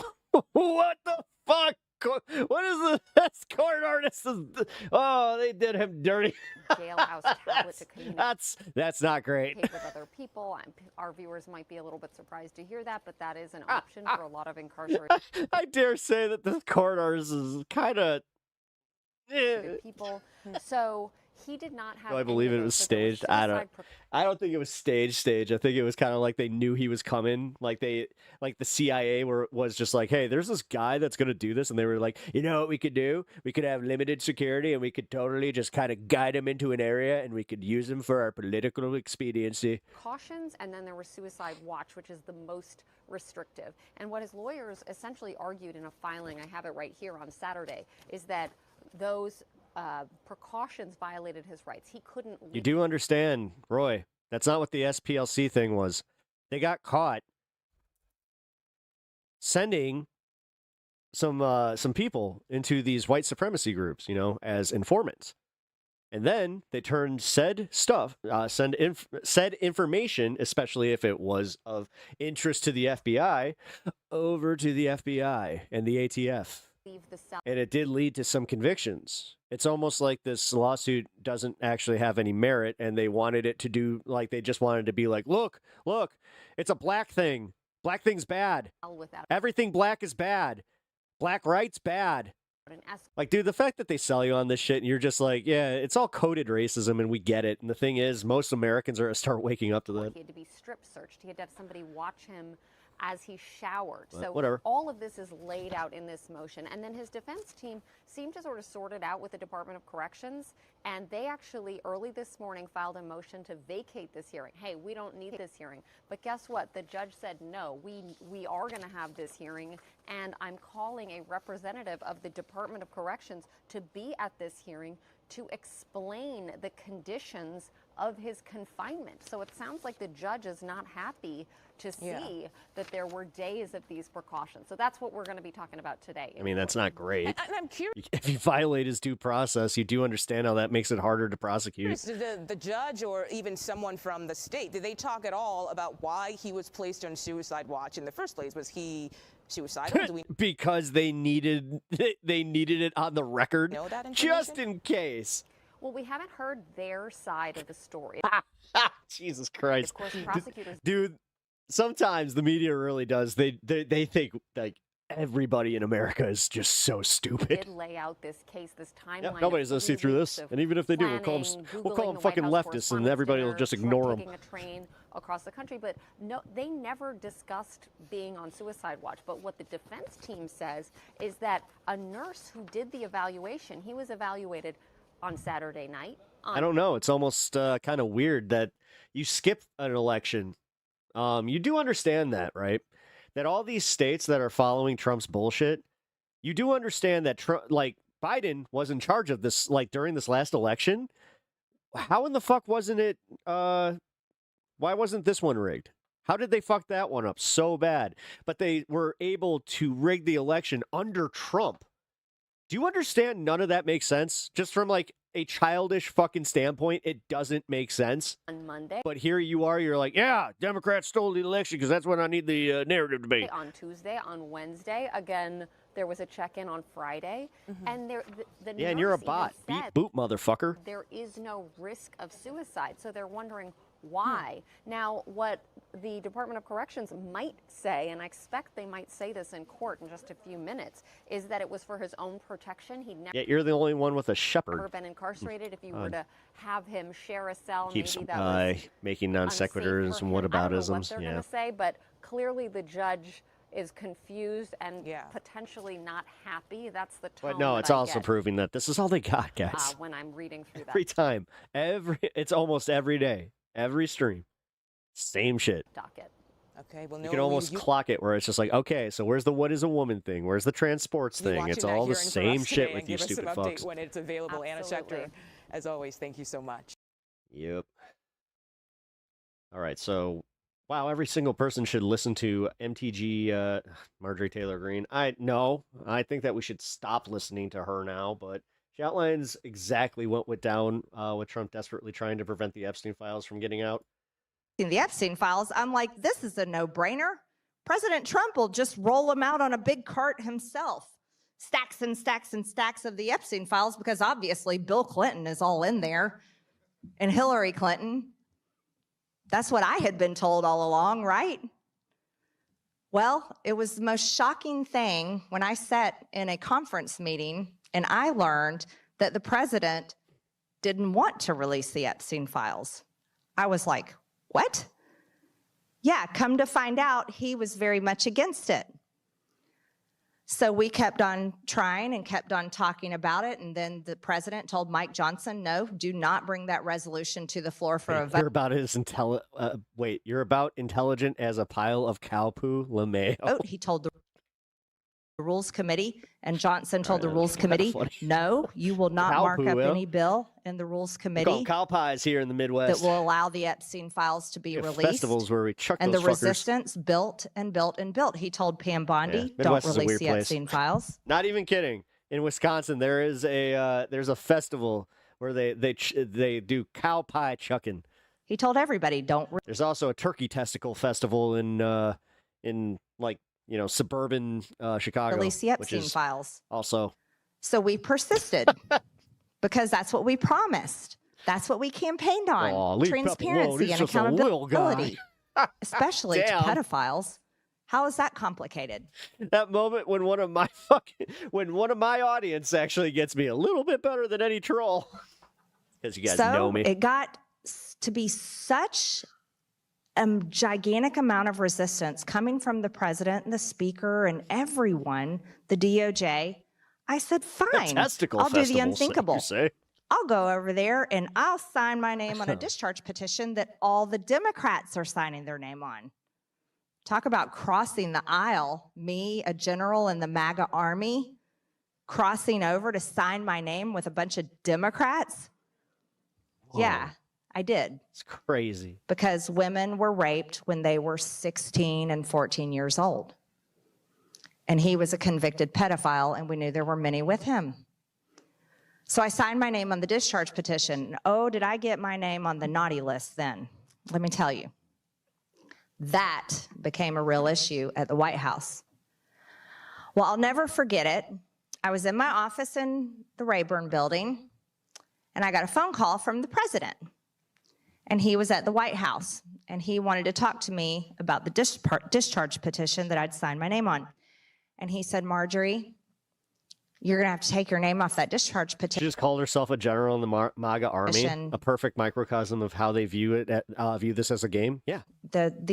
We can't let, this is a hoax. We can't carry this. This is a hoax. It's a Democrat hoax. And we've got to just put this away and stop doing this. And he said, my friends are going to get hurt. He said his friends would get hurt if we released the Epstein files. He said, Yep. Oh, real quick. I forgot about this. A few days ago, Here, this is important. China's clean coal batteries, how they actually work. Talked about coal batteries, the game-changing technology that lets coal generate electricity without burning it. Clean coal, which is ironic because remember when Trump was like, we need to invest in clean coal. Clean coal. We need to get those coal mines open, but it's not like we were investing in this technology or working with the Chinese to kind of try to bring this into America. Nah. Dramatically increasing energy output and reducing CO2 emissions and pollution. As it was only meant to be an introduction to the House panels planning to give clemency to Maxwell. Okay, and watch MAGA do nothing and stand up for another pedo. Technology. A great many people in the defense of another pedo. I'm not going to get mad about it. I don't give a shit anymore. Let them do whatever the fuck they're going to do. It's on like honestly his base to kind of start like waking up a little bit. Actual work. Like he keeps playing you fuckers. Things like the battery. It's insane. So that is exactly what I'm going to talk about today. There were also quite a number of comments from obvious anti-China trolls looking to debunk any good news coming out of China in a sad effort to make their own miserable little lives a little bit happier by trying to waste other people's time with their garbage. Yep. I like this guy. I like how this guy is just like, take your politics and shove it, motherfuckers. I'm about to hit you with some straight facts. Don't tell them. But I welcome all comments, because whether it's an intelligent question from a supportive viewer or a spew of written diarrhea from a moron, about to ruin it for me. The YouTube algorithm uses that as an indicator that they need to share my videos with more people. So, by all means, if you have questions moving forward, want to talk about tofu dregs, or just want to say hi, every comment helps. Side rant. Thank you so much. All right. Now, he's a smaller channel too. 16K. I mean, smaller. Fuck. What's that make me? Microcosm. First, let's recap the basics to keep us on the same page. A coal battery, officially called a direct coal fuel cell, DCFC, and the latest breakthrough, China's zero carbon DCFC, turns coal's chemical energy directly into electricity. No furnaces, no smoke, no wasted heat from burning. Roy, so you full-throatedly support the release of Ghislaine Maxwell, eh? The magic happens inside a sealed crazy. cell, where coal reacts with chemicals to push electrons through a wire. Bunch of fucking and that's pedo the protectors. electricity. But how exactly? Well, let's break down the parts first. Every coal battery has 3 core components. 2 electrodes, the positive and the negative ends, an electrolyte, the middleman that lets charged particles move, and of course, coal itself. Let's start with the electrodes. These are the stars of the show because they're where You're the American living in China. I love it here. Happen. Nice. First, the anode, the negative electrode. This is where the coal lives. But not just any coal. Engineers grind coal into a fine powder. Never been to China. Would like to go smaller someday. than 10 microns, which is thinner than a human hair. And It'd be nice if they like. I don't know. It'd be nice if like some of the Asian countries would like kind of loosen up on marijuana. Sulfur so that it reacts better. The anode material itself is a special mix. It's mostly a porous, conductive material like nickel or nickel-iron alloy coated in a catalyst like cerium oxide or yttria-stabilized zirconia. Why? The catalyst speeds up the reaction between the coal and oxygen so the battery works faster and more efficiently. Think of it like adding yeast to bread to make it rise quicker. Now the cathode, the positive there's no byproduct? This is where the oxygen comes in, usually just from plain air. The cathode is made of a conductive material also, often a mix of lanthanum strontium manganite, LSM, or lanthanum strontium cobalt ferrite, LSCF. These materials are perfect because they let oxygen molecules easily grab electrons, and we'll get into that in a second, and turn them into charged particles called oxide ions. Between the anode and the cathode is the electrolyte, a thin solid membrane made of yttria-stabilized zirconia or another ceramic material. All right, so you got a bunch of like little chemicals that work together that usually wouldn't work together. This membrane is critical. It only lets oxide ions pass through, but blocks electrons. That's key because it forces electrons to take the long way through an external wire. And that's what provides the power. And that's the electric current we use to power lights, all right, science, phones, and entire all right. buildings. Now, let's walk through the actual operation, step by step. Fuck yeah, Step 1, let's do it. prep I'm the having coal. fun. As I said, raw coal can't be used directly. It's too slow to react.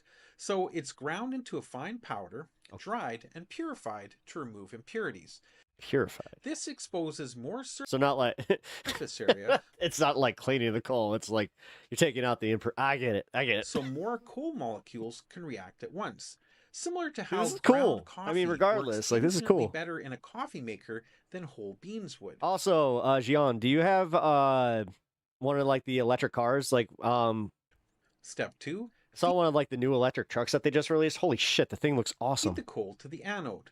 The treated coal powder is placed in the anode chamber of the battery. Meanwhile, air is pumped to the cathode where oxygen molecules hit the cathode surface. Step 3. The cathode reaction. At the cathode, oxygen grabs electrons directly from the external wire. We'll see where those electrons come from next, and it turns them into oxide ions.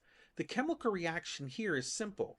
Oxygen plus 4 electrons equals 2 oxide ions. Remember, the cathode is positive, so it pulls electrons toward it. Step 4, the anode reaction. At the anode, the coal, which is mostly carbon, reacts with oxide ions that pass through the electrolyte membrane. The catalyst on the anode speeds this up.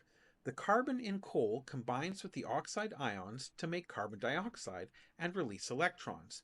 The reaction here is carbon plus oxide ions yields carbon dioxide and 4 electrons. Those electrons are what we want. They flow out of the anode through the external wire, powering our devices, and Like back I said, into the I'm mostly curious about byproduct at this point. cathode. Because it sounds like each step is great, but like The cycle so what the carbon dioxide just repeats as long like, as there's dissipates coal throughout at the the system, anode and like oxygen at the cathode. Step 5, or is it the cycle released a la fucking repeats. tailpipe? As long as there's coal at the anode and oxygen at the cathode, this reaction keeps going. The CO2 produced isn't released into the air either. It's captured inside the battery and converted Fucking A, I love this guy. into useful materials like He doesn't answer my question. or synthesis gas, Damn, that's making crazy. the process nearly zero emission. Let's clear up a common myth. This is not the same as burning coal. When you burn coal, you're wasting 55% of its energy as heat. Traditional coal power is only 45% efficient, but coal batteries skip the burning step. They turn chemical energy directly into electricity, so their theoretical efficiency is over 80%. Wow. It's nearly twice as efficient. Like, could you imagine if we had this technology that it would actually make sense to open the coal plants that Trump is doing in, like, Virginia? And because there's no burning, what are we doing? There's no smoke, no sulfur dioxide, and almost no nitrogen pollutants, just captured CO2. Now let's talk about the There's a really weird thing happening in my yard. I have a mockingbird beefing with my dog. For days, the bird has followed around and dived and yelled after my dog. There's a nest in your yard. Types of coal batteries, because not all DCFCs are the same.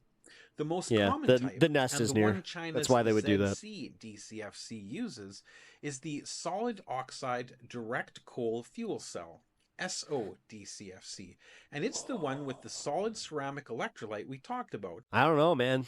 This makes sense. Operating at high temperatures between 600 and 900. I just don't understand why. Like, so I'm assuming that China is going to be building power plants that are based on this, not just cars. degrees Celsius I mean, I could see them having an engine based on this too. to speed up their reactions. There's also the molten hydroxide DCFC, which uses Even a to China to liquid not, electrolyte. K off some of the people in the name of capitalism. Molten sodium or potassium hydroxide, and it operates at lower temperatures, but it's less efficient. It's for in the rain coal gutter. use. Yeah. A third type uses molten tin as an intermediate, but it's still in early development. Poor Another doggy. key Yeah. detail. The electrodes have to be tough. I feel bad for High your dog. temperatures He doesn't and know. Chemical reactions He's just like, can "What the fuck?" corrode or damage ordinary materials. So scientists have developed electrodes that are high temperature resistant, conductive, and anti-corrosive, extending their lifespan by 3 times compared to early prototypes. The coal itself doesn't need to be pure either. Ordinary coal also works, which keeps costs low and makes the Then tech why add easy. the extra step of purifying it? Does it like keep the equipment running better? Scale. So, to wrap it up, coal batteries work by turning coal's carbon into electricity through 2 simple chemical reactions at the anode and cathode, using special electrodes and a solid electrolyte I mean, this is as almost simple as a fucking car battery. to direct Just different components. electrons and capture emissions. Man. They're efficient, clean, and This is use crazy. a resource that's abundant worldwide. No wonder scientists are calling this a disruptive Actually, renewable energies do work there. Typical right winger to fucking ignore that. paradigm. And then fucking sit here being like, yeah, dino juice. Even though it's more expensive for a little bit for freedom. For coal use. If you found this breakdown helpful, please drop a comment below. Remember, How's your rah-rah MAGA shit working out with the average American? Not well. All right, y'all. So as you all know, the second Trump regime here has fallen apart in record pace. I mean, I'm not sure I've ever seen a presidency implode this quickly. Like a year after he got back in the White House, everybody's already like, holy shit, this man fucked everything up. Like, holy shit, this guy's a disaster. He's a disaster.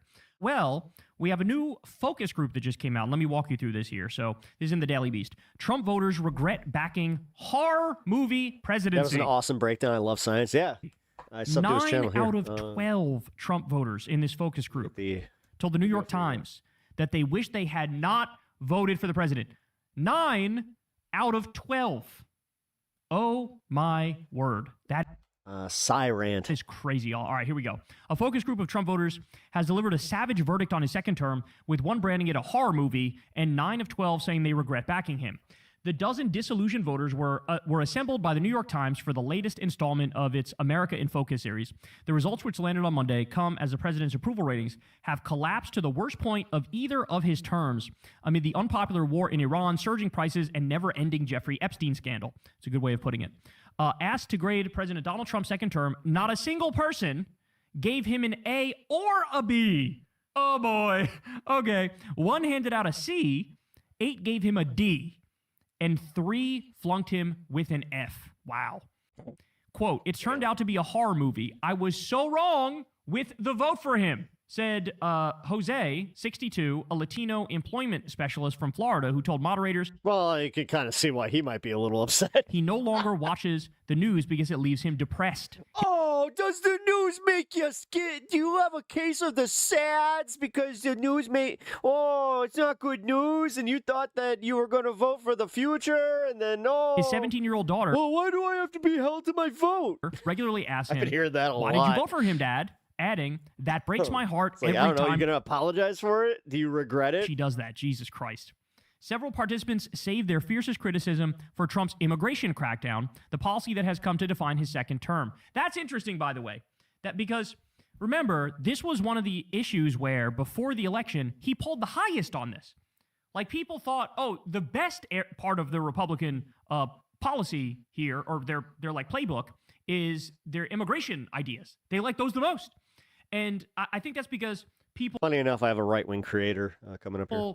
Believe the bullshit that like the reason why you're struggling Try to at least be fair. Also, right? 19-minute warning they're until stealing your the jobs. 420. They're leeching off the taxpayers, which is costing you money. I think they bought I just realized the bullshit Republican capitalist propaganda of like, no, the problem's not the billionaires. The problem are the immigrants and the trans people. There goes that. Like, I guess I'm going to have the horizontal stream up after minority groups. Well, they found out very quickly.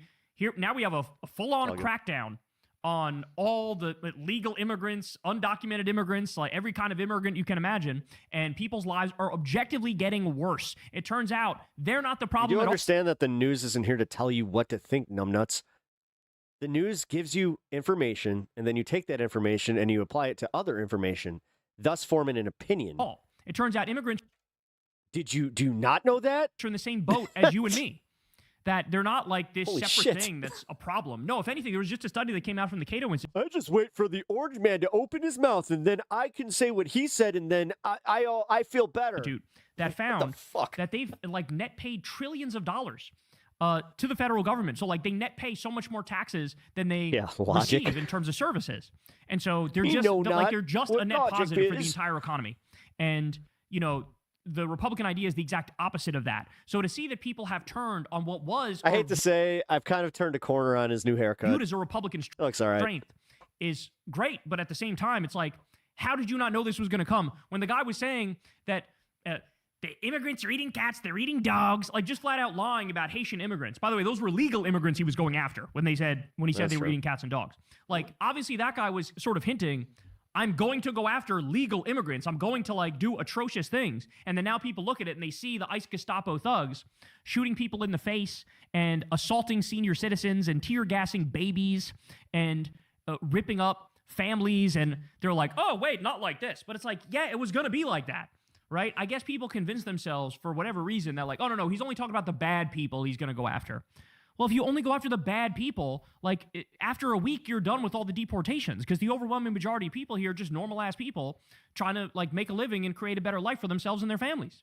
All right, so they say Ayla, 51, a white Republican portfolio manager from Alabama, said she had backed the president's pledge to fix immigration, but quickly recoiled at the execution. This is exactly what we were just talking about. Quote, how ICE was treating people, this is not the way to do it, she said.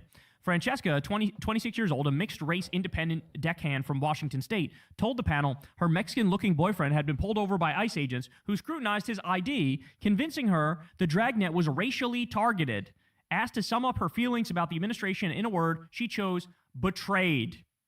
Now, by the way, yeah, it's like, really? You didn't realize they were going to come after the minorities? You didn't realize that your boyfriend wasn't safe? To be fair, this is why you okay, man. This is why I do, like, I have a place for those types of people that just admit that they voted for Trump because he wasn't Biden, which is fine. This is why I try not to do the thing where it's just like, you voted for Trump? Oh my God. It's the ones that are just so fucking unapologetic that they follow everything that this motherfucker does. If you voted for Trump, fine. I don't give a shit. One of the things... Biden wasn't a much better option. Kamala wasn't a much better option. And it's not like we got a choice in it. So I kind of get it. Like, that's why you don't hear me doing the thing like, oh my God, we got to go check the 24 election. I don't care. I genuinely don't give a fuck. What I give a fuck about is these idiots that will follow this asshole no matter what. And they just constantly, daily go, nuh-uh, to everybody around them that's just like, hey, man, things are pretty bad. They're like, nuh-uh. Things that's clear in the polling data is that the people who left Trump the quickest were like all the Hispanic voters who ran to Trump in 2024. They were out like that. All the young voters who ran to Trump in 2024, they were out like that. I mean, you blinked and they were gone. All the independents, you blinked and they were gone. Right? And that's where we are now. And a lot of them are like, they're sleeping in the bed that they fucking made. Right? Like, that's what this is the finding out portion of the fucking around. Michelle, 45, a Latina Republican from Maryland, here we go, Latina Republican, said she felt, quote, foolish for having stood her ground in a family of a lot of Republican, like, Latins. Democrats. I looked dumb as hell believing in fairy tales and wishy-washy promises. It's a lot of like Latin fucking Trump voters getting pulled for this. Yeah, you kind of did. Not gonna lie. Pamela, 65, a white Republican small business owner from Tennessee, went further. Quote, I'm embarrassed for our whole country that this is what we're dealing with daily now. Perhaps the most withering verdict came from Kitty, 36, an Asian independent student from Pennsylvania who told the moderators of her vote, quote, it's like, now we have a dictator. Why, yes, it is, Kitty. Yes, it is. Asked what she wished she could tell her 2024 self at the ballot box. She said the second term had turned out completely un-American, completely the opposite of what you'd hope for. So as you can see here, they shared a screenshot of CNN's data guy, Harry Enton, and he has a poll up. Voters on Trump and inflation. So on Election Day, Trump was +7 over Harris when it comes to inflation. Right now, Trump is -42 on the issue of inflation. I saw one poll, it's like 22% support for Trump on the economy. 22. That's even below. That's Trump's actually kind of below, like that's below his cap. That means that a lot of people are done, but they don't even want to admit it. Like there's also the people that will not admit any of this, and they're kind of doing the Homer Simpson, slinking into the bushes, just going, I don't know politics. Politics, what's that? Like there's the floor, lot of that happening. Remember, I always said the floor bottom was 25% of this country will support him no matter what. Apparently it's low. Apparently it is 22, right? Because that's where we're at on that shit. Okay, more. The focus group's findings track with a brutal stretch of polling for Trump that the Beast has covered in recent weeks. An NBC News survey published on April 19th put Trump's approval at 37, the worst of his second term, while a humiliating Fox News poll released last week showed just 28% of voters approve his handling of inflation. White voters without a college degree, the heart of the 2024 winning coalition, have also turned on him with the latest they're not getting jobs. CBS data showing him... And the thing is, they ain't joining the military either willingly. That's why... Honestly, I think there is going to be a draft if this war keeps, I'm just going to say it. If the war keeps going on, obviously, if there isn't a bunch of fucking jobs for these guys, then they're going to just be like, all right, forced conscription. Underwater. There's the draft. But even Donald Trump knows how detrimental that would be to his presidency. There's one thing in modern politics that was more unpopular than Trump. And that's the fucking draft. Group for the first time.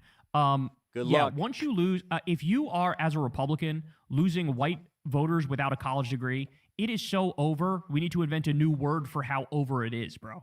Like that that's done. That's like a Republican losing like fundamentalist evangelical Christians. That's like a Republican losing pedophiles. Like that never happens.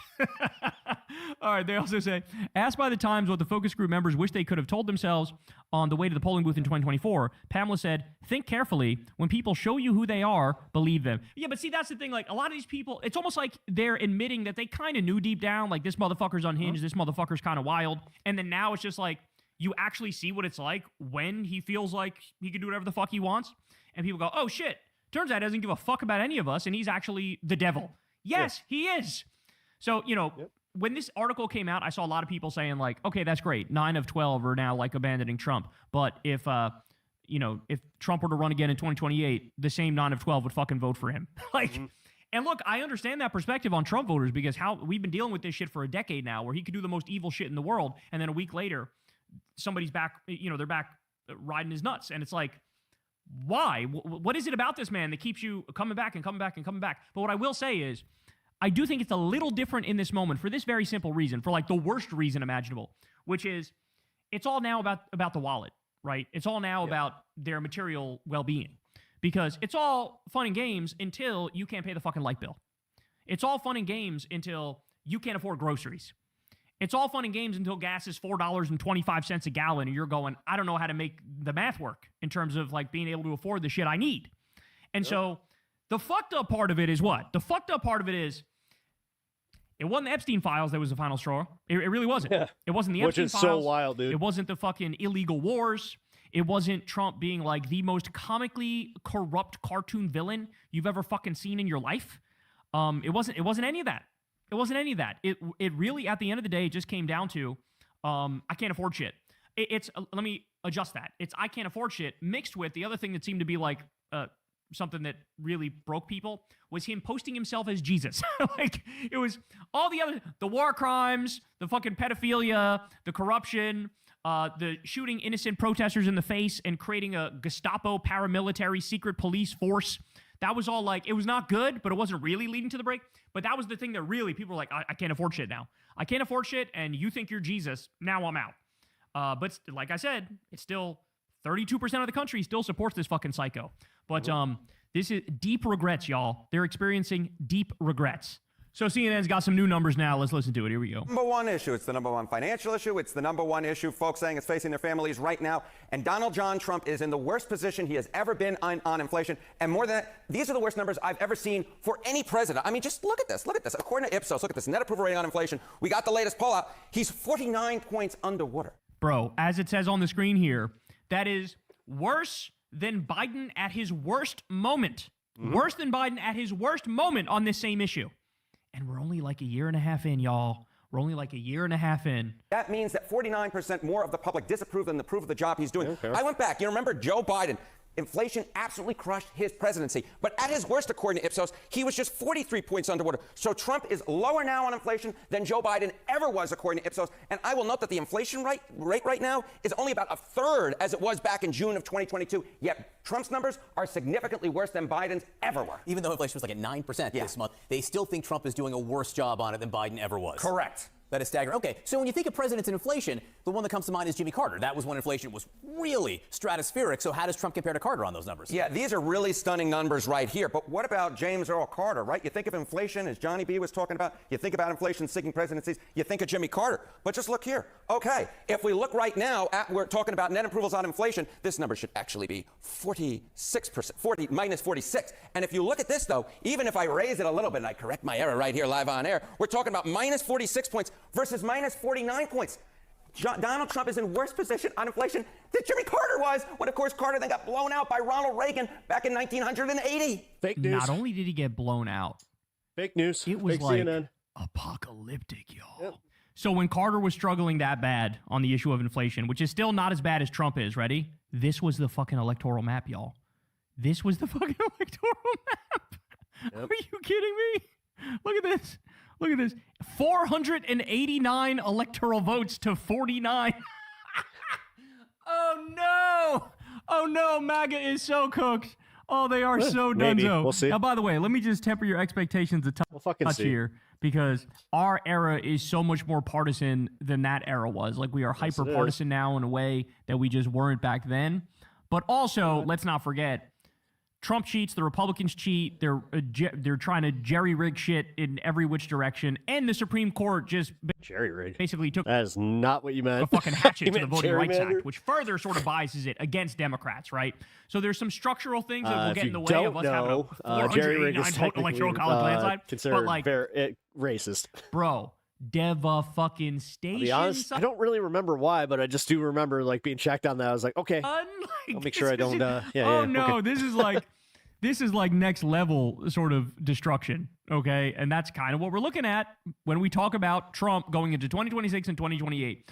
Too big to rig might actually be a thing here. So where do Americans think this is headed in terms of the cost of living? Yeah, okay, so you see these bad numbers, and take a look here. Look at this. On cost of living, country is on the wrong track or right track. Look at this. Among independents, 75%. 75% say the wrong track, just 9% say the right track. Look among Republicans.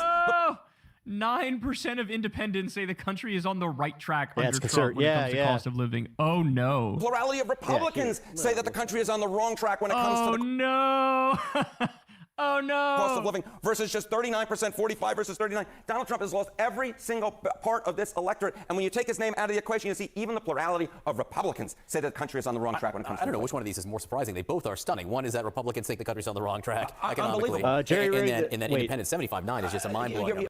Jerry rig, quote unquote, is often considered offensive because it is believed to be a derogatory term that originated as slang for Germans during World War I and World War II, referring to makeshift repairs or, in the early form, Jerry built 19th century shoddy construction. Never mind. Not it's mind-blowing. You just never see numbers like that. Right. And by the way, Trump still goes out. Now I'm kind of wondering, I'm like, is that really a problem? And he goes, everything's going great. The economy is doing well. Everybody loving the Germans in loving what's going on right now. World War II weren't exactly like, what I would call on the at up a certain and up, point, and that where I shit should doesn't really work. give and a shit about what their fucking fifis are. Actually start hating you more for it. You know what I'm saying? Like, if it's like a marginal thing and he goes out there with the rah, we're doing great routine, it could actually help theoretically, right? Like, just help increase the confidence, make people feel better. But when it's this bad and he reacts like that, it's just like, oh, like, you actually are psychotic. Like, you are...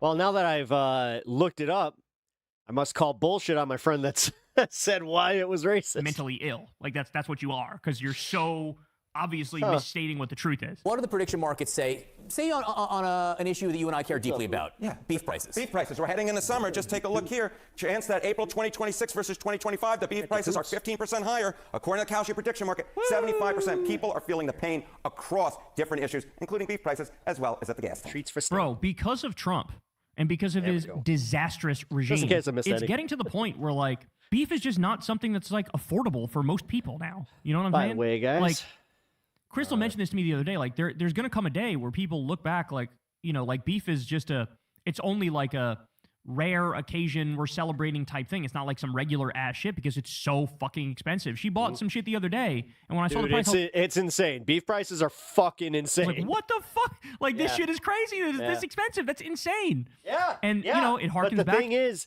if you guys are feeling it, this is what I don't think that even they can conceptualize is how bad it is for people that do not make even close to what they make. What happened in Argentina with Javier Milei? You got motherfuckers buying donkey meat there, dog. They're buying donkey meat because they can't afford the beef. People are dumpster diving and shit. This is what happens when you give right-wingers total control. They will run everything into the fucking ground because they don't care about anything except the Epstein class. That's it. They want to wage wars. They want to murder innocent people. They want to suck off the Epstein class and give them tax cuts. And they want to rape kids on Epstein's island. That's what they want to do. This is what the right-wing package is. You know, there's nothing in it that's appealing. Fucking nothing that's appealing. And now we're dealing with the fallout of it. Hey, y'all, do me a favor and like and subscribe. It helps out big time in the algorithm.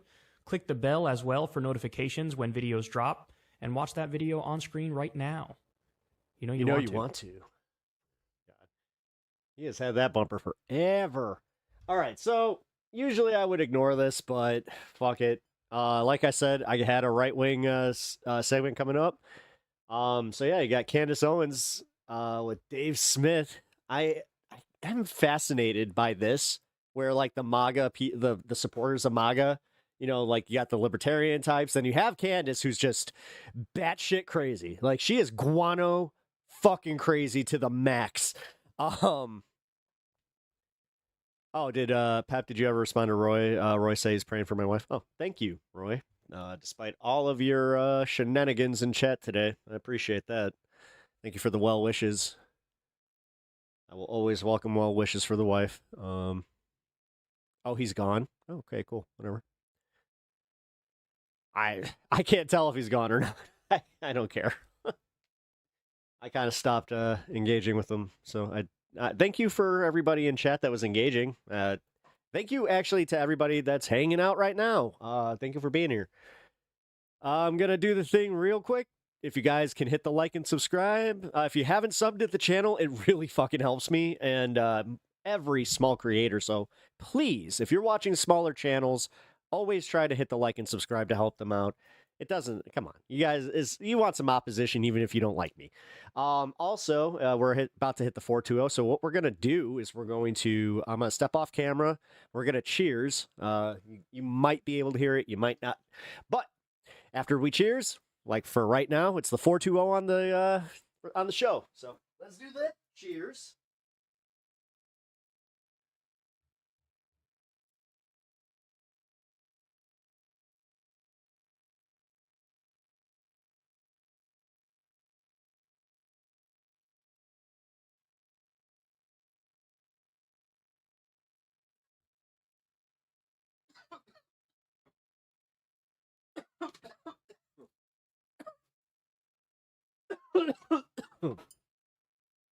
Okay. All right. Cheers, everybody. Whew. Good times. All right. Like I said, though, if you guys have not already subbed to the channel, I really do appreciate it. Also, for the good boy down here, can you see him? No, we can barely see him. He's hanging off his bed. If you guys donate $2 or more, the dog gets a treat. So just something to consider. All right, let's play this. And oh my God, like I said, I got a little bit of that masochist in me today. And now we demand you tell your audience to go vote for who we want them to vote for. Yeah. F you. F you. I am not doing anything. I thought it was so funny listening to Mark Levin. Oh, that's how they. Oh, okay. And so I guess Lindsey this went from Graham like at the this, clip all of a sudden to it. Genocide Fest 2025, where they're like, you know, like if you were to hear them talk about it, it's like, dude. Oh, it's nice. I remember the bar wasn't even a third of the way. I guess everybody just got possessed by to Israel hatred over the last couple years, and nothing else was going on in the news with Israel, Candace. It's just that, I don't know, so everybody just kind of there. I guess Qatar must have sent a lot of money around, and then everybody it was just all, you know, all that's what happened, is that like all these people like Candace Owens and Tucker Carlson and all the people who have been household names now for many, many years, who you know is very successful at the top of the conservative, most popular like commentators, they all just sold out their soul for Qatari money, and just and their whole audience is possessed by it too, and nothing. And then they just leave out that part where like you guys committed a genocide in 4K and 4. Yeah, but here's the part that really pisses me off that you guys miss, is how you guys did that to leftists. Like, this is what I hate about people that break from the cult, is that they don't understand they were using the exact same fucking tactics for anybody calling them out on their bullshit. Forced us to pay for it. Like, you don't think that had a little bit to do with this? You don't think that had something to do with where we're at today? And this like, you know, so one of the things, this is what I was getting at before, because Charlie was a movement guy. Charlie was a big tent guy. Charlie was a guy who wanted to find a way for us to not lose to like the crazy progressive leftists. Oh my God. And you could actually kind of apply that to the way that I do. And by Ben Shapiro. God damn and it. people And I share that like that over this last week. You know, we just had an election. The Democrats had a good night. You go, look, there's this infighting on the right. And so if we keep doing this, we're going to end up losing, and AOC is going to be president or something like that. Now, of course, they just take it as a given that, like, I guess we're just supposed to shut up and they get their way. Is, you know, like, why is that the way it works? But at a certain point, I actually think in a sense, they're right about that one argument. And Charlie was right to like be concerned about this. But here's the thing, right? And you being number one, and you and Tucker are the biggest two. You're the biggest two conservative people in the news. And like, then as Charlie noted, as Megyn Kelly's noted, nobody under 30 supports Israel anymore. Barely anyone under 40 supports Israel anymore. It is essentially my point. Yeah, you got to be like hardcore school, like if we or hardcore Christian school we'll end up kid. losing to the Democrats. But the only way to overcome that and win is to obviously go with the wind. It's like it's like saying in 2016, hey, there's a big divide between Donald Trump and the entire GOP establishment on immigration. They want open borders and he wants to build a wall. And it's like, yes, but you've got him and 100% of the base against you. So the only option here is to go with his immigration policy, and then you could win the election. And I do think this all comes down to the war party and to Israel, which are kind of, you know, one and the same in this country. And it's like, JD Vance, you can embrace that and lose, or you can come over here with the people and have a real shot of winning. What do you want to do? And look, we have the Republican Party, we have a Democrat you Party. You do understand this is why we have the Knesset Party, and they're Jen keeps saying populist, right? Both of the parties, actually. And what's happening right now is left and right people are saying no to that. The reasons might be different, but it's a populist movement one way or the other. Right. And it's hilarious to me that they think, after me watching Charlie Kirk get assassinated, them spitting in our face and telling us that it's raining about everything that happened here, the viciousness that they themselves directed toward me in the aftermath. I mean, people are like, they tried to say that I didn't even like know Charlie. I mean, it was they were so intent on making sure that not one drop of Candace being anti-Israel was a part of his legacy, that they just lied. They lied in a way that for the grief that I was going through, like, I'm not a crier. I mean, it was a lot. You know, I couldn't eat, I couldn't sleep. It was a lot for me to go through. And I look back and I'm like, wow, the nastiness of them doing this. And then like a couple of weeks later being like, and now we demand you tell your audience to go vote for who we want them to vote for. Yeah. F you. F you. I am not doing anything. Did she just confirm that they actually do that? Okay. You tell me I can do this job. I can build your house. I can do this. I hire you. Okay. I get behind it. I say, okay, I hire you. Go do that job. You then don't do it. You look at me and you say, Epstein who? Okay. Like you're at the top of the FBI and you say, oh, these are the real messages. You're blocking people, as Kash Patel is, from looking into Tulsi's team and Joe Kent. You saw this playing out in the news. They won't even let them look into whether or not foreign people could have been involved in this. And then you're like, and now go get out more people to vote so that we stay in power.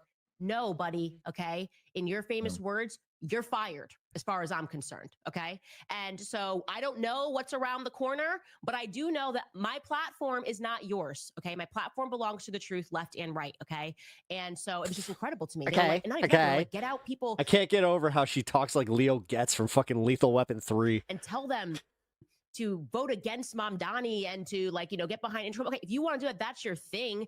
But I'm telling you, I'm not doing anything, because for me, life stopped. Political life stopped when Charlie Kirk was murdered and you wanted me to move on. I'm not moving on from it. Yeah. By the way, it wasn't because of Nick Fuentes and Tucker Carlson sitting down that MAGA got splintered. It got splintered when you said Epstein who?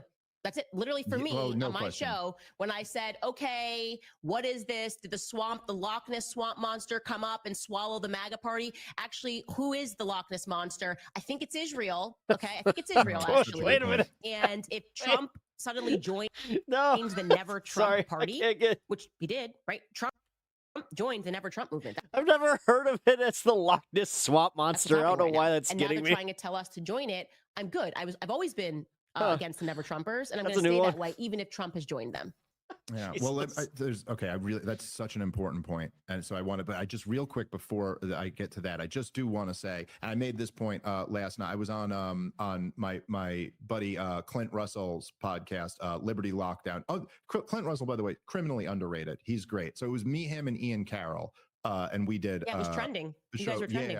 Yeah, well, it was a great show. I think I bowled over everyone. I talked too much on the show. I apologized for it afterward, and I was like, I bet I'm going to get shit in the comments for this, and I did today. So sorry about that, guys. It was late. I'd had a couple whiskeys. I was ranting a bit, but it was a great show, and you should go subscribe to Clint Russell's channel if you get a chance. But I said this to them on that show, and I wanted to just make sure I say this again while you're on my show. That look, I don't know everything about everyone here, but one thing I do know is over this last year, I mean, me and you have become friends over the last couple years. Me and Charlie became friends over this last year from hanging out with both of you. And I remember talking to you because, you know, we'd all talk about all this stuff. And I remember talking to you about Charlie years ago when we were hanging out, and you were just had nothing. You were like, Charlie's the greatest guy. Just had nothing but like, I love him to death. He's the greatest guy ever. And I talked to Charlie about you briefly when we were down at the student action summit, whatever the big event where me and Tucker and Megan were, and literally just all he had to say was how much he adored and loved you.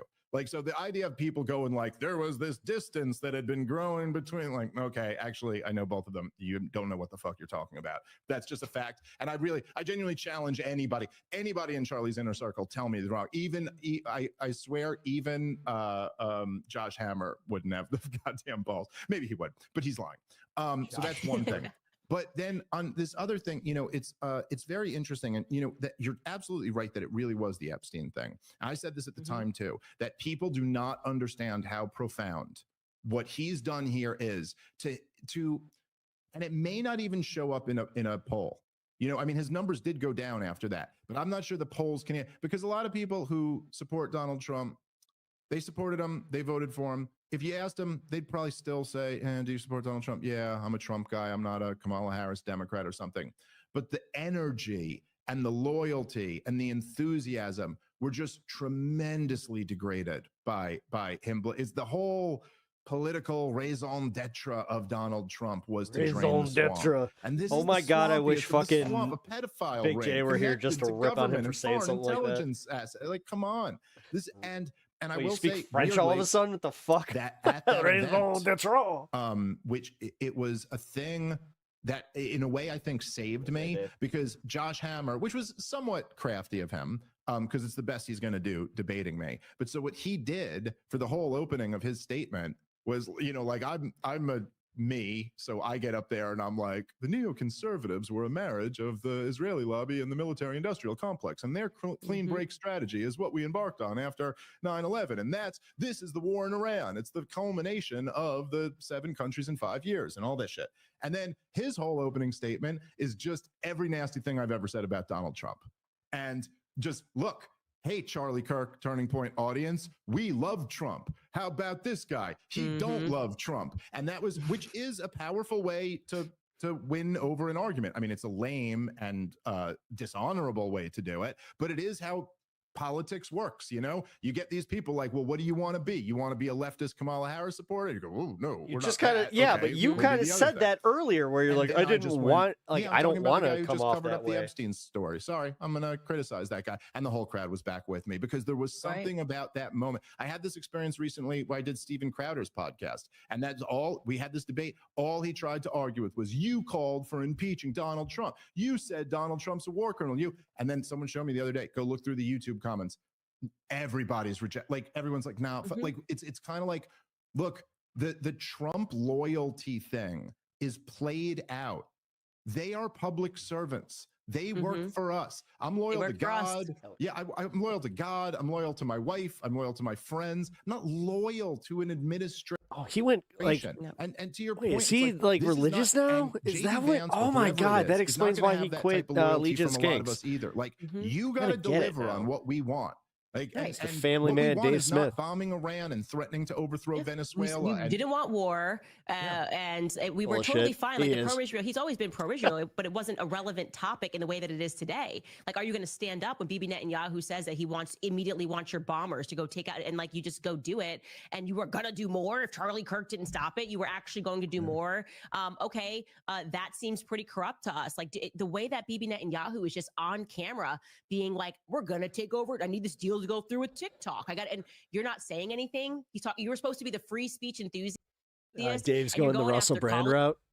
Kids. You got Pam Bondi. No, I know that him having his kid really did. Who's like blanking us when like it I do know on that Jeffrey Epstein, but responding. He had like to, a weird moment on Legion of Skanks where like he just like broke down and everybody like they wanted to make fun of him, but even Lewis was just like, yeah, dude, yeah, doggy, it's kind of profound when you have your first kid, you know.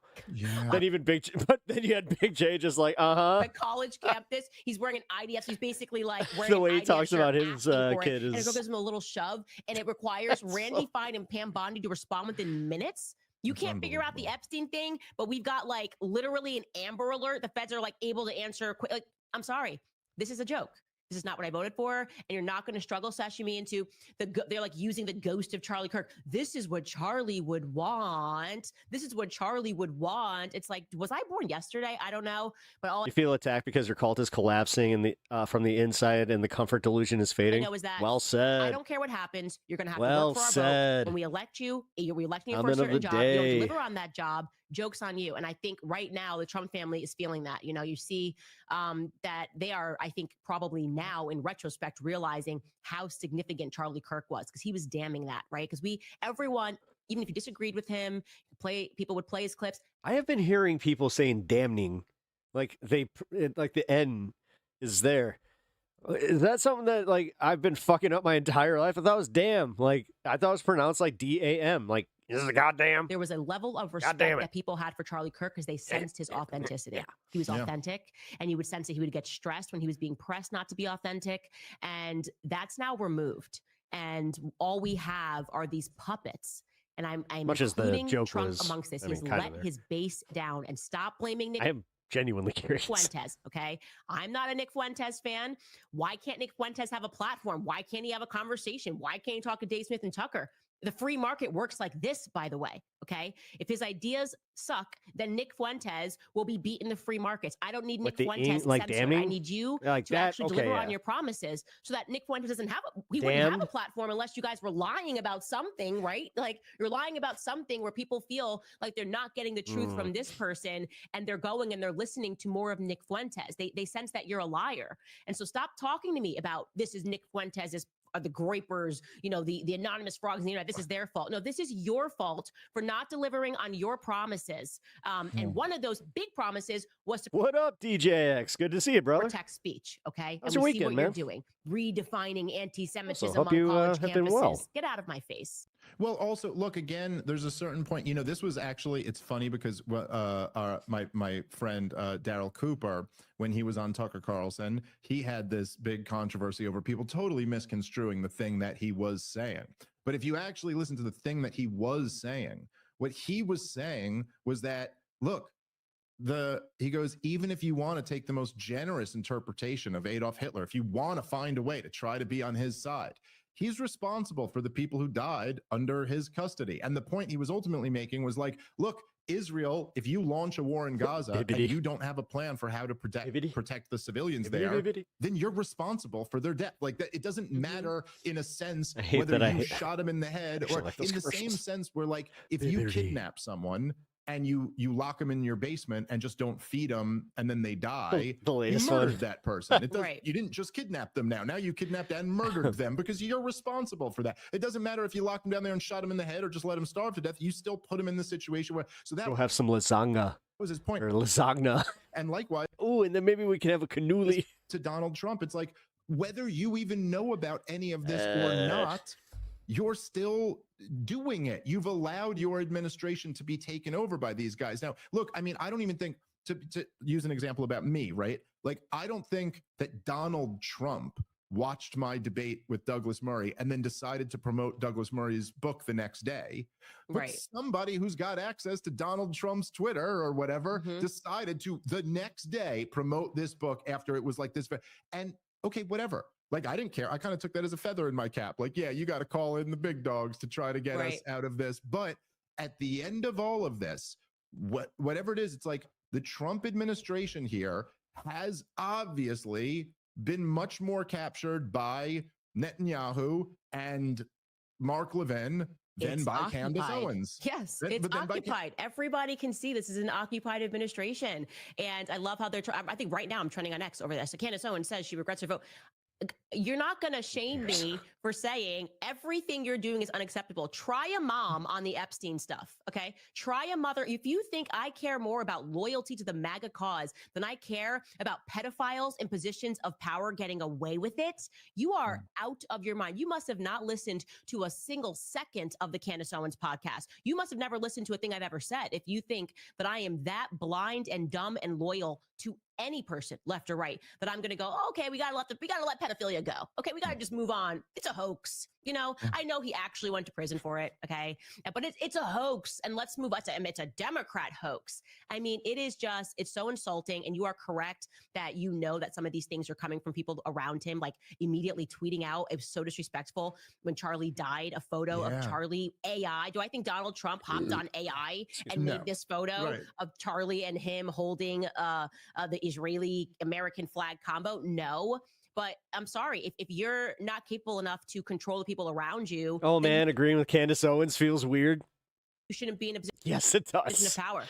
The fact that it's both of them, and I'm just like. Okay, I don't get to. For the most part, I'm agreeing with you. On my account, right? And people go, oh, this hey, Light and Shade covers. Nice to see you popping up again. It's been a long time. I changed my handle. I don't get to go, well, you know what? My producer had access to that. What was your old handle? It's like, okay, but that's your account. So also, but yeah, I'm glad I'm popping up again. The captain goes down with the ship, and we don't even know, who's in control, but we know it's not Trump. So this is effectively like the Biden administration, but totally actually worse because Trump has his wits about him. Right. So with Biden, at least. Oh, shit, dude. What's up? We knew, right, that he had dementia before they admitted it. I'm not sure if you want your real name out there, in control the whole time. Yeah, man. How you been? It's almost worse because Trump doesn't have dementia, because Trump is actually sharp and he is aware. Man, you just on, what was it, Friday? We covered the Andrew Andrew Wilson debate with Owen Schroyer.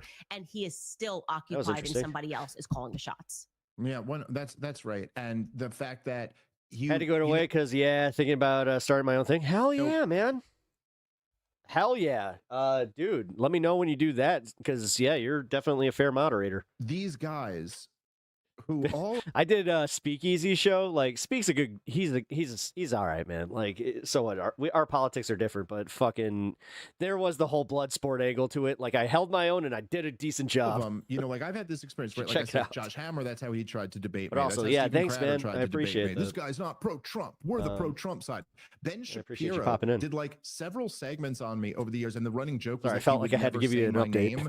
He would do segments, not of just like me on your show or me on Rogan's show or something, like on my show. Like he would do segments of my show keep me and in mind. still go, this comedian who evidently says he's a libertarian, like he would never say Dave Smith. It's a very complicated name. Most people would but he not do never that say on it.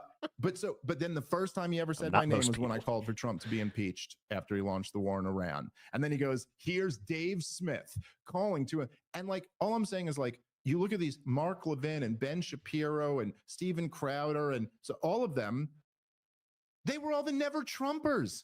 Like, how stupid does everybody have to be? What, do you not remember the National Review piece, Never Trump, in 2016? Oh, They yeah. weren't All just the never Trumpers. They neocons- stayed never Trumpers. They were My favorite part is that I actually won over some people, and they ended up like I still have a few that still watch pro me. DeSantis. They said, "Yeah, we might not agree with your politics, but you're an all right dude." The person that they have wanted to put in office, they have not had a winning philosophy. Yeah. And now all of a sudden, they're like trying to convince us that they're MAGA. I I hate to say, me and Dave would very much be in that same line, where it's like I kind of half of them pushed the Russiagate Awesome. hoax. These were never Trumpers, and they were never Trumpers That's good to see, man. for a reason. And I'm happy to hear that you're doing your own Like, thing. People just be like smart enough to see I this just for had one brought second, something up right? Because it's about funny that, when they where I come was at just like, me. we need 'cause, more, look, I'm not like, like, I voted spaces, for Trump but this last time. I sat out better. the first two. I've always Right. been like, but the thing is, because I'm to the MAGA of him. I'm to the non-intervention of him. Like when Donald Trump came out and said, we're not going to fight these wars. Iraq, you lied us into Iraq, blah, blah, blah, but we'll still bomb them and we'll take Crowder the says oil and I'm we'll not do this. touching I you, went, no nope, shit. too Oh, yeah, much. that. That's still too much intervention for me.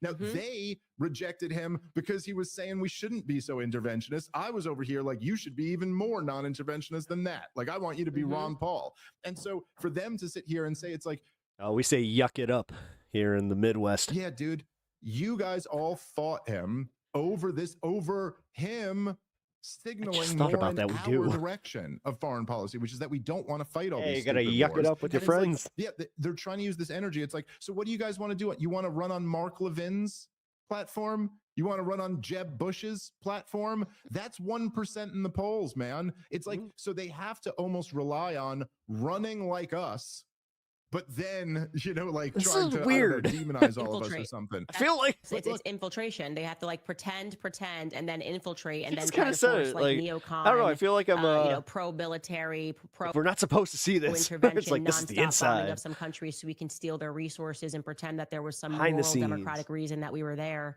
And people are awake to it. So I do wonder, it seems like they're playing checkers. This is Nobody's also- believing that you're original MAGA. I mean, it's such a weird thing. It's like, they're like, the problem are these people who actually got Trump elected when we were attacking him. Like, the problem are these people, they're so extreme. We're right back. I'm like, we're hamsters on a wheel, right? We are just right back to the beginning here, and we're the basket of deplorables. Okay. Let's go. Like, and now it's like Trump, I guess, like I said, has joined Never Trump, or is being controlled by the Never Trump movement. It doesn't matter. Our eyes are clear on this. We know what we voted for. We know why we got behind Trump, and we know that we're not getting it. We're getting like Bitcoin stuff that he's like pushing, and which is like completely crazy. And like, by the way, also, you are taking advantage of people that believe in you the most. All of it is just so wrong, and it's so icky. We're aware of the deals that Jared is doing while you call us funded by Qatar. The deals that Jared is doing in the Middle East with Qatar and Israel, they think we're this dumb. And I'm going, wow, like, did you always think we were this dumb? Or actually, is it because you're occupied by the Never Trumpers, and the Never Trumpers have been explicit in the fact that they think that Trump people are dumb? But we're not this dumb, okay? The original MAGA party is not this dumb. We're aware of what you're doing. We're aware of the infiltration, and we are not going to support that. I mean, Yeah, and the sad thing that is, last little bit there that she added is just like, well. As Tucker said when he was on my show a few days ago, he said, you know, if you really ran on an America First message, it's going to be enormously popular, and not just with the right wing. I mean, you could carry half the left wing on that message too. Maybe not all of them, but you could carry a whole lot of independents and liberals and leftists if you just said, hey, look, here's the platform. Like, thank you for popping by, man. Yeah, separation. You know, in the same way we had like a separation of church and state or anything like that. You go a separation of Israel and DC, a separation of Tel Aviv and DC is like a great thing to run on. That you could get tens of millions of Americans. We're not this dumb. Oh, Candace. To rally around. That's just it. Our goal here is just the platform is we're not going to fight stupid wars. We're not going to have open borders. We're going to start. The only problem I have with this line of thinking is the fact that you voted for him 3 times within our means. That's not nothing. Like what how much tax revenue do we bring in every year? That's what we can spend. If you bailed on the first after the first go around, and I fine. will say, and this will be the last thing I say, and then I'll give you the final word. I do see, you know, like as Mamdani wins, and you know Ben Shapiro and people like that are going, when did you guys spend any time attacking Mamdani? You know, and it's like, not once. Hey, look, I would love in a way to argue with a communist who wants to be mayor of New York City. You know, it's like the problem is that you guys made the whole argument. You've never visited Israel, and then you go, oh, you picked the argument that he was right on. That he was strongest on, was rejecting all. And this is where I think he's dumb. This shit. Oh, sorry. You won't even pledge to be a genocidal demon like us. Like, yeah, okay. Well, I actually kind of like that about him. But the thing about it is that if we don't and this has always been my thing that I've been beating forever. It's like Ron Paul's whole thing was it was end the Fed and a gold standard and sound money. And why was it that the most anti-war libertarian was always talking about sound money? Because that's the whole game here. Now you let all these Democrats talk about unaffordability. Well, what is unaffordability? What is that's currency debasement. It's another way of saying this shit that the libertarian Ron Paul guys have been saying for all this time. But the reason why Ben Shapiro or Mark Levin or sucks. I just realized I'm gonna have to go into the doctor. None of them could this is starting to hurt. Ever utter those words out of their mouth, even though they're supposed to be fiscal conservatives, is because you know, you need that type of monetary policy to have a world empire, and that's the only way that you can fight all of Israel's wars is if you keep devaluing the currency, because we can't afford them. The American people aren't going to be taxed enough for it. This being the world, Dave is a comedian first and intellectual never. Yo, dude, watch it. Empire is the biggest of big. That's riding a fine line with this show. Government programs. All right, we talk about poop knives here. For $1 trillion a year we spend maintaining the empire, and so while Donald Trump is doing all I have a little bit of self-awareness on this one overseas, he's had to print a ton of money in this first year, and so what's happened with prices? They've just gone up even more than from the Biden years. And so anyway, the point is let's just kind of really are in a moment here where it's like, do you guys want the socialists to win? Be smart to be a comedian, or do you want to keep fighting wars for Israel? Or I don't know about that. You get both of those, right? Like your choice is preserve liberty in the United. I mean, I'm sorry. Immediately when you said that, I had like 4 different faces just pop up. I'm like, no, States of America, or fight Israel's wars. Right. That's exactly. I don't know, man. Right. And fucking Theo Vaughn, that one alone kind of disproves that theory, but I don't know. And I just say to people, I guess what you can do is control your own household. Like I would never allow my Comedy son to sign up for the military when it's subjective. Okay, guys. I try not to. So all this raw pro-American. No, it's not. It hasn't been pro-American in a very long time. We see that. We saw that recently. And the reality is they need America because they don't have enough bodies. They have enough corruption. They have enough evil. They don't have enough bodies. And this is why they're trying to commit you to their cause ideologically, because you are the slaves are supposed to go over and die, when they drop bombs and say that they're spreading democracy, but they're actually in Afghanistan having people guard the poppy seeds so that they can cause the opioid crisis, right? Like you're fighting for the Sackler family. You're not fighting because you're up against the Taliban. All of that's nonsense. She makes it all, and people dude, that's the problem with her. She makes it sound so conspiracy laden when it's not. She's not necessarily wrong. But goddamn, the way she just broke that down. And this is what I say all the time on my podcast: hold your kids out of their schools. Okay, homeschool. They get so much power by being able to infiltrate their minds when they're young. That's why they're obsessed with the youth generation. And guess what? That's all. No, actually, no. That's not true. There's a reason. No, being attentive in their schooling is the best way to do it. Send your fucking kids to school, man. Like for real. don't homeschool your kids. It makes weird fucking kids. This is coming from a private school kid. The homeschool kids were weird by our standards, okay? Okay? Like, yeah, you're not doing your kids any favors. They become fucking weirdos. Reason why they now want to pass homeschool laws, they're trying to demonize homeschoolers, is because COVID woke parents up to like, whoa, why do I have not even control over my kid's body? Forget the mind. I don't even have control over my child's body. And there's no upside. I mean, this is what why are you sending your kids to university? For what reason? To plug them into that same monetary system where they start their lives like I did, $150,000 into debt because they thought that they had to go to college. This is all the Matrix. Attack it where you can in your own household, and they don't even know what to do. They're scrambling. You hear it now. They've never been more roarous. I mean, it depends on what your fucking kid wants to do there. Like, what the hell, Candace? That's not great advice either. Listen, I'm all for not going to college. I did not go to college. Even though I kind of did.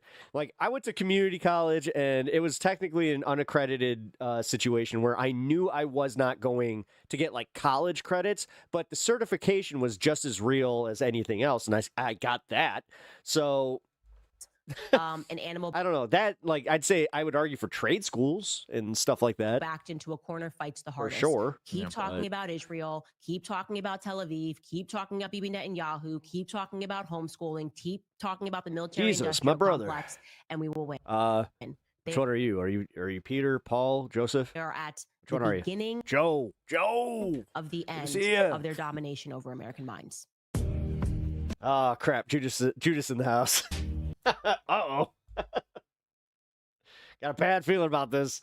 All right, so we're in the right-wing corner of the show, and then we're gonna, well, hold on. I want to watch this? Yeah, I want to watch this. Everybody knows you're a paid shill. They don't really give a shit about what you have to Yeah, we're gonna talk about Ben Shapiro totally firing some people. say anymore. If you want love you, still here? Yep, state-sponsored still- propaganda shoved down your throat, you can just tune in to Fox News for free.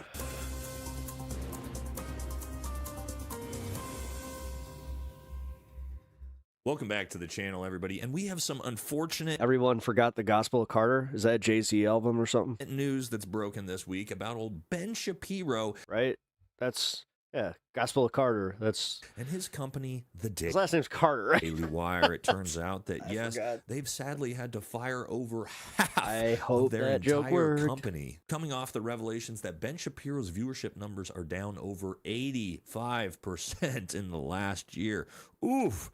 Ouch. Now, I know nobody can figure out, why is this happening? Why is the Daily Wire completely dead? Why is it most likely going to go bankrupt? Why is nobody watching Ben Shapiro or That's his first name? anyone at the Daily Wire anymore? I mean, it's such an Wait, incredible what's his outlet name? of journalism that's hard-hitting facts, never Damn it, leaning now I gotta into forced bullshit, paid propaganda by a foreign country or anything like that. Again, it's so bizarre, but I've got the numbers for Sean you Corey in this video, Carter. so that's what we're going to talk about. Don't forget to like, comment, subscribe. Helps the channel. Follow us on Patreon. Grab some America First, America-only merch. Let's jump into it. Let's talk Where's about it. And where are first, they let's look migrating at the to? story. From my And then understanding, Candace, they're splitting between like the Candace Owens and like Tucker side, and then they're also kind of going towards like Tim Pool and we'll some of try that to figure shit. out together why this may Tim have Pool, I happened. would And actually yes, as we argue see probably here, got the America most First from that. Patriot Ben Shapiro, again, struggling out here, as it says. The Daily Wire just fired half of its I love staff in mass the eyebrows. layoffs. This comes after Ben Shapiro has lost 85% of his YouTube audience since last year.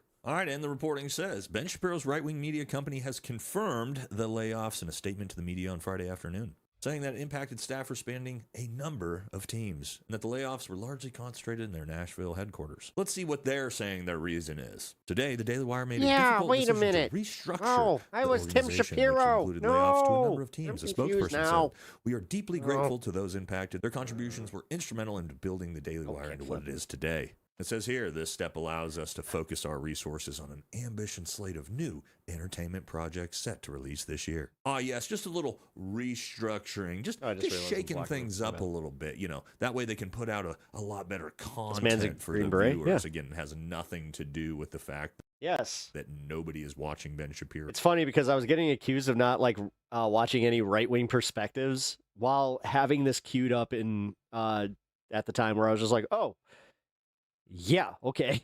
Do you know how full of shit you are? It's so like, how confident these guys are, where they're just like, oh, you don't ever listen to the other side. Or any of the Daily Wire affiliates channels anymore, and everything to do with just, again, a little bit of restructuring. Now, I will admit I go out of my way to make sure that, like, you know, some of these guys, that they're not full fucking mock. I like people that can admit when they're wrong. Like Sean Ryan, I'll even admit that I can watch some of his shit because he at least admitted he's wrong. But there's guys like fucking that just will never admit it, and they just... Now let's look at the That's actual all they numbers care here. about. Now, this is not like new. Benny I've Johnson been and all telling you those guys about this fuckers. on my channel for months, that these channels were completely dead, and that Ben Shapiro, of course, is buying views. He's only doing it on a couple videos now, and we'll take a look at that still. But as you're going to see, all of these channels, The ROI have is just not completely there. Burned in. All right, we got to start with the boss, Ben Shapiro's YouTube channel, 7 million subscribers. My God, you should be expecting numbers in the 1 to 2 million views a video. With these numbers, let's see how he's doing. Well, unfortunately, 56,133. We're going to take a look at these two big ones. And also, you're going to notice, interestingly, the only videos that have big numbers like this, what the topics are about. We'll get back to that in a second. DEI. 14,000 views in 2 days. Wow, Ben. 88.22. And then here's another big one. 14K in 2 days? 24. Shut up. What's interesting about these two big for 7 million page, sure, but videos? Well, what's this about? Oh, huge win for Trump. Interesting. This one has 556,000 views. Now, what's the problem with that? We've shown this a bunch of times. Well, we can immediately tell the videos that Ben is buying views on, which is this one, or someone is buying views for Ben. We should put it that way. We don't know necessarily if it's him or not, but you can tell immediately just by the like ratio. This video has 556,000 views and only 6,000 likes. That does not make any sense, and no, that is not organic, and I'll show you here in a second. All right, then that second one we saw here. Oh, Ben Shapiro defending Donald Trump again. And yes, 524,000 views. Only 6.8 thousand likes. Interesting. My bad, Again, guys. those are not normal numbers realized he for has a any camera YouTube up. video. Let me show you. All right, we'll use my YouTube channel just for reference. We can actually see what real organic numbers look like. Here's me, only 500,000 subscribers. That is 1/12 Only? of Ben Shapiro. Shut the fuck up, you fucking clout-chasing whore. By the way. God damn it. Fucking only. Go fuck yourself. Notice. Jesus, do you understand statistically how hard it is to even get there? Like, my God, congratulations. You're in the upper echelon of YouTubers. Cool. The numbers are just... Especially covering political content? Wow, way higher than Ben Shapiro. We'll talk about that in a minute. But let's check out a video that's close to about 500,000 views. I had to yell at on that. This one. Okay, here we go. So this video has 447,000 views. Keep in mind, that's still about 100,000 views less than the two we just looked at for Ben. What's the difference here? How many likes does this have? 28,000? So, wait a second. This has 100,000 less views, but has 5 times the likes as both Ben Shapiro's video with even more views than that?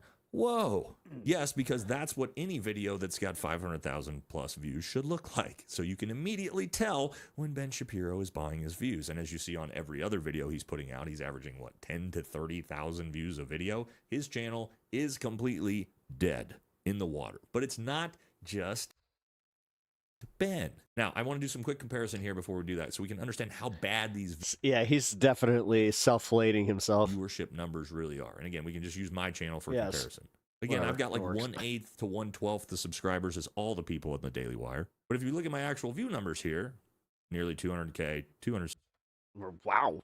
We're revisiting this, huh? 200K, Again? 400K, 230K, 450K, 220K, 140. Did you have to remove that rib like Marilyn Manson style to fucking self-blow, like to blow Now, yourself? keep in mind, What's going on here? Just dipshit Nate behind the camera. No giant team, no tens of millions of dollars into investment. Just me doing my own editing by myself. Compared to this massive company. That means that you get all the money. It's got massive investment. From a 500, like, honestly, if he's not even paying editors, It's been a fuck. giant team around it. So let's go down the line and look at the other channels too. Yeah, if he's editing his own videos and he's posting his own clips, like, seriously. All right, damn. Michael Knowles. Although, you know what? He doesn't have a real job. Like, he does this full time. 0.6 real job. All right, now I'm one of those assholes.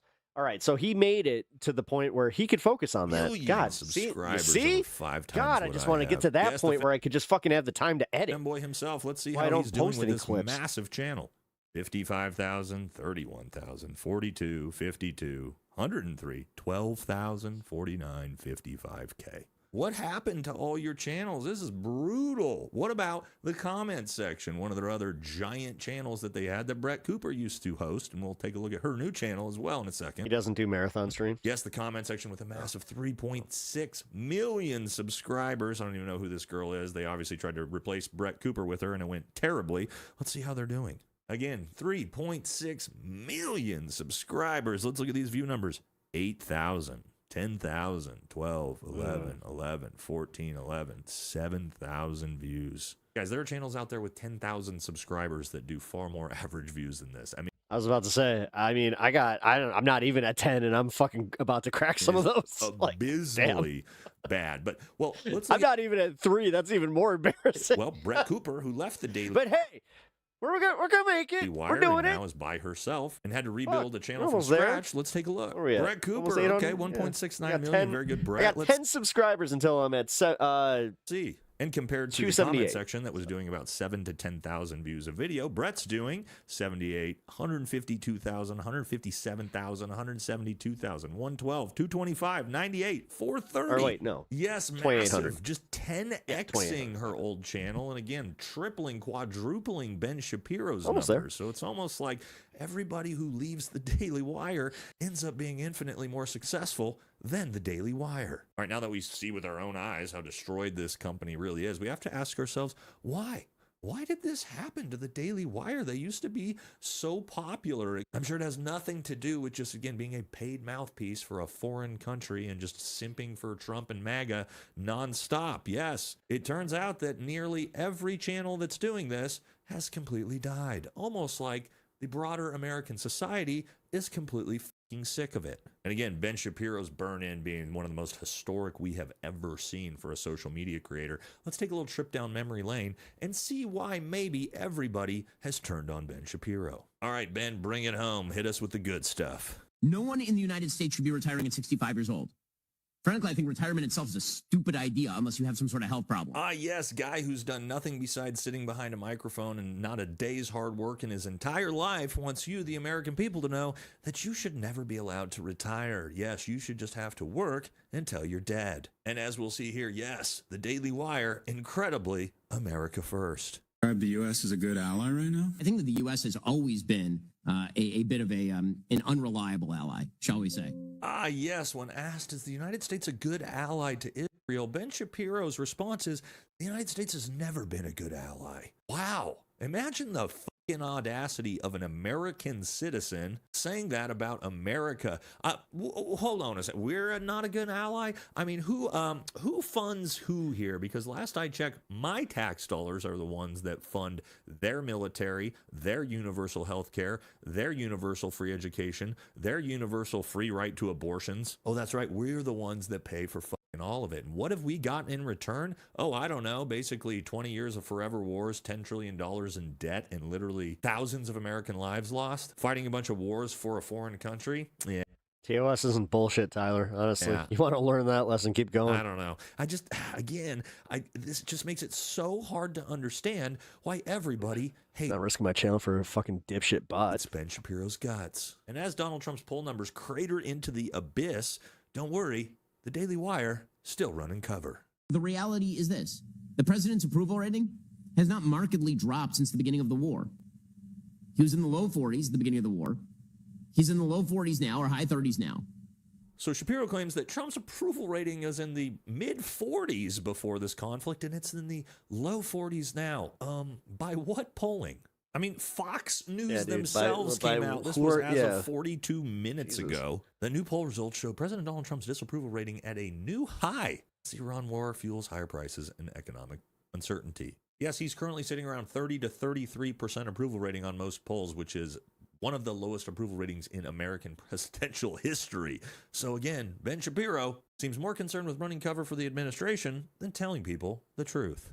And Theo Vaughn is basically just a Bernie Sanders leftist who does not like the censorious impulses of the left and engages in all the same conspiracy theories and, of course, is good friends with Candace Owens and all the rest of it.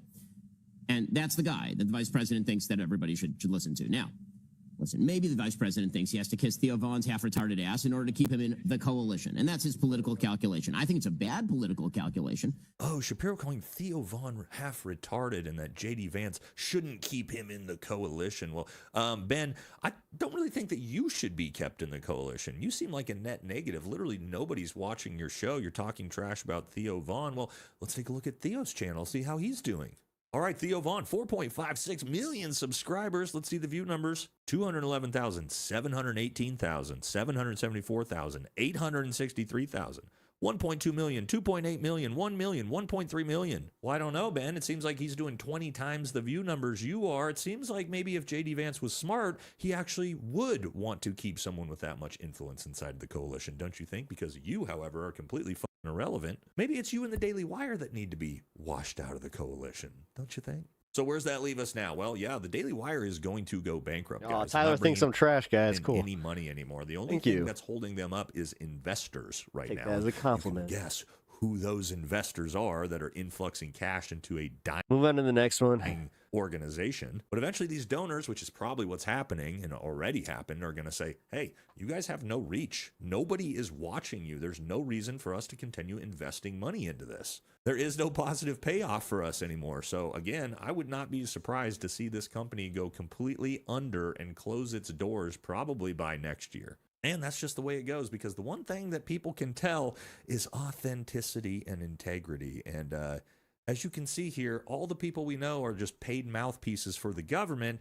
All of their channels are dead. Because once everybody knows you're a paid shill, they don't really give a shit about what you have to say anymore. If you want state-sponsored propaganda shoved down your throat, you can just tune in to Fox News for free. And you know what? I don't wish failure on very many people, but if you're the type of people that, you know, have never served in the military and you're out there using your platform to try to push supporting a war and sending all of our sons and daughters to go die another forever war in the Middle East that you are not willing to fight yourself, and keep in mind, everybody at the Daily Wire is young enough to enlist still. Well, I gotta say that I'm just really not that sorry for you. But we'll just have to wait and see how it goes. It's gonna do it for this one. Catch y'all in the next video. All right. Yeah, you know what? Fuck it. This was funny. Megyn Kelly is finally fucking at it, apparently. I'm taking this before I give it to you. That's fucking bullshit. The intelligence community assessed that Iran was not anywhere near getting a nuclear bomb. This guy's face.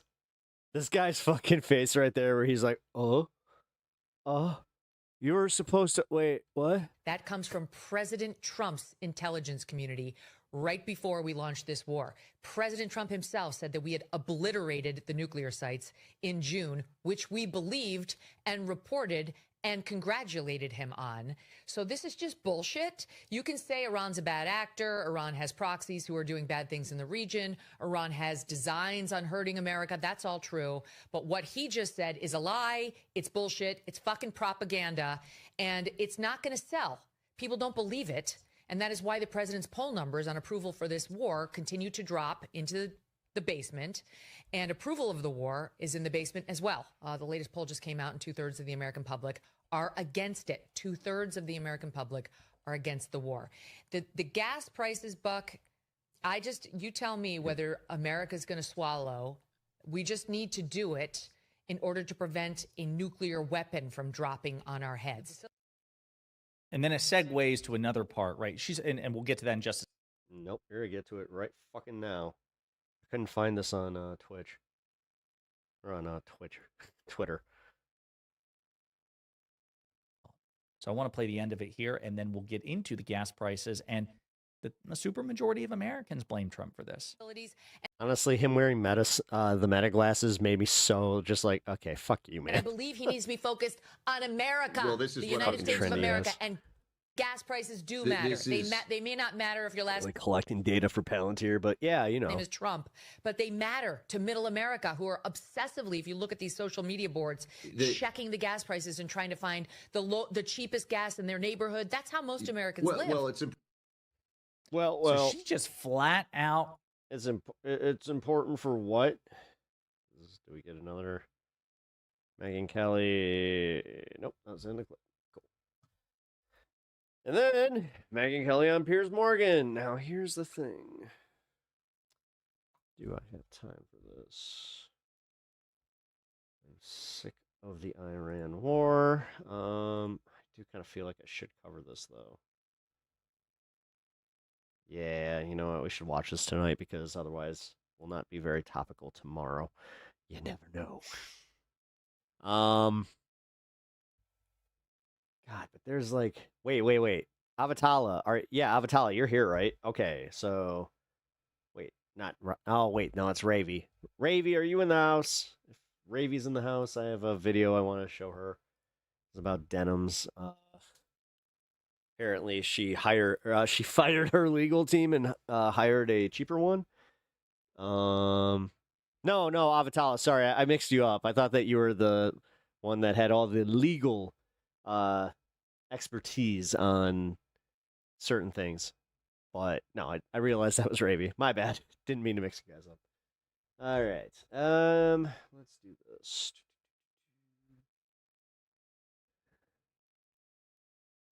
It's okay. It's okay. Yeah, as I said. We don't end wars in the U.S. We only start them. Yeah, I mean, especially post World War II, that's for sure. Oh man, I got 2 sovereign citizen videos I really want to watch, but yeah, buddy. Hope you all are well. Thank you, Stacy. Appreciate you being here. Also, guys, if you haven't already hit the like and subbed, please consider doing so. All right. Fuck it. We're going to do the Piers Morgan thing. Go. It's kind of morphed into more like they have a biblical right to your support. And if you define it that way, which I think Tucker does, more and more appealing. Quickly detained by police, and thankfully this time both men survived. But attacks like this keep happening. Mickey Mouse and Minnie Mouse here, because that's your Disney World. Last week, 2 Jewish men were stabbed in a primarily Jewish London neighborhood. The Somali-born suspect was heroically detained by police, and thankfully this time both men survived. But attacks like this keep happening with disturbing frequency all over Europe and in the United States too.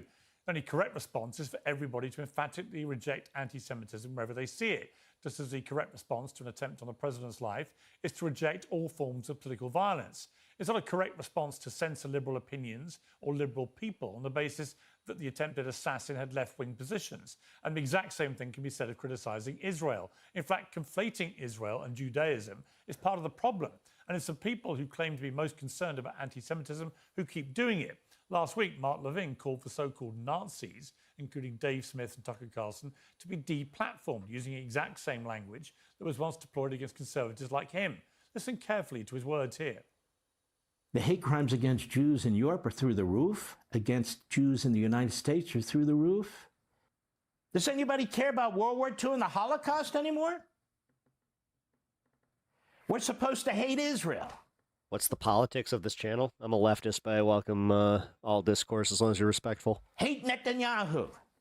The Jews got us in this war with Iran. The president has said over and over. Even though you could argue that some of the people coming into chat today haven't been exactly they haven't been respectful. Over again. BS. We could have healthy debate. That'd be great. I make the decisions as president of the United States. If you need my politics, I'm like a DSA leftist. If you need to, like, the Jews got us into the war with Iran, he says, drawing a straight line between a legitimate opinion and hate or love me accordingly, I guess. Anti-Semitic violence. But nobody says that. Many people blame Israel for involving the US in the war in Iran, mostly because of the overwhelming on-the-record evidence and reporting, which substantiates that view. Answers your question. That's very different to blaming the religion and its followers. Mark Levin and others who share his views do this repeatedly. You're pro-left? It's dangerous. Violent attacks against Jewish people have been rising all over the world ever since. All right, so how do you label yourself?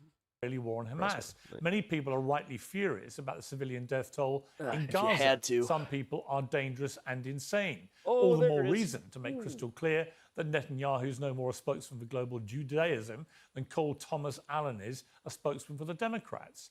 A similar debate about the importance of words formed part of Tucker Carlson's much-discussed interview with the New York Times.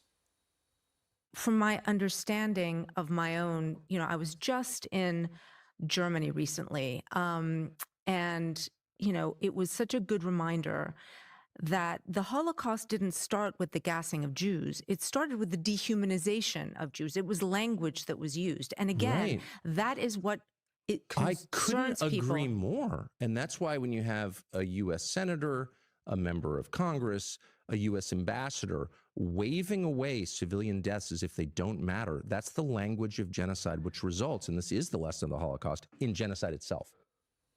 Well, right on cue, yesterday's Israel National Security Minister, Itamar Ben-Gvir, posed with his birthday cake, decorated with a golden noose. And I said, now we're going to talk about sometimes this. dreams come true. A grotesque celebration of his new two-tier death penalty law, which will target only Palestinians. Anybody misusing anti-Semitism to deflect criticism of Israel is leaving Jewish people everywhere to shoulder the blame for the behavior of people like Ben-Gvir. I can't think of anything more likely G-Man, to put them you're in in good harm's company. way than that. Like and sub, My man. all-star panel Seriously. is standing by. We'll begin today's show with Megyn Kelly. Always host of the Megyn appreciate Kelly when, Show. Megyn, welcome back to Uncensored. Great to be pro-leftists here, Piers. Mark are Levine here. has posted on X. Folks, Thanks for the support, by the way, guys. Tucker, Appreciate is, you in my guys being here opinion, today. mentally ill. That is the explanation. It's not complicated. What he says, incessant lying and conspiracies. Tucker Carlson obsessive humiliation? hatred of Israel and Jews, What? his speech pattern and odd rambling, strange cackling, wild mood swings, and all the rest.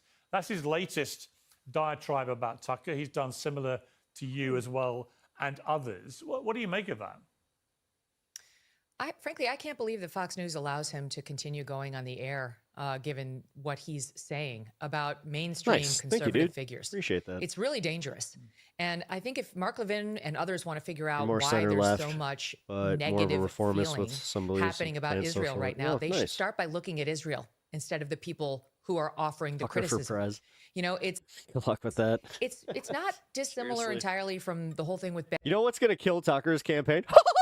Ben Shapiro going after you, going after me, deciding on his own who can and cannot be within the conservative movement. And then when some of us said, who died and made you king of conservatives? Who gets to decide who's in and out? They said, you're an anti-Semite. Wait, no. What you're saying is creating anti-Semite. No. What he is saying is creating anti-Semites. Anybody who purports to say, I will decide who can speak and who cannot, and how they That's a tanky. need to speak and how they can't, automatically engenders a sort of revulsion by the thinking West, because we have freedom in our blood and we don't work that way generally. That was the perfect Tucker Dolphin tends laugh. to be Thank a you. very far left thing, the policing of the language. And there have been people who are very pro-Israel, like Levin, like the folks over at Commentary Magazine, who for a very long Thanks, time G. now have been trying to conflate anti-Zionism is Thanks, dude. anti-Semitism. And then a debate unfolded Oh, about man. what is anti-Zionism? Because many of us thought it was, do you believe that Israel, is a country, like they deserve to have a place to live? No. It's kind of more No, it was about the fact that it was like, into more like You know, they have God's chosen people and all. a biblical right to kinda your does stem support from that. for whatever portion of the Middle East they want to occupy. Promised And if land, you that define kind it of that thing. way, which I think Tucker does, more and more people are like, well, I'm out. I'm not saying that. They don't have a right to AKA, dominate the you're an Middle East, uninformed, and they don't have a right an to be in uninformed those particular doofus who doesn't borders really any more than the read United history. States has a Yeah. right to be in its particular borders. Over the course of hundreds of years, these things change. There's not a biblical right that I need to support as a Christian. But it has been the most ardently pro-Israel people, like the Commentary Magazine people, like Mark Levin, who have been trying to intentionally make that conflation. And it's just not true. You go on your show regularly and criticize your government and the United States. I do the same. I mean, if you counted up all the criticisms I've had of obviously the Joe Biden administration, the Obama administration, but also the Trump administrations, we'd be here for months. But I can't do the same against Bibi Netanyahu. I can't do the same against Israel because I'm a Christian or because it makes me an anti-Semite. Thinking people know that's a lie and it makes them recoil. Yeah, and I think the people like Mark Levin, who starting that clip that I show with, people are trying to blame the Jews. They're not. I mean, look, there are some people out there who are genuinely anti-Semitic who will definitely blame the Jews for everything and hate Jewish people. Of course they are. They're genuine anti-Semites. But the people he's alluding to in that rant of his are actually people who've criticized the Israeli government, and people like Ben-Gvir, whose wife gives him a birthday cake for his 50th birthday only 2 days ago, which has a golden noose on it. and they celebrate this. This is psychopathic behavior. And I've been pointing this out about Smotrich and Ben-Gvir for a while. You know, for those who are not as up to speed with the history of what happened here, Netanyahu only got back into power by getting into bed with some extremely dark individuals like Smotrich and Ben-Gvir, whose game plan really is to get all the Palestinians out of the West Bank, out of Gaza, and take it all over themselves. They are supremacists in that sense. And the idea that somehow you conflate criticism... Oh, yeah, don't forget the golden pagers. And he really is just such a fucking ghoul. ...people working in a very, very hardline Israeli government, doing some stuff which most people, most decent-minded people, find increasingly unacceptable, that you suddenly twist that into, well, it's blaming the Jews. This is an anti-Jewish thing, as if somehow it's about the religion of anybody. It's completely shameful and outrageous. No, they're using it as an obvious tactic to stop us from leveling those criticisms. And I will tell you, as somebody who's been defensive largely of Israel over the past few years in its retaliatory campaign against Hamas, I'm disgusted by this, because this guy puts the truth to what I had previously believed was a lie about Israel. You know, I didn't get into the day-to-day that much on what was happening in Gaza, but I generally felt like, you know what, they attacked Israel. It was absolutely brutal. It was a terrorist attack. And you and I had a discussion about, do they really need a proportionate response, Israel? We wouldn't have done that as the United States. I meant that at the time. I looked at Israel and perceived its behavior in good faith. Like this is a people that was attacked like we were attacked on 9/11, and they have every right to go and, you know, harshly defend themselves against the group of people that did it. No, it's so far beyond that. They genuinely don't seem to care about the tens of thousands of civilians, including children, including members of the press, including people who are obviously innocent. And enough time goes by, Piers, and even people like me who were previously pro-Israel see, wait a minute, they're lying. They're using that, the horror of 10/7, to justify their own terrible behavior every day thereafter. And you see this on camera. You can't avoid it. The other piece of the card is what's happening now in Iran, where President Trump, I think, having realized this was a massive mistake, is trying repeatedly to get us out of it, the United States. And why can't we? Because our truly close personal ally, Israel, won't let us. Every time he tries to declare a peace, they start bombing Lebanon again. And Iran says, you know what? There's no peace deal. This was part of it. We know it was part of it because the Pakistani prime minister tweeted that out the night of the ceasefire, saying Lebanon is part of it. And only once Israel called Trump, Netanyahu, saying, hey, we really want to keep bombing Lebanon and we're not going to agree not to, did it suddenly get otherized.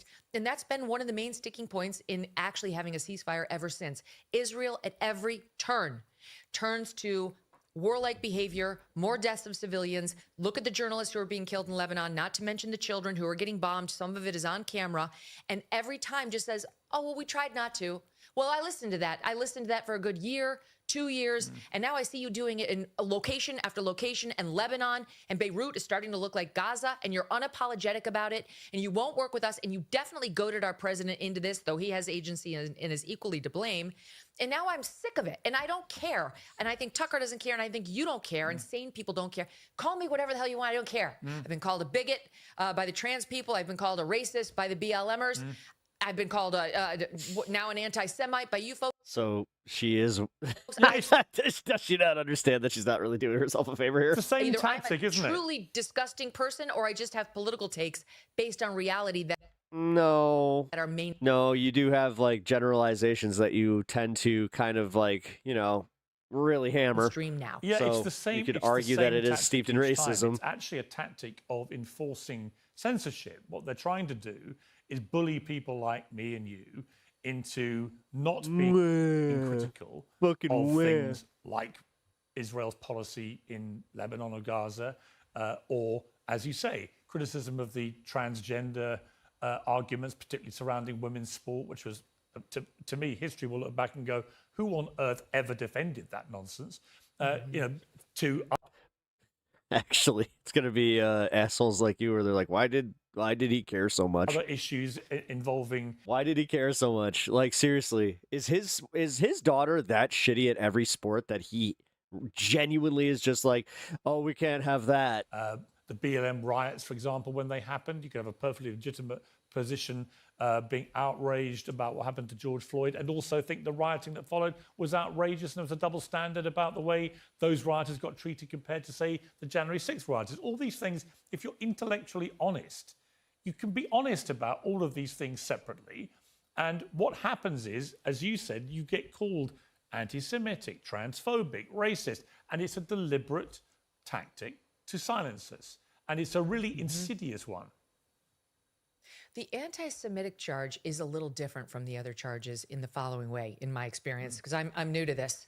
I've been very pro-Israel, and I'm in no way an anti-Semite, absolutely not. And there actually is zero evidence to the contrary, other than I continue to be friends with Tucker Carlson. Okay, great.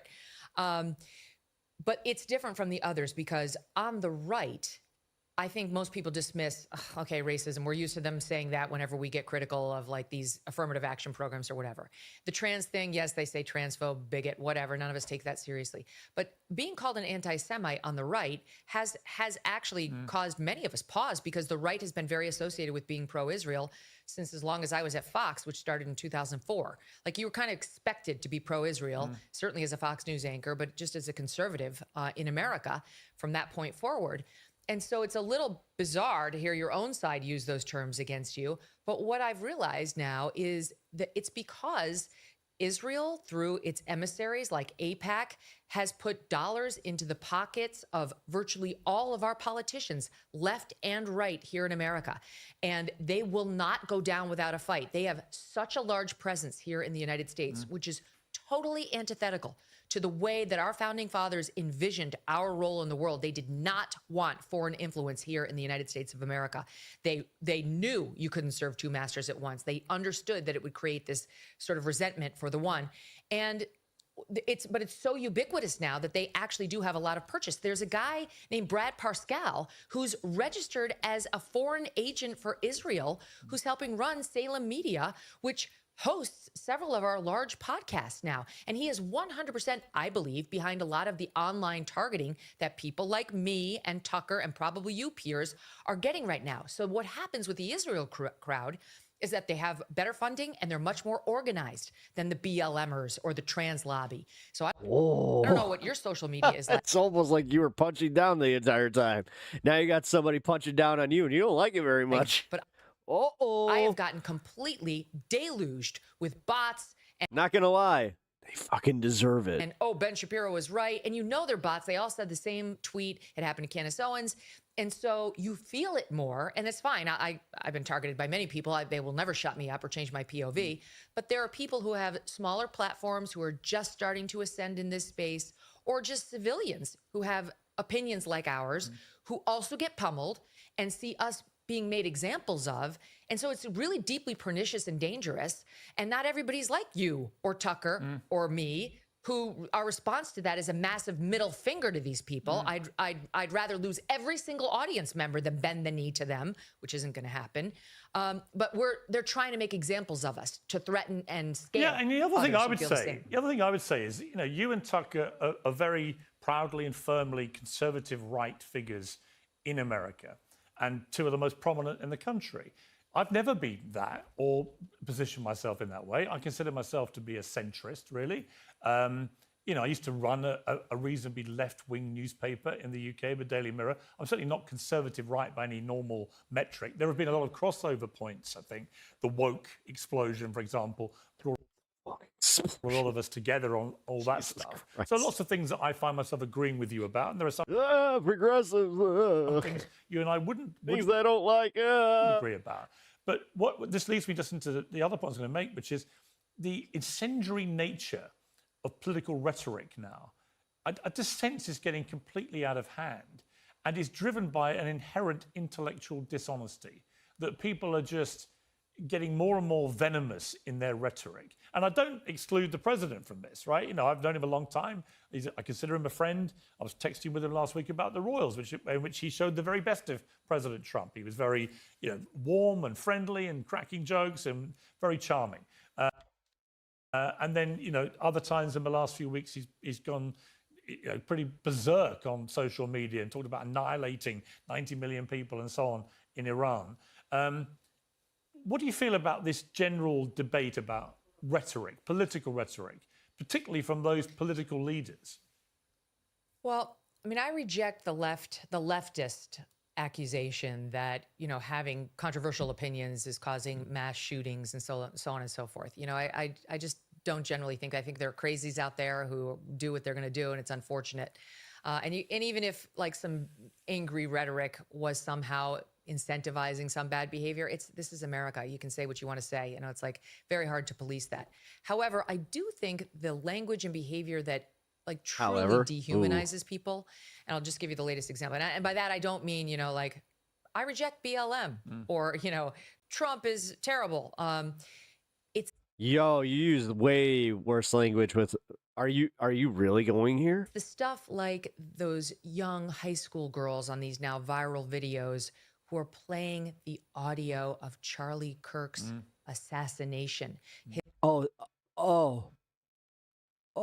last few words, and then and the sound of the bullets ringing out as the because he was talking about like changeover music. What was it, black on black crime or whatever? Their before pictures getting ready for the prom to the after with their prom gowns on and their makeup and hair done. That is dehumanizing. Yeah. Oh, shut up. Clutch your pearls harder. Like, that stuff is no, it's not. Genuinely. It's actually just kind of doing the thing where you poke fun at the other side's misfortunes. Now, is it what I would call in good taste? Probably not. Danger. But like you just said, First Amendment. No, it's not. No, it's not. See, this idea that you can pick and choose what's dangerous language. No, Megan, this is where you're a pearl clutching Karen, and we're just gonna call you out on it. Like, this is why we laugh at you for being obsessed with the trans arguments, the BLM, and then also simultaneously saying, I'm not racist, but like I hyperfixate on this stuff. Whatever. That doesn't mean I'm racist. God. The celebrations of Luigi Mangione, that most people were fucking behind. What are you talking about? Hundreds of TikTok videos of people saying, like, the shooter at the Trump assassination attempt, most recent, needed to get a better plan and better aim. How sad people were that he didn't. Yeah, it's almost like people don't like our leader, and we have every right to say that we don't. Get murdered. You know, like I said, this is a precursor to them wanting to get rid of free speech, and it's like they don't want it coming for them, though. That's why they need to mince words. That's effing crazy. You guys literally talk about like trans people in a very dehumanizing way. Are you fucking kidding me? And that stuff truly, I think, fucking Crypt Keeper bitch over here. Is like, leading fuck us her. down a really dangerous path because we've always had psychos. Yes, kids, today on the Crypt Keeper. But the open celebration of the AKA Megyn Kelly today. Attempted assassinations is only going to lead to more of them. And we're now at a place where you've got some 20% of young liberals thinking political violence is okay. They see it. I think it's 6%. Yeah. Anybody that thinks political violence is okay is retarded, but they're also, young, very stupid. You want to bring up what some of y'all young conservatives think too? Conservatives. So there is an imbalance there, though it's not entirely one-sided.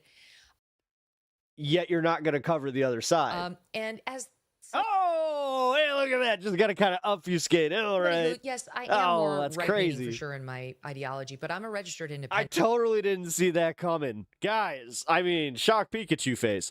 So I'm not a Republican. I would vote for both sides, and I have voted for both sides. But I see that it is the right that is mostly dying as a result of this. It has to stop. Like, it really has to stop. I think people are getting scared right out of the political arena. Just finally, Megan, we're going to wrap up, but Donald Trump and Iran, it looks to me like he is desperate to get out of this with any kind of victory that he can.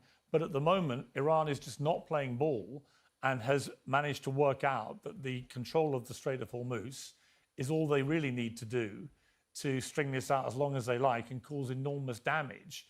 What should Trump be doing, do you think? I mean, if I was advising him, I'd be like, you know something, if this goes on for another few months, you can kiss goodbye to the House and the Senate in November. This is going to be enormously politically damaging for you, for the Republicans, for everything. And there's no easy way to sort this.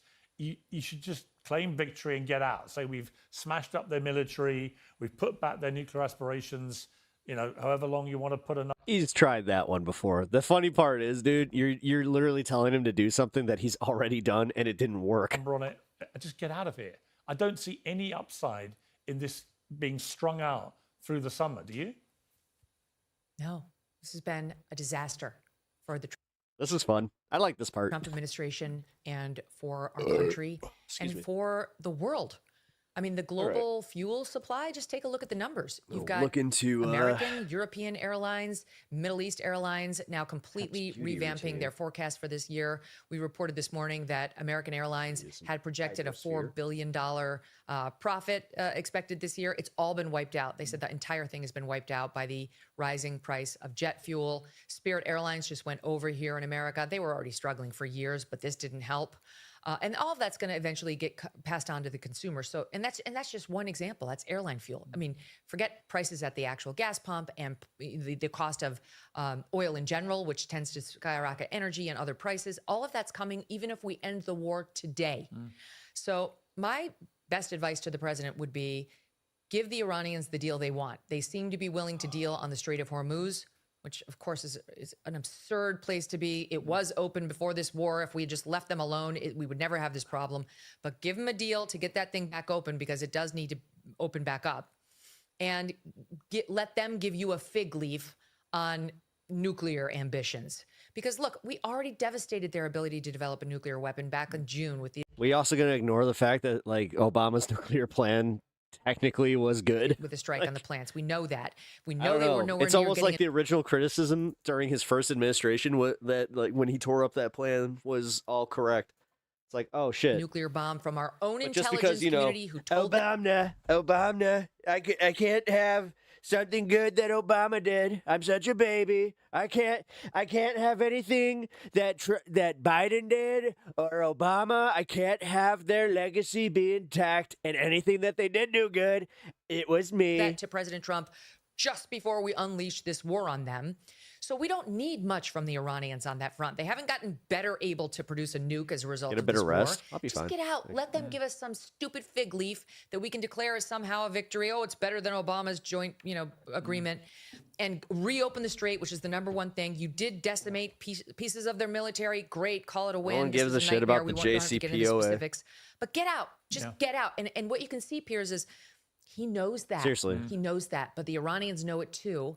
And they won't just bend the knee. And Trump is not used to being in this position. He's used to bullying his way out of looks at everything. And these guys cannot be bullied. And he doesn't know what to do. He's great at shit talking, and he's really not great at winding up wars that he starts by choice. That's what we're learning. Yeah, it's hard to disagree. Megyn Kelly, always brilliant to have you on Uncensored. Thank you so much. Thanks for having me. See you soon. Well, listening patiently and ready to debate, I'm joined by my panel. Curtis Sliwa, who's the Guardian Angels This is what I was here for. Candidate for Mayor of New York. Geraldo Rivera, the correspondent at large of News Nation. Adam Mockler, political commentator and Midas Touch contributor. And Anna Kasparian, host and executive producer of The Young Turks. Geraldo, let me start with you. You've always struck me as a reasonable voice in America, in a cacophony of mayhem. Did you guys see that there's a new version of Uno called Liars Uno? This war in Iran, from where I'm looking, and I raised these concerns after Uno day one, with bluffing. nothing has shaken my belief. Which I'm interested in. It looks to me like that Donald looks fun. Trump has got into something which has turned out to be a lot more difficult than he thought it would be. All the more reason to make crystal clear that Netanyahu's no more a spokesman for global Judaism than Cole Thomas. I don't know what's going on with my player. It's like totally perhaps not fucking working. Rivera, the correspondent at large, from where I'm looking, and I raised these concerns after day one, and nothing has shaken my belief. It looks to me like Donald Trump has got into something which has turned out to be a lot more difficult than he thought it would be. Perhaps because the Israelis had assured him it would be easier than this. And that now he's in a position where if he carries on, it's politically disastrous, economically disastrous. And if he gets out, he'll have the accusation that it's all been a waste of time and a failure. You know Trump extremely well. You've done him longer than I have. What would you be advising him right now? I think, Pierre, it's nice to see you. I think that, first of all, now that the fact that he's doing this, now that we are blockading Iran and their commerce, fucking like and they are, of course, blockading. Pose. Oh my God, look at him. The world's oil. This just in on CNN local news. Geraldo Rivera coming in with a very important update. 20% of the world's oil supply. Oh shit! Al Capone's vault was empty. We're still talking about that. You have this. I think that the blockade by the United States of can't Iran believe he did that. and its commerce Dude, that was wild. A brilliant move and a losing hand. I think that the war has gone not the way anyone in the United States side wants. Oh, we don't care about Geraldo. It too. It's been although he looks damn good for his age. You know he's like 80 something. Bloodier, more prolonged. Like this motherfucker. I gotta say he's aging like William Shatner. Long, seemingly more pointless. Which then you find out that Shatner has done very little to actually stay the way he is. It's crazy. Has no end yeah. Sometimes in sight. genetics is just like. But now that you have this situation in the Strait, in the Persian Gulf generally, I think that the American blockade of Iran, is more impactful than the Iranian blockade, even though they are stopping the world's oil supply. I think what has to happen is what appears to be happening now with this Project Freedom, using as an excuse 1843. the humanitarian He's needs 82. He's fucking 82 years old. Of all the vessels that have been stranded because of the Iranian blockade. Say what you will about the guy. My God, 82? The fact they've been on these vessels now. I'm going to be lucky if I look that good in my 60s. With no end in sight. I think that the United States Navy. That's what young pussy does to you. Navy has to be aggressive. And let's see. Iran. This motherfucker married a 30 or something year old, I'm pretty sure. So he was just like, I'm going to stay alive forever. Has the Straits of Hormuz closed with its drones. That's why and they its do it. wall craft and etc. Let's test that. I think that once more into the How old is his breach. I think that the United States has to try and see whether or not Iran has the capacity to close the strait. I believe that a kinetic response to any actions against. As I said, I'll keep you young.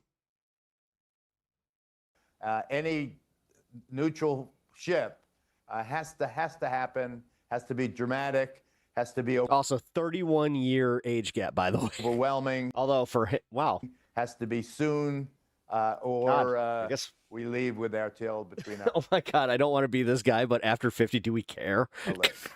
Okay, do we I care? mentioned earlier, forgive me, Deborah Lee. I don't think I do. I'm just like, whatever. Joining us, Deborah. Nice to see you. But I mean, how old were they when they got together? Five faces pop up and thought, who's the other one?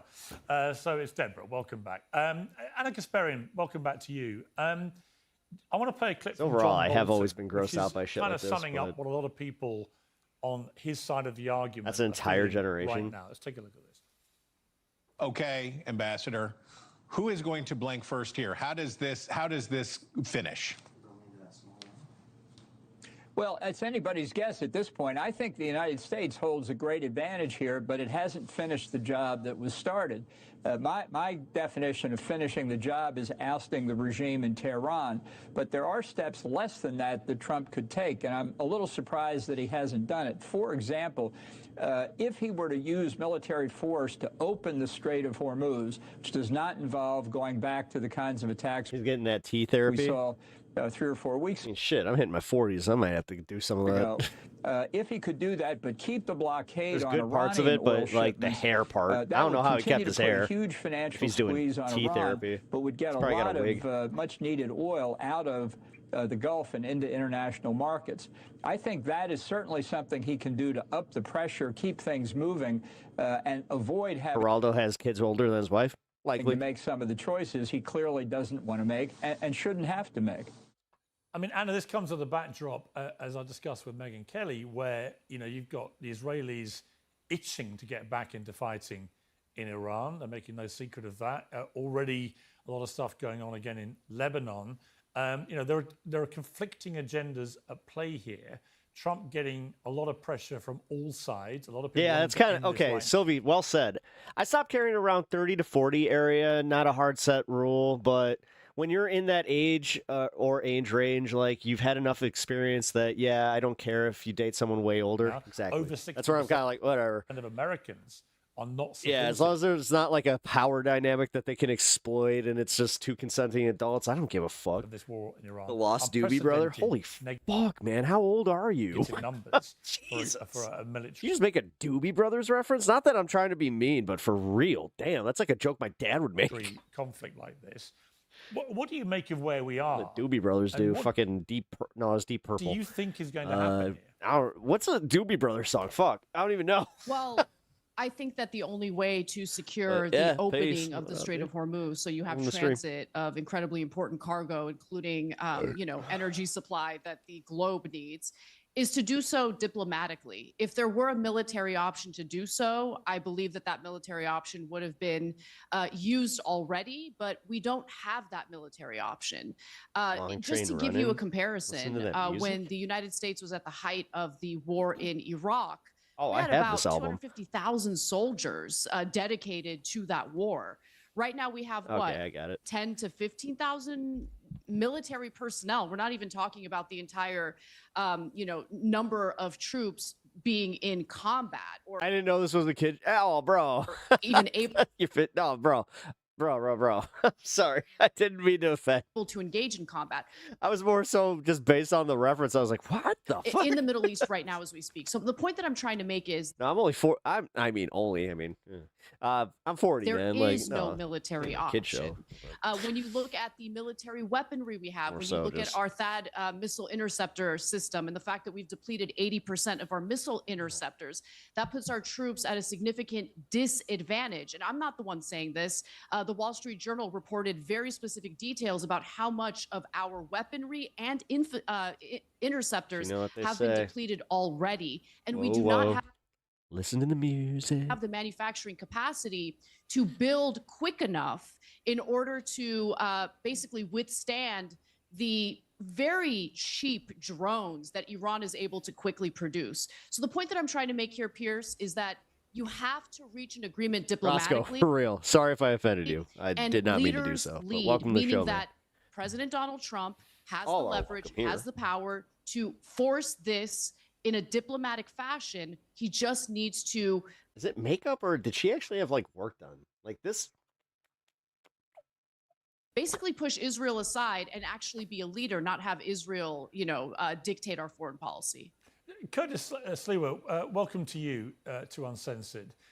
You're a former Republican candidate for mayor of New York, and I should just say at this point, my thoughts go out to Rudy Giuliani, former mayor of What you need to be looking at are the people in their 30s that are only dating 18, 19-year-olds. That shit's weird. New York, and to his family. He's in critical condition in hospital. 1,000% Very sad news in the last few days, and I interviewed him actually on Uncensored only 2 weeks ago. So my best wishes to him and his family. All right. And I hope he comes through that. But in terms of this war, I'm going to just say when they're dating, a lot of Republicans I've been talking to are now having serious doubts about this. But the longer it goes on, consenting adults are consenting adults, and I don't give a shit. We were assured it was going to be over in 2 to 3 weeks. Then, if one of my friends were to bring over, somebody that was under the age of 20, I would immediately pop them in the fucking head and just be like, "What's wrong with you?" 6 weeks, and now here we are, over 2 months into this, with no sign of it coming to any end anytime soon, and the obvious economic damage it's causing with gas prices and with inevitably food prices because of the loss of fertilizer that's being held up and so on. I'm glad that somebody's fucking What do you paying make of it? attention to this a Are little you still supportive of this war? Do you think, as John Bolton does, that now you're in it, you've got to finish it and maybe trying to affect regime change as well? Well, Pierce, I'm happy that you played John Bolton, who was the national security advisor for Trump in his first 4 years. Because remember, it was Bolton who barged into the president's office and said, Mr. President, you have to launch the Air Force because the Iranians just shot down a very expensive drone over the Straits of Hormuz. And the President Trump said, it's unmanned, right? Where's the proportionality? And Bolton wanted us to just bomb Iran. He's a war hawk. That's why I'm shocked that President Trump, who kept us out of these ongoing foreign disputes. Who's the monopoly looking wick? That's Geraldo Rivera.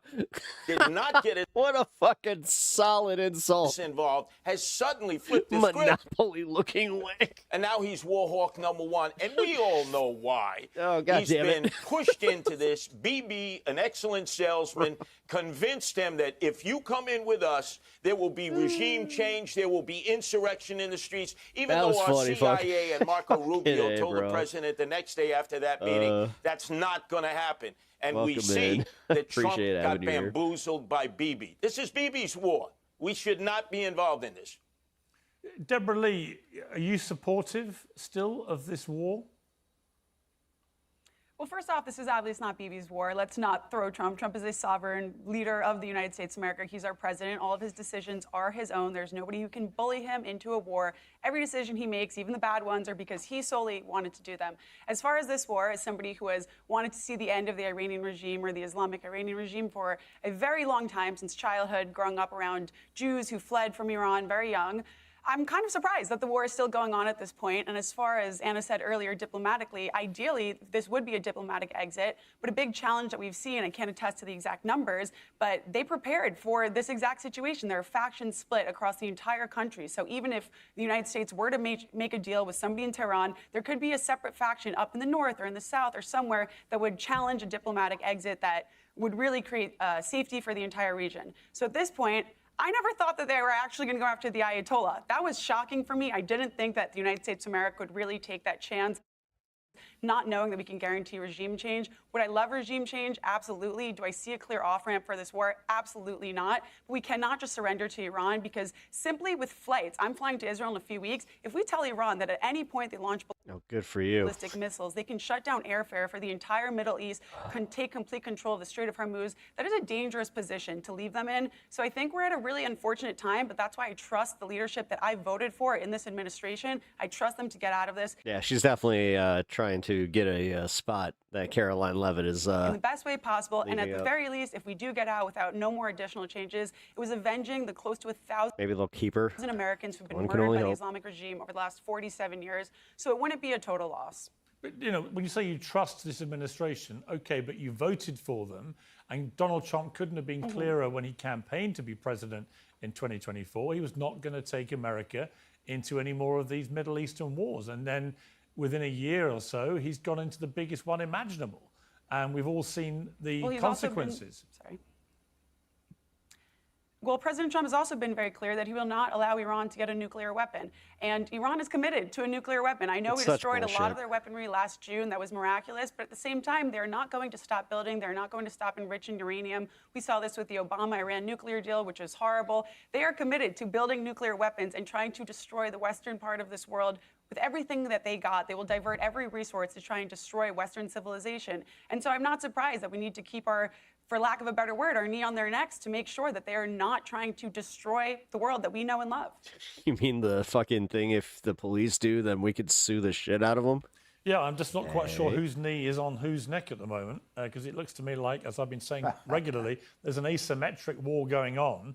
One is the military conflict, which America and Israel has like overwhelming superiority. Nah, she's literally a propagandist, like through and through. Iran's military. Ooh, that's my head. But there's also the economic war being waged around this Strait of Hormuz, which has enormous global consequences, as we're seeing. And at the moment, that strait remains shut, despite all the protestation and late-night rage tweets from the president. There seems to be very little he can do to get it open again. Let me bring in Adam Mockler. Welcome to Uncensored, Adam. You've obviously hit the headlines in the last few days. For those who haven't seen it, I think it's up there with my Russell Brand clip as the two most memed and republished clips of the week. So let's take a look at your one. This is you with Scott Jennings at CNN. I mean, honestly, they have been at war with us for 47 We years. all know that Scott Jennings is more than happy to defend a war with a country that starts with the letters IRA that we are currently failing, that is going to put us trillions and trillions of dollars more in debt. He was mad that Cat was laughing at I was that. only a few years old while you were in the administration defending prior endless wars. Now this war is failing. 8 weeks is endless to you? Okay, you said it was going to be 4 to 6 weeks. You have the attention span of a gnat? Is that Homie, what you I have? debated you on TV 4 to 6 weeks ago, and you said we were weeks away from it. Now you're making condescending remarks because you can't defend the fact that this war is not going your way. Wait, one more time. Not Can you going your name way. one political Get your concession. out of my Name one face political first. concession. Honestly, I'm not going to have this guy's name in my face. Everybody, hang tight. Honestly. Okay? Dude, he's one of those guys. He doesn't like when young people are smarter than him. Everybody calm Oh down. my God, okay? dude. I've met so many Now, boomers that somebody are who like was this. repeatedly actually manhandled by Russell Brand, I think you... Yeah, dude. Yes, you were. You know what? Your I don't. manhandling... I'm not exactly a Piers Morgan guy. I honestly, as much as I watch his show here, it's good content, but for real, as far as a person, he's kind of a piece of shit, a gutless piece of shit. But when he was interviewing Russell and Russell kept grabbing him and I had multiple moments where I was just like, I would have hit him already. Was at least because he crossed the line. Technically, you don't touch people. Keep your fucking hands to yourself. Removed. There was daylight between your arms and Scott Jennings. But what was interesting about the exchange to me was not that he was not entitled to get annoyed with the way you were gesticulating. I probably would have done too. But I've not seen him that rattled. Scott Jennings is normally ice cool on that panel show. I watch it a lot. I think he's a really interesting commentator for the right on CNN. It's an unusual beast. They don't have many of them. And he holds his own often against 3 or 4 people. And on this occasion, Geraldo was also on the panel, I noted. And we'll come to Geraldo for his view of it in a minute. But I haven't seen Scott Jennings react like that to anybody. And that... I mean, Geraldo called him a little shit. To me. It said that he was being he was being a dick. In the same way that Let's I'm see if he seeing with brings Donald that up. Trump's slightly erratic and, quite angry and testy social media activity in the last few weeks. It just looks to me like people that have gone all in on this war in Iran, now it's not playing out in any way that they predicted or told everybody that it was going to play out. They're getting testy. They're getting quite angry about it, which is a natural human reaction, but is increasingly obvious. And I thought your exchange with Scott was indicative of that. What did you think? I don't want to take away from the point that I was making in the question that I was asking in that moment, because I have sat on panel after panel after panel with Scott Jennings as he lies about this war, not bound by any facts whatsoever, as he makes failed predictions, not bound by any timelines whatsoever, and as he condescends and trolls and provokes everyone else on the panel. I mean, even in the same panel, he made fun of my bedtime 5 minutes earlier. So this is a man that's not bound by any facts or timelines or rules. So I said, I'm not going to be bound by rules that my opponent is not playing it. So you can say that I was gesticulating a bit too much. That's a fair criticism, but he could have politely asked me to tone it down. That is not what he did. He snapped because he realized he does not have an Potato mic? I think he's just using the laptop mic. answer to the simple question. Name one political concession we've gotten from Iran 60 days into this war. We've had moving, shifting timelines, My man's staying at a Hilton. You know how I know? Those curtains. Objectives for this war. Those are Hilton curtains. They've been lowering the threshold for what victory is considered as. And just because I asked the question of... Good to know that they haven't changed in over, 15-something years. Hey. Oh, God. Oh, my God. Do you know how much cum are on those curtains? What concessions have we gotten that pisses him off? We've seen... Really? Billions of dollars spent. We saw dozens of people, thousands of people in Iran have died, tens of thousands, but we saw over a dozen U.S. soldiers die. So I'm going He's obviously in the help. continue to ask this very same question. What political concessions have we gotten from Iran 60 days into Over this the war? taco. The answer is absolutely none, and he knows the answer is none. That's why he freaked out. Yeah, I think it's black perfectly light. Don't reasonable. apologize. No, Don't apologize for I your don't think you shouldn't be gesturing. apologising. No, I mean, Yeah. Let me bring Geraldo in firstly, because Geraldo, you were on the panel. I want to play. By the way, neat little trick if you guys are ever staying in a hotel and you don't like it, like you want to sleep in and you don't like it when there's that little crack in the curtains, take one of the hangers off of the rack and just use the clips to clip the curtains together. Your reaction. And you got blackout curtains on News Nation to what you saw on Spent a lot of time in hotels. that panel. The kid was a dick. I mean, he really smart. Oh, they're playing the clip. Oh, receipts. Eloquent, had his argument together, and obviously stuff. debated Scott before, and he was really being a dick. I mean, it was shut up, go out and get some life experience. How many different... Okay. I wasn't sure if you were talking about Chris Cuomo there, actually, Geraldo. I had to clarify you were talking actually about Adam Mockler. Now, you still think so? Well, Adam, I mean, what do you want to say to Geraldo? He called you a dick. Do you have a response? Pep travel hack? I got a few of those. It's not a dick to try to force a critical... I always brought my own pillow. Always bring your own blanket if you can, too. ...question and try to force the conversation to where the American people... Ask for a fresh sheet when you get to the hotel. ...want it. Geraldo, you were there when Scott made fun of my bedtime 5 minutes... So, yeah, I would just, take the sheet and I would... I'd put it over... the entire bed, because the comforter very rarely gets washed. You don't want to fuck with that shit. This is somebody not bound by any rules whatsoever on this show. He's able to lie. As I said, I stayed in a shit ton of hotels. Never unpack your bags and put them into the drawers, because that's how you will get bed bugs. If you're checking for bed bugs, always check the corners of the beds. Over and over. Why should I be bound by some decorum that my opponents aren't bound by? Do you see what I'm saying? It's No, never sleep under the duvet. No, especially only the duvet. Like, if you have to, if you're drunk, sure, I guess, but make sure you got the sheets on. Not the 80s anymore. Or it's like the what I mean, like the top sheet. 2010 anymore. We are in a new era where we are playing in a reciprocal manner. So I'm not playing the games where I have to be nice. And regarding life experience, I didn't fuck with that stuff. Really quickly. You have a whole life of experience, and you're on the same panels as me. We're on the same shows. We have a show last week. I don't usually like Piers, but I like the way he says "makwa," like a Klingon. Show today. A Klingon. So life experience, what has it gotten you? I don't know. All right, Geraldo, your life experience has got you nowhere, says the young dick. Well, it's got me a career. I just watched the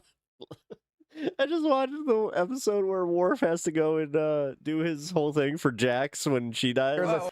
Spoiler alert. Lasted 56 years so far and counting, and aside from 10 Emmys and a few other trinkets. Now you're on the same panels Adam, listen, you don't be a wise ass, okay? You were just being a wise ass. You were being a wise ass. You were being a wise ass. You were being a fucking dick by trying to use your credits to big dick him.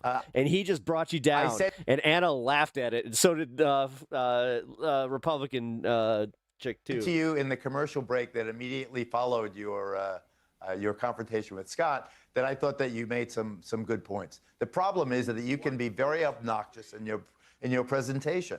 Now, sometimes being obnoxious can lead to a whole career, but I advise you.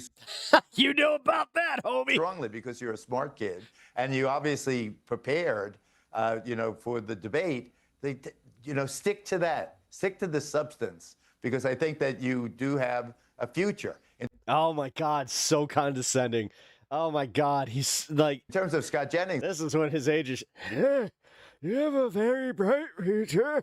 I mean, bro, for real. Like, let's just because you look this way, just because your knees still work, doesn't mean that you're not 82 years old. Like, just remember, your contemporaries are mostly either dead or they're sitting there sucking split pea soup out of a straw. So, watch it, Geraldo. I like Scott very much. I didn't know him before the CNN experience. Okay, calm down, Mr. Pringle. He does look like Mr. Pringle. I'm talking to him in the green room before the show, and then, that was a fire. That was a good one. Spontaneous combustion. I can't unsee it. I was surprised. I was surprised by the fact that Scott reacted as he did. But then, just listening to Adam, he can be very grating, and sometimes that works.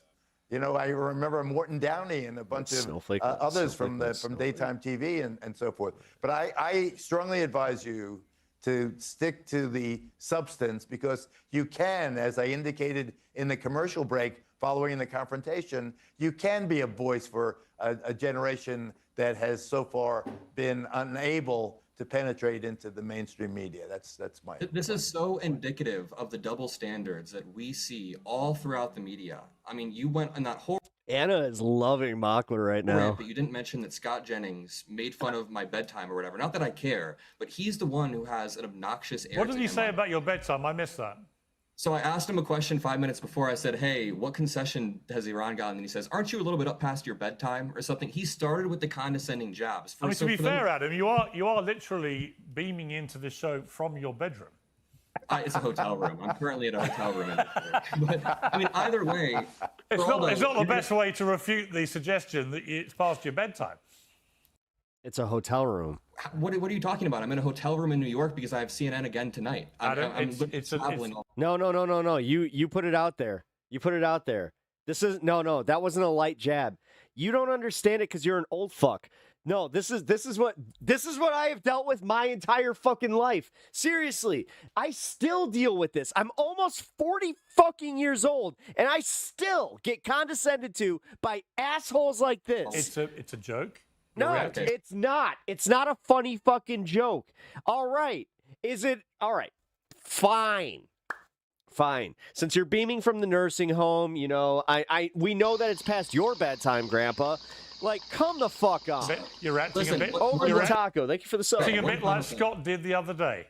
So take a chill pill. You happen to have a bed behind you as you're refuting the charge that it's past your bedtime. I'm just making a joke. Yeah, it's not a good joke. It's not funny at all because he's also making a point about condescending dickheads that are of a certain age. It's a good joke. One final thing. I'm 23. Maybe my youthful arrogance will drop with time, but there's no excuse for Scott Jennings to be on air all the time, making remarks at everybody else. And then the moment somebody gives it back, he can dish it, but he can't take it. The moment somebody tries to force the question, what political concession have we gotten from Iran? He gets worked up. So yeah. Well, okay. I don't know Scott Jennings at all. I never met him. I think he's a very effective communicator on a network, CNN, that when I was there was very, very, very cautious about revealing any kind of partisan bias, but now has a panel show where quite often on that show they have 4 on one side and Scott Jennings. So I actually feel like he puts up a pretty good fight, given he's often heavily outnumbered. How much did Geraldo? Dude, Geraldo's 82. But I mean, I would make this joke. I would make jokes like that if he was in his 50s. 82? I don't know. My guy looks great for 82. Literally, most 82-year-olds I know don't have, like, they got dentures. They don't have any of their natural hair, and they're just, yeah, what time is Jeopardy on? I like that new guy, Scott Jennings. He's a very fair voice. I think he should run for something. On a sort of slightly wider point, pudding. It's very interesting to me. I just interviewed Megyn Kelly for 20 minutes at the start of this show, and I could have been talking to you about some of these issues, right? Same with Tucker Carlson. A lot of you have blended now into a weird family of people who have a lot of agreement about a lot of things. Iran, the influence of Israel, Donald Trump and his mistake. Nobody knows Scott Jennings, bro, allegedly lives a double life. As you see it and so on. Did you think a time would come when you would be siding rhetorically on these big, big issues with so many who are on the conservative right? And what does that tell you about the state of the conservative right when you've got people like Mark Levin saying Tucker's mentally ill, everyone trashing Candace Owens and her trashing everybody else? There is a real split going on the conservative right.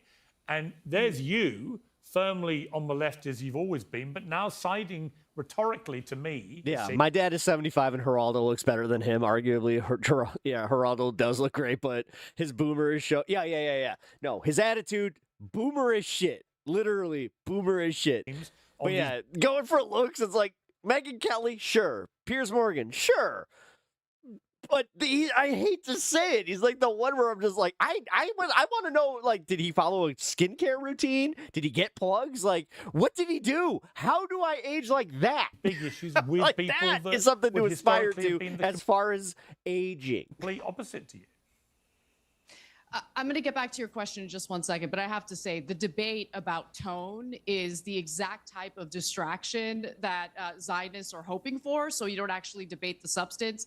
Mockler, your tone was fine. Your hand was nowhere near his face. You have no reason to apologize. The reason why they're attacking your tone is because they can't attack your substance. Now, moving on to Pierce's question. Somehow blame Zionists for that? That's mental illness, but okay. Yeah, okay, right. Oh, this is going to get heated. Oh, you're calling me mentally ill? Do you want to go there? Do you want to go there? What is Let's go! blaming Zionists have to do? I didn't do any pre-watch on this at all, so I'm like, I'm not talking to you. I'm going to answer Pierce's question calmly and not let you bait me because that's what you guys do. I hope you but can. Pierce, to answer your question, I think that she right now it's not really a question of left versus right on this issue. It's a question of good versus evil, America first versus a foreign country. Does she debate well?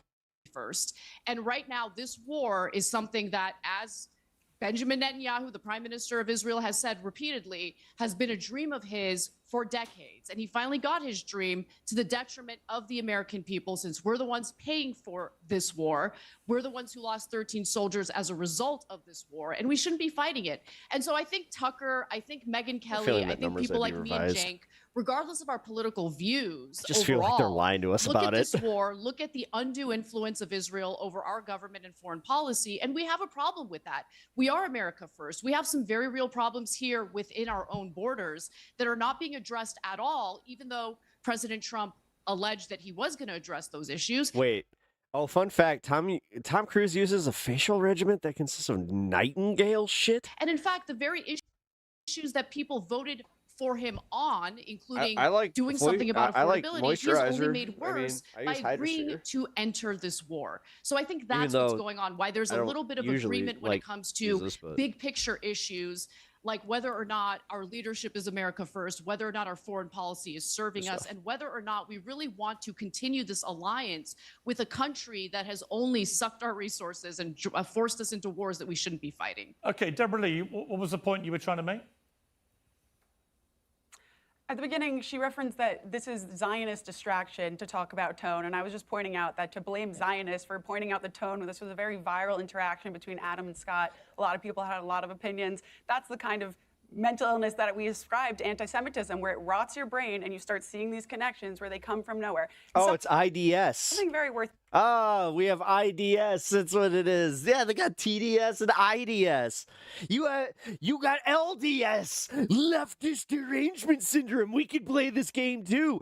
You notice how it doesn't actually fucking matter? Mentioning just say that you. Okay, just say it. Just say it. They don't like you. They just don't like you. Somebody who's very passionate about making sure that Republicans win in this country for the midterms. If we stop this war tomorrow, that would really not move the needle for the Republican Party in terms of the midterms. And the biggest reason is because we have these rogue liberal activist judges who consistently overturn every I get the reference because, covering politics, you think you need to do something. Every single win from the Trump administration. And so until we rein back these activist judges in our country and assure that we can actually have the long-lasting wins that we voted for lasting in this country, that is the biggest challenge for the midterms. Americans are not feeling the wins from the administration. I don't think that's going to be the problem. I think the problem for the midterms is going to be if this war drags on with all the economic havoc it's causing, then what's going to happen is that regular Americans are going to look at two promises Donald Trump made, not to drag America into pointless, expensive Middle Eastern wars, and to focus on America first and getting the cost of living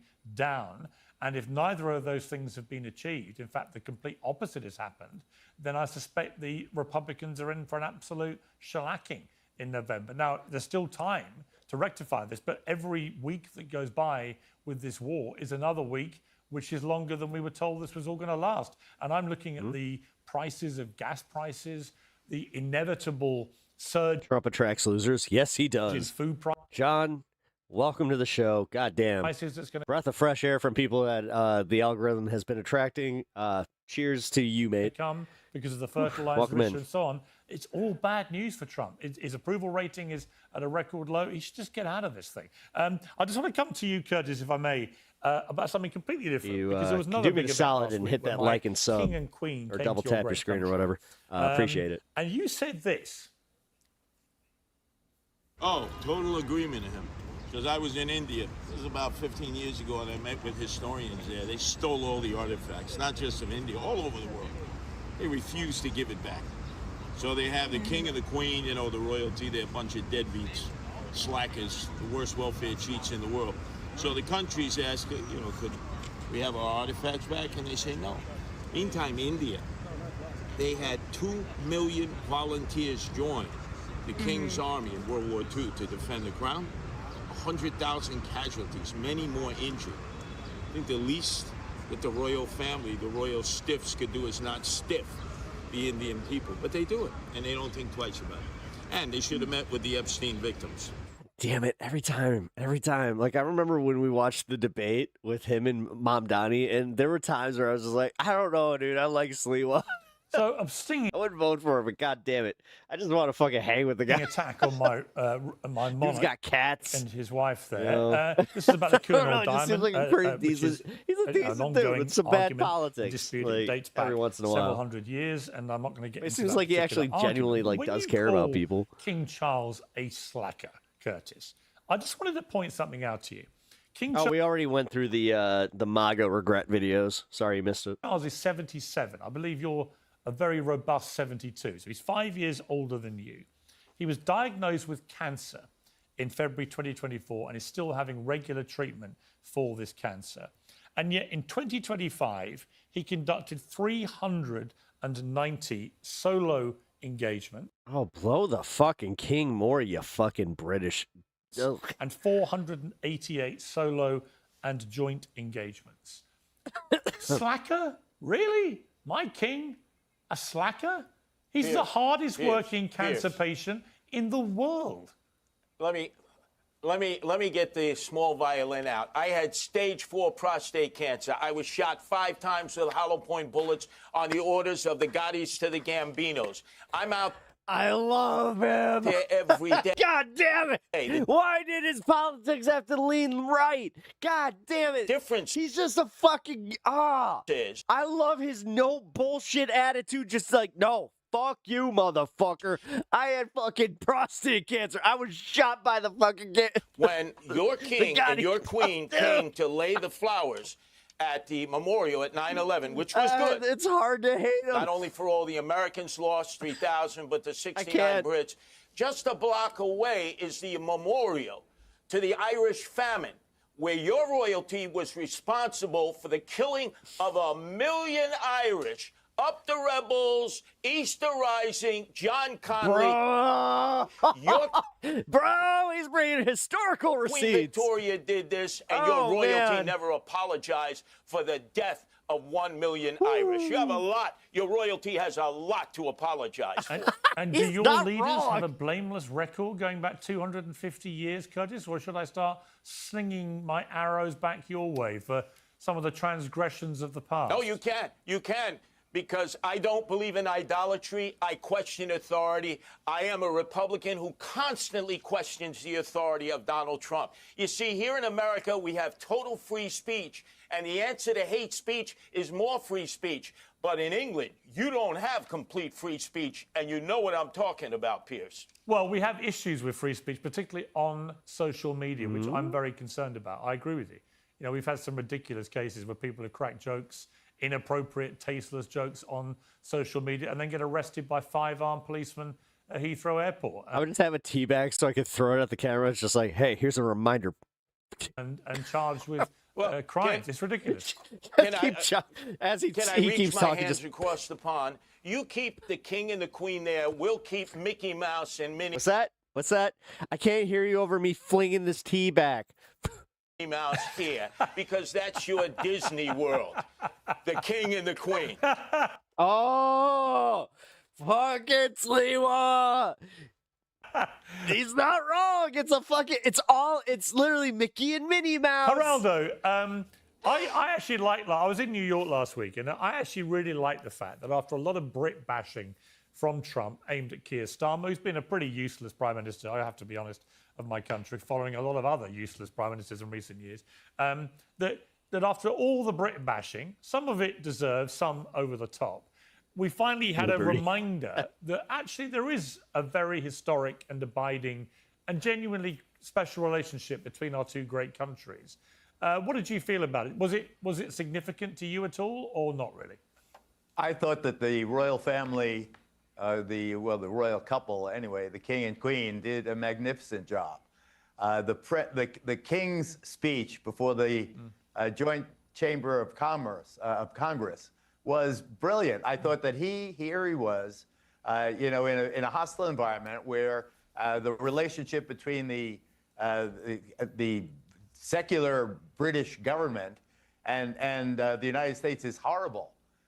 Britain and the United States, historic allies, I've had this awful divorce, mainly over what's going on in Iran and the Persian Gulf. But the king came, despite the bitter feelings between the British government and the American government. The king came and made a speech that reminded Americans of what our democracy is all about. Reminded Americans that we have elected representatives, that there's a separation between the legislative branch and the executive branch, that there is power in America's... You do understand that Britain's not a monarchy anymore, right? Right? Founding documents and our government structure, as long as each branch allows the other to do its constitutionally mandated job. It took the King of England. Ironically, they took the king to teach Americans what our democracy was about, what separation of powers is about. And I was enormously impressed by his sincerity. I thought that his speech really resonated with many people who were apolitical. I really believe that... No, because nobody who was apolitical was watching that bullshit. He was... I'm telling you right now, I didn't watch it, and I'm not apolitical, but I don't know a single person that's like, center that was watching the fucking King of England. In my view, this was... Pretty sure that even Maga wasn't watching it because they were just like, what the fuck is this British fucker doing there? What? It was the most impressive visit by a royal ever. In my certainly in my adult... This guy's coughing up fucking British cum balls. Lifetime.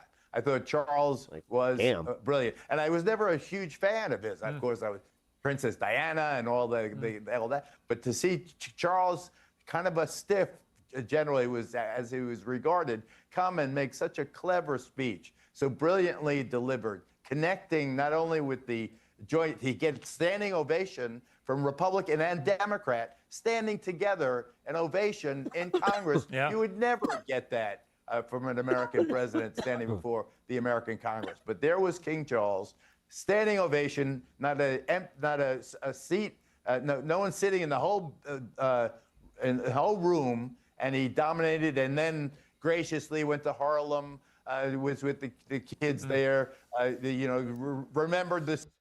What is this dick sucking fest? 67 Brit. Hey, Kenzie. Who who died on 9/11. How you doing? I thought that we're watching some Piers Morgan and Geraldo Rivera's being very, very. That he and Queen Camilla really did a wonderful job. Curtis, my man. I'm very glad. Dude, Curtis keeps fucking reminding me while I'm like, you know what? This motherfucker ain't bad. They came and reminded God, us he's funny. that politicians can be. He shut down Piers in an expert and way. The monarchy was more than just symbolic. And only a voice that posh and charming and warm and eloquent. Oh my God, go blow your king already. Could get away with standing next to the American president and crack jokes about burning down the White House and the fact you'd all be speaking French if it wasn't for us, and get away with it. But that was great. And actually, you know what, to return to faith. You do understand that this is also why like true patriots were actually kind of mad, where I don't know, some of us had that like thought of like, what if George Washington saw this? I'm pretty sure he'd be fucking pissed. Like fucking Christ. Donald Trump, I thought we cared about shit like that. Was on his very best behavior. Throughout that. We the people. We the people. About that trip he obviously loves the royals. If you know, I had a text exchange with him. He was ecstatic about how it all went. You and I did The Apprentice. We've got to finish, but I just want to end with this. Geraldo, we both did The Apprentice. When you do The Apprentice, I sat opposite Donald Trump. Wait, Piers, you'd be speaking German if not for... Wait. Trump. This is back in 2007-8. I sat... Brilliance, my friend. Opposite him in that boardroom for 3 hours every night. This one was fun. Watched him in action. I'm glad that I did this. He was often so charming, so I do have to wrap after this, so this funny. All the things we see when he's at his best, like with the royal visit. And it just makes me scratch my head about why he's so reluctant to show that side of himself more and why he likes to be so over the top aggressive. And we're doing just a little bit of overtime. I'm sorry. I have one video that I say for you guys. We have to watch it. All the time. And it's a judge just getting like he gets so pissed. Do things like honestly. When I watched it, about, I was just like, I have to show the stream everyone in this. Iran, or he trashes Rob Reiner the day after he's murdered, or wherever it may be. It's like there's another guy lurking inside Donald Trump, which I wish he would show people more of, because I think then he would be less of a demon figure to everybody. And it's just I don't get it. Why was she here? When you see him like he was with the Royals, it was great. Everybody wins, right? Everyone enjoyed that. That state dinner was fantastic. Anyway. That's for another time. Thank you all to my panel. I appreciate it very much. All right, we're done. All right. I do have to piss really quick. I'm going to run upstairs and do that, but I haven't seen the end of this video. It's about 20 minutes long here. Let's see if we can speed this one up. I'm not sure. But this is a judge getting so pissed off by just... the worst attorney. Like if this was your attorney, I genuinely feel bad for you. Is that what you're representing to this court? So you got attorney Laura Loomer here, or we'll just call her. Yeah, I mean, she is so bad at this. Be careful on your answer. No, Your Honor. That's not what you're saying to this court. Because I really hope you're not. No, Your Honor. I think what's in there and this is just like the court does call the case of Pierce Lake. This is so good. I will be Village right back. Association versus James Heaton Trust et al. Counsel, state your appearances, please. Good morning, Your Honor. Olivia Camaro appearing on behalf of Plaintiff Pierce Lake Village Association. Good morning, Your Honor. Travis Gagnon appearing on behalf of defendants James E. Heaton Trust and Tenant. Your Honor, can we address a housekeeping matter prior to getting into the motion, please? What is the housekeeping matter? So at the February 20 hearing that we were at, it was relayed to the court that defense counsel represents all defendants.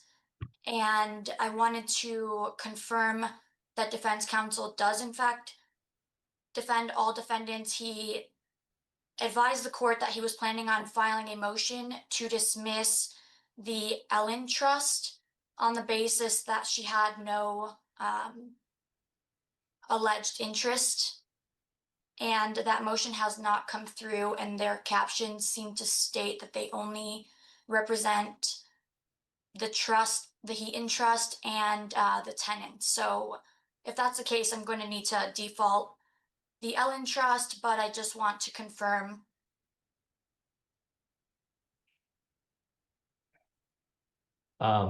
We filed an appearance on behalf of the James Heaton Trust and Tenant only. It is still our position that the other trust has no ownership interest in the unit that's in question. And again, it's not that I won't file a motion. Our motion that is teed up today is to adjourn the trial, which would seemingly bump the motion hearing or motion filing deadlines as well. That will likely be a part of the motion that's filed at that time. I don't know if that's a housekeeping matter or not. I mean, if you believe that they're not representing them and you want to file a motion for a default, I think you need to file your motion. Understood, Your Honor. All right, Mr. Gagnon, it is your motion, sir. It is. Thank you, Your Honor. Hopefully it's a simple motion here. On April 10th, we had a hearing in front of this court, and we had set... Sorry, it says pay close attention here. It's easy to miss two egregious errors made by Miss Kimoro's office that will haunt her later. The date for a non-jury trial for May 5th. At that time, only counsel was required to be present at the hearing, and counsel checked their schedules, and it was clear of any conflicts for the May 5th deadline, or for the May 5th trial date. Within that following week, I was able to meet with my clients, explain to them what the next steps were, and that there was a trial that had been set. It was only at that Why video? Oh, because they got kind of used to this, so it doesn't fill up the court. time I was informed that there had been a long-standing they can knock these out pretty quickly, and then bring in like the traffic court or whatever that had been planned by my clients. Because he does who are both. Not only just named defendants here, they are representatives of the trust that owns the unit, but also key witnesses in the trial. That they would be out of the country. And I think it was until May 18th. Given that it was a 3-week lead time or a 2-week lead time at that point, they were not able to cancel their travel. And I, that same day, reached out to chambers and counsel to try to see if we could set another trial date, whatever the soonest available trial date was, following their return to the country, May 18th. We were given June 2nd as a potential date and told that we should stipulate. I communicated with counsel via email and phone calls several times. I wrote them that day. I wrote them the following week. A couple of times in follow-up. I left 2 voicemails and I never heard back from counsel. So without hearing anything further, I filed this motion to adjourn the trial date so that I could have my key witnesses as a matter of due process here, so that we have are able to present our defense. In the response, which is the only response that I've heard back, whether email or formally or informally, they cite MCL 600.5735, 2 different sections. These are for summonses, and so she ghosted him basically. Yeah. So I'm well aware of that. And I'll get to it when I hear their response, because I think the response is frivolous in a lot of ways. Yeah, and I will just point out, I like how she catches on to this. Your Honor, my last thing, we've already extended deadlines in this case before at plaintiff's insistence. We had our hearing in I March, love lawyers that was scheduled. Like, this Plaintiff is reached fun. out and asked for and a it also does kind of make you like move that date, think which like, again oh is God, if she far was my beyond 10 lawyer. days from the filing of the complaint. We did stipulate to that and moved it to the April 10th date to cooperate with counsel. Now we're being told that it's not a matter of discretion and that there's no power to move beyond based on this good cause. So that is all I have, Your Honor. Our request is that we move the trial date to June 2nd, or if counsel or plaintiffs are unavailable on June 2nd, we're happy to find another date that works where everyone is present. Response. Your Honor, MCL 600.5735 sets the dates that the summary proceeding must occur after the issuance of the summons. How long have you been doing summary proceedings? Oh, because this is so brutal. What's the date of that statute?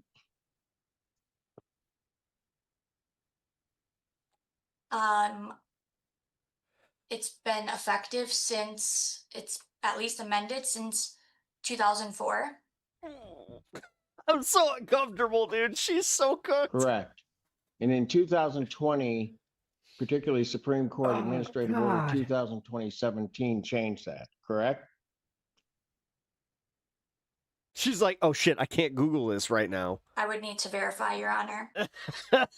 Google. Yeah, you should have looked at that before you filed this response. Go ahead. Oh my God.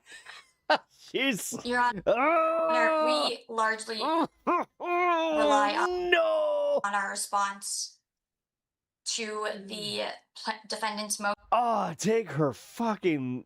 Yeah, but I've got questions regarding the response. Bar this bitch. Like, I'm sorry. Like, do you know what? Do you understand, like, how many people she's probably failed? In the response, it Just seems to she me can't to even be do basic frivolous fucking regarding shit. an argument for a motion to adjourn the trial date. You're indicating that the court doesn't have discretion, that there's got to be a hearing without any analysis of the original statute that provides for service and a hearing date from within the 3 to 10 day range. But that's when trials weren't held in the manner that they're held right now. And so I don't think that you necessarily, if you want to try to explain what all of this that's in here, then you might want to do so, because I consider many of the arguments that you make here absolutely frivolous and not taking into account the statutory and court rule changes that have occurred regarding summary proceedings.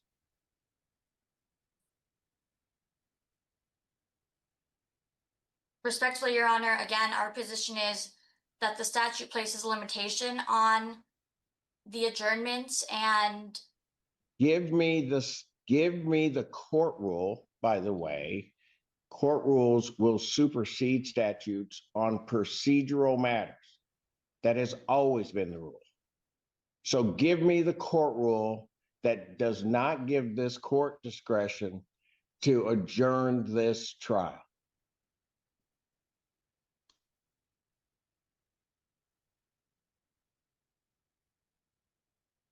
I mean, Your Honor, under MCR 2.001, the court rule yields to the statute. On procedural matters? The language in 2.001 specifically states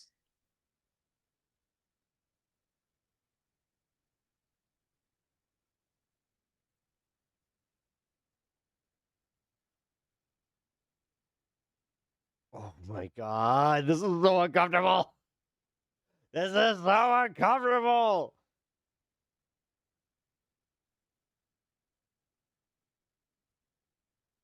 that the rules in this chapter govern procedure in all civil proceedings in all courts established by the Constitution and laws of the state of Michigan, except where the limited jurisdiction of a court makes a rule inherently applicable or where a rule applicable to a specific court or a specific type of proceeding provides a different procedure.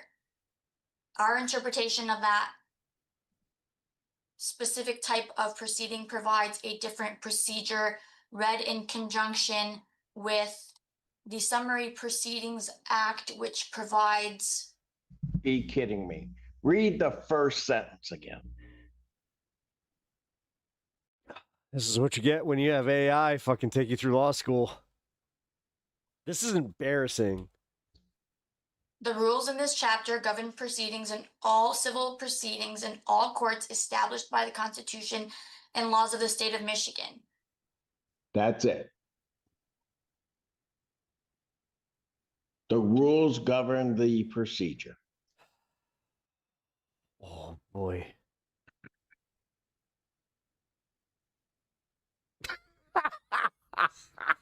Watch it.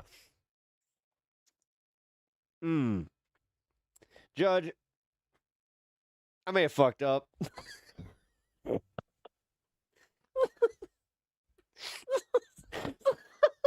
is the part that I couldn't wait for. When she just sits here for like a solid 30 seconds, just like when he makes her read it back. She's like, oh. So why didn't you and also the rules do No. She didn't get it. Now she kind of like, because he made her read it out loud. She heard herself read and she was like, oh yeah. Oh. Require where somebody reaches out to the opposing side.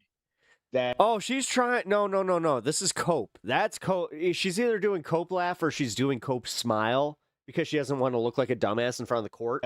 There is to be or Botox. Be some type of either concurrent or not concurrent. This is egregious, guys. Like as I said, all jokes aside, if this was your attorney, I mean, for real, like you do kind of have like grounds to be like, I don't think she should be practicing law. The motion that I think that she should. What is this? So why didn't your office respond to defense counsel's request? I'm not saying what the response has to be, but the very fact you didn't respond.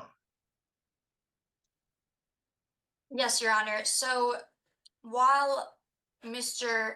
Ganyu, and I apologize if I... Because I was out on a bender, Judge. Damn. Why you got to be such a crumb bum? Misstated that. when he called me, I was in a client meeting, and then the email had already come in that he was moving to adjourn it. Oh no, he's checking his email. Oh no. And oh no. Don't say that it was on fucking paper or sent via email and there's proof to be had in the court. So no, I didn't have the time to give him a call back and explicitly state that we weren't going to proceed with concurring, but my understanding or my dude, he's literally just like, I can't believe this. I bet you he's thinking like, how did she pass the bar? position was a non-response is the same as no, it is not. That cannot be your response. Yes. Wait, did she just? You're going to tell me when opposing counsel reaches him? out to you, even if you don't agree, that you have no obligation to respond? Is that what you're telling this court? Yeah, like she literally just did this. No, Your Honor. I was intending on originally giving him a call back, but the motion had already came through. I was in a client meeting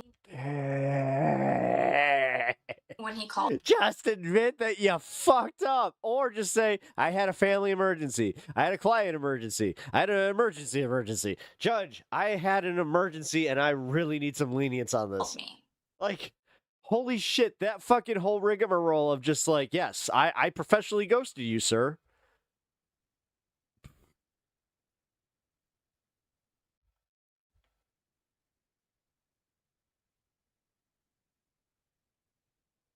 You're saying there wasn't a time between his original contact with you and the filing of the motion that you had no way of reaching back out via email otherwise to him? Is that what you're representing to this court? Be careful on your answer. He's like, be very careful. I like how he warned her too. Ooh.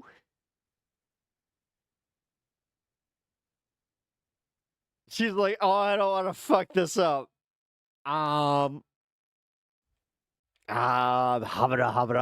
Norton.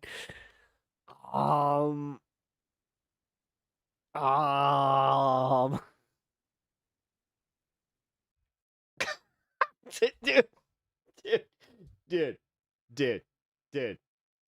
Okay, so let's go back here. It's like, so here we're at 1305. So let's go to, there we go. Silence. Do.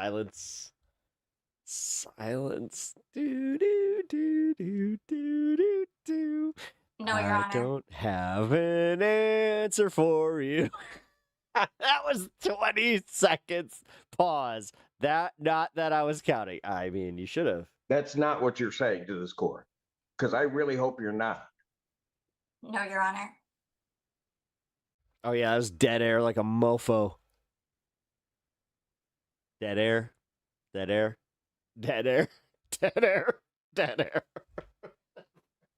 You have previously adjourned days. Oh my God, she's like the at Pep Law, we need to recognize bad attorneys and poor representation. Well, here you have an example. Poor representation. This is why you need to call Pep Law. In this case, correct? She just rolled her eyes. Yeah, she just rolled her eyes. Dude, she does. I'm not gonna ruin anything. Correct, Your Honor. I'm not gonna ruin it. And you sought the concurrence. The judge doesn't take her shit. Defense counsel to adjourn those dates, correct? What is she, 15? She acts like it. Your Honor. Then explain to me why you would not show the same courtesy. Your Honor, we have shown the same courtesy. They also asked for 2 specific adjournments. And in this scenario, the client wasn't willing to give another stipulation to adjourn.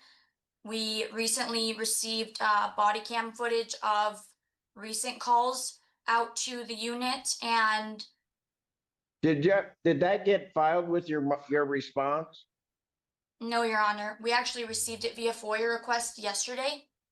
And so I was able to watch the body cam footage of what the noises sound like, which really puts into perspective the disturbance that this has caused the neighboring co-owners which helped me understand why the client was not willing to allow me to stipulate to adjourn. When did the supposed noises and everything occur? The body cam footage that I received yesterday, I can give you the specific dates if you could give me one moment, Your Honor. Yes, please. So one of the body cam videos is dated 3/10/2026. 3:10? Yes, March 10th. The other two of them are dated 4/13, and then there's one on 4/15, excuse me.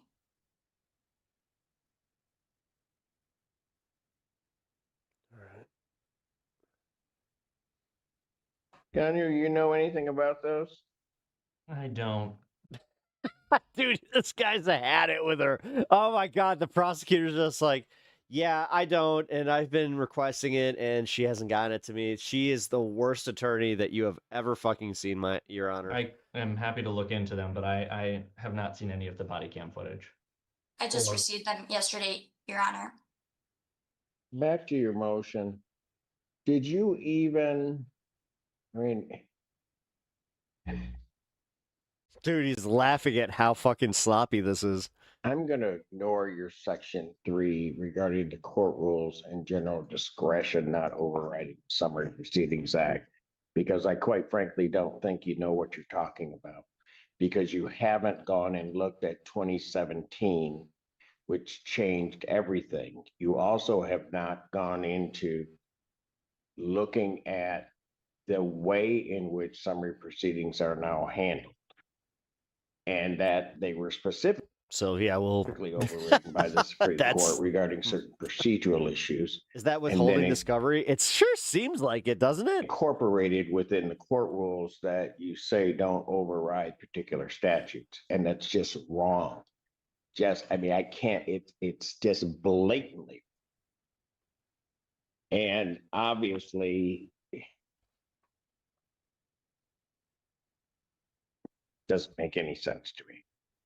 If there are issues, certainly, that regarding the defendant's conduct that you become aware of between the time of a trial date and the time of the setting of that trial date, much like every time, and obviously you don't know how this court works. If you filed a request for an emergency hearing on it, this court would do everything to accommodate.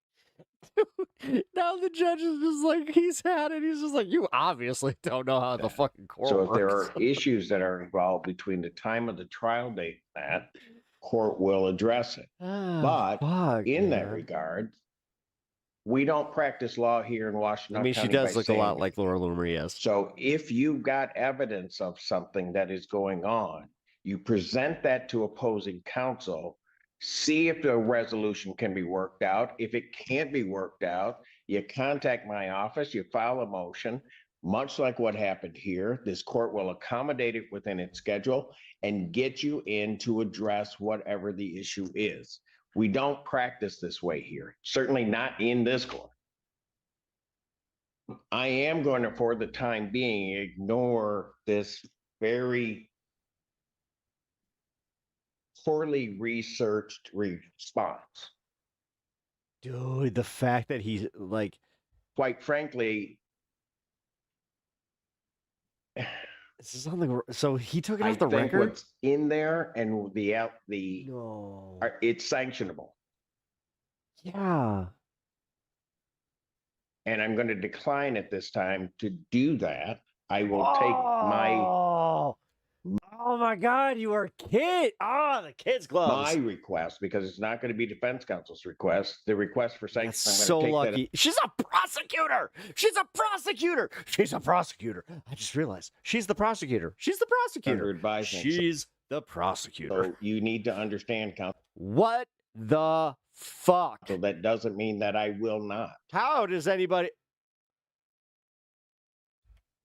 But I'm not going to at this point.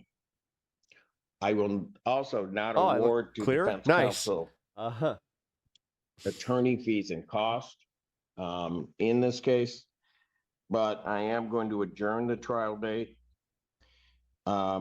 And I'm going to make it very clear, counsel, so that if you want a written order Oh to my that God, effect, she got off light. then I'll give you a written order. I don't think it requires a written order.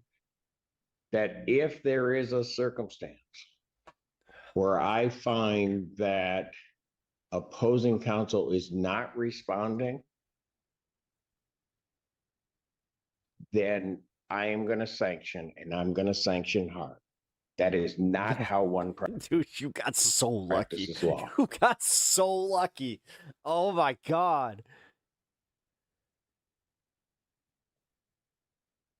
And Having she's still considered doing the like motion little. and the response for whatever the response is, non-jury trial in this matter will be adjourned. I will adjourn the matter to June 2nd, 2026, 9 a.m. Damn. Thank you, Your That Honor. is all. Mr. Gunn, you prepare an order to that effect, please. Thank Yes, you. sir. Thank you, Your Honor. Thank you, Your Honor. Damn, dude, she fucked up. Woo. No, she fucked up hard. All right, we got a quick sovereign citizen. Then I gotta go. Why are you laughing? I'm not even resisting. Very early in your policing career, you learn that there are some people that are going to try to circumvent the law any way that they possibly can. They'll deny, they'll demand a supervisor, and no matter how hard they try, if you refuse to provide your information on a lawful car stop, you'll get drug out of the car and have a trip straight to jail. This is one of those.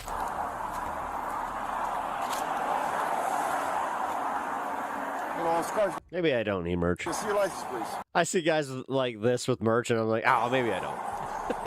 Hey, what's up, Matthew? Take note of the passenger reaching around. Welcome to the show. Not saying they're doing anything nefarious, but snapshot of this window here, and everything that moves, we watch. And the passenger reaching around is something. Can I see your license, please? What's going on? I need to see your license. Do you have a license? I need to see your license. What's going on? I need to see your license, sir. I'm asking you what's your reasonable. And I want to see your license, and I'll tell you why. But until I see your license, I'm not talking to you. Because I need to see your license. Do you have a license or you don't have a license? I don't need to see your license. I need to see his license. He's driving. Do you have a license, sir? Oh, that's stupid. Reasonable, articulable suspicion, and I'm traveling definitely down the Sovereign Road, and I'm detecting a bit of an accent. I'm born and raised in New York, and there are a lot of Jamaicans in New York, and it sounds like he has a bit of a Jamaican accent. We'll see as it goes along. Okay. You have a license? I'm asking you what's the purpose of you asking me to identify myself? Because I pulled you over for speeding, okay? Now, speeding? Yes, sir. Was I speeding?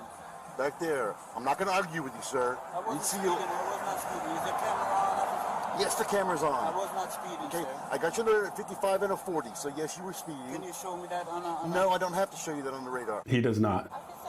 You wasn't speeding. Yes, I was. I'm not going to argue. Can I have your license, please? I don't have a license. I wasn't speeding. My baby, send me back up here. I wasn't speeding up. Yes, sir, you were. I'm not going to argue, sir. Can I get the supervisor, please? I'm calling her back up right now. You have a license, sir? Okay, two things of note. One is the officer said, send me back up here right now with no context. Do they need to roll code? Do they not need to roll code? And you have to say to yourself, is this something that the officers need to be running lights and siren getting to the officer? I'm not going to say I'm not there, but this is something to think about and give context, because most of the time the officer will say, have them in route code or routine so they know how they need to drive. The other thing is he requested the supervisor, so we're definitely down this whole sovereign ideology from what he's talking about here. Can I see your license, please, sir? I don't have a license. Do you have any ID on you at all, sir? I don't have to ID myself, sir. Yes, sir, you do. No, I do not. Yes, sir, you do. I did not commit a crime. I'm sorry, what? I did not commit a crime. I didn't say you committed a crime. I said you committed an infraction, a civil infraction. So don't make it worse than what it is. That's all I'm saying. I didn't commit the civil infraction. Yes, sir, I got you on the radar at 55 and a 40. Can I see the radar? No, sir, you cannot. That's like the sixth time he's How can you prove that I was speeding? We go to court, and the judge here's my side, here's your side. That's how we prove it. In the state of Florida, I'm not allowed to lock the speeds in. There's nothing that shows on my radar right now. Wait, so they're not in New York. State of Florida law says it can't. I'm sorry. Radar right now. So roll me back up, give me a supervisor. Jesus Christ. You're talking to me right here. I'm sorry. Go ahead, sir. You were saying, I didn't hear what you said because you're talking to me. I was not speeding. Yes, sir, I have you on the radar. And that's my, I'm saying you were, you're saying you weren't. So it's always Florida. What I do is I give you a ticket. I mean, it is. We go to court. That's what we do. Yeah, we're not kidding. It is. It's always Florida. That's what's going to happen. Some of that.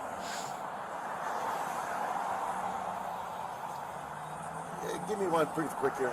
Supervisor, please. Did you catch that? He said, I want to need him here pretty quick. Yeah. The question again is, are they going to roll code? I don't know if in this jurisdiction, which I believe is Clearwater, Florida, if that would mean that they're going to roll code to him. And is this a situation where we want officers rolling codes? Question. Sir, do you have an ID? I need to see your ID. I'm not going to identify myself. I did not come in. Sir. We're start using fucking police lingo here just because we're watching this dude. Okay, that's my side. And I legally pulled you over. Are you rolling code to get here? That's what I'm allowed to do. You're required by law to show me your license. You have a license. I'm sorry, sir? Yes, sir, you are. Why am I being detained? Because you're speeding. That's not a crime. Yes, it is. Wait a minute. That's a new one. That's not a crime. You're being detained, like, sir. yeah. Don't try and leave. You'll commit a crime then. Actually, you think you had that moment? Like, after I asked for it legally, it's actually a crime. So, yeah. So, you want to identify yourself or no? You're saying that I failing to identify myself as a crime. Because I legally stopped you. Now you're interfering with my investigation. See? So who are you investigating? You. Then who do you For know? speeding. Then who am I? You won't identify. Man, are you? I'm just asking for an ID. That's all I'm asking for. You won't give me an ID? So the officer was like, man, are you? And I don't know what he was going to fill in after that. He's doing everything to be as professional, polite, like, and as are you high? kind to the He wanted to ask him, like, are you high? this guy is Like, making it what's incredibly wrong with difficult. you? For those in other countries or don't necessarily understand a lot of what's going on here is that when the officer said about not committing a crime, a civil infraction, so the civil infraction, in some places, in my jurisdiction, if you were stopped for speeding, you could have been arrested for speeding. In some places, it's a civil infraction and you can only be cited for it and you have to go to court. But when you don't identify yourself, you elevate it to a crime. So that's what this man is, what the driver of this car is walking himself into. I mean, really, you want to go this route? What route? All I'm asking for is an ID. What route? I didn't say you Well, committed a crime, I mean, sir. you're You didn't say about you to committed a get crime. pulled I said out of your civil car, infraction. my guy. And now you're refusing to identify yourself. So now, what am I supposed to do? I'm being open and honest with you, sir. I'm going to give you a citation. You can take it to court. No problem at all. You can hear the code run. You can hear the lights and siren in the background. So this whole time that this exchange has been going on, the officers were rolling code from the time he asked for them. I called That's it. what we're going to do. So the next step is up to you. That's what I'm going to do. That's the next step. So what do you want to do, sir? Show me some ID, please. Oh, damn, they got two more. I'm sorry? You don't have an ID and you're driving your vehicle. I'm traveling. No, sir, you're driving the vehicle. I'm traveling. Okay? Notepad comes out. All right. He's saying he's traveling. So, you have no ID? What's your name, sir? I didn't commit a crime. What did I do? What's the reasonable suspicion? Hey, Corporal, he's refused to identify himself. He says he's traveling. Nobody likes hearing those birds chirp. The thing is, you don't want to hear those birds chirp, and then the way they rolled up, where it went chirp, chirp, chirp, chirp, chirp, chirp, chirp, silence, and then he got relaxed. You're just like, you're like, oh fuck, party on, party on, Wade. You don't want to give me ID and you don't want to identify yourself, right? You don't want to identify yourself. I'm asking you. You ever seen that scene Scanners?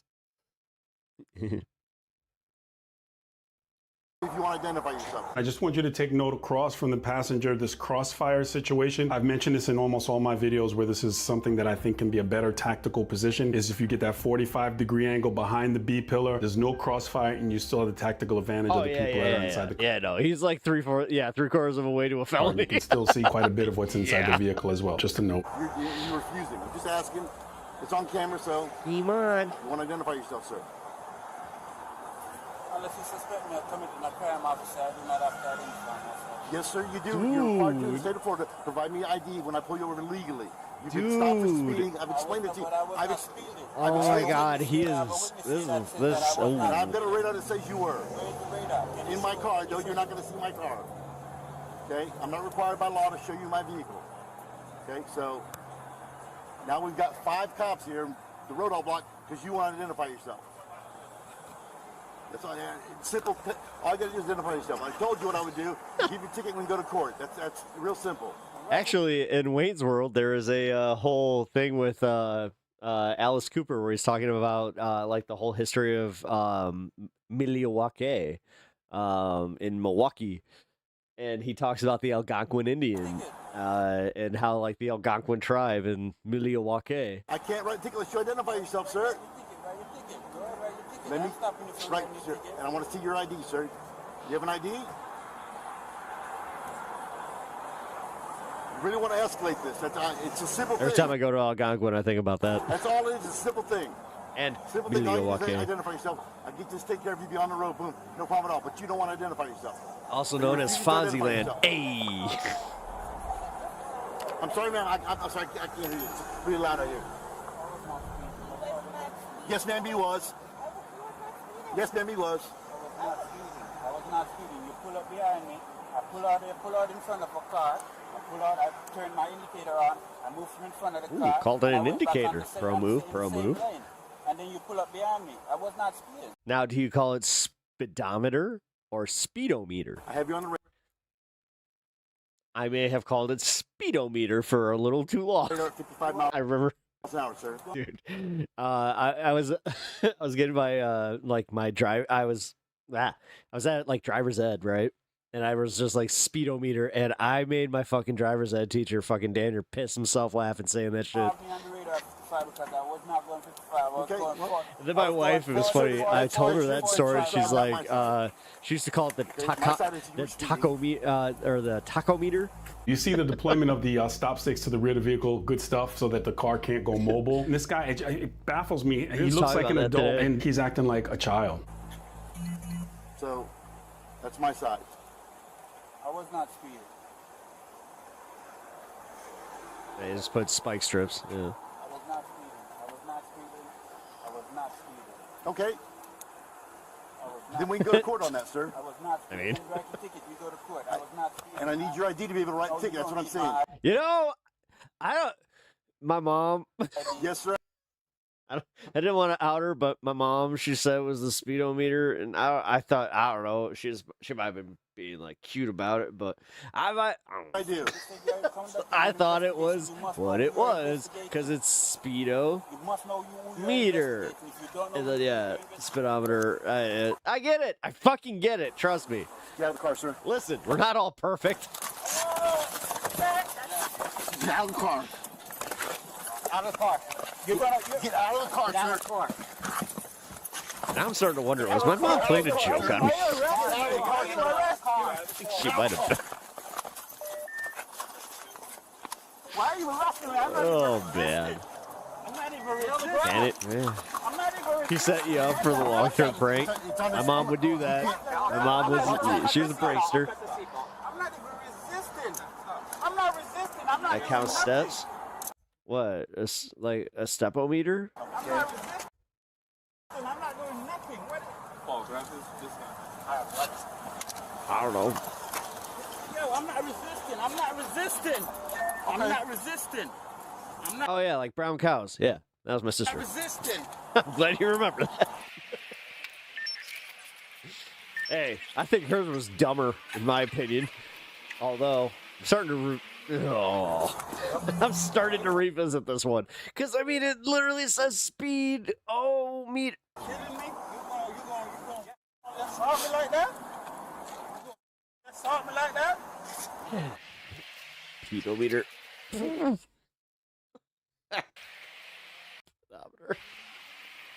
I hate everything.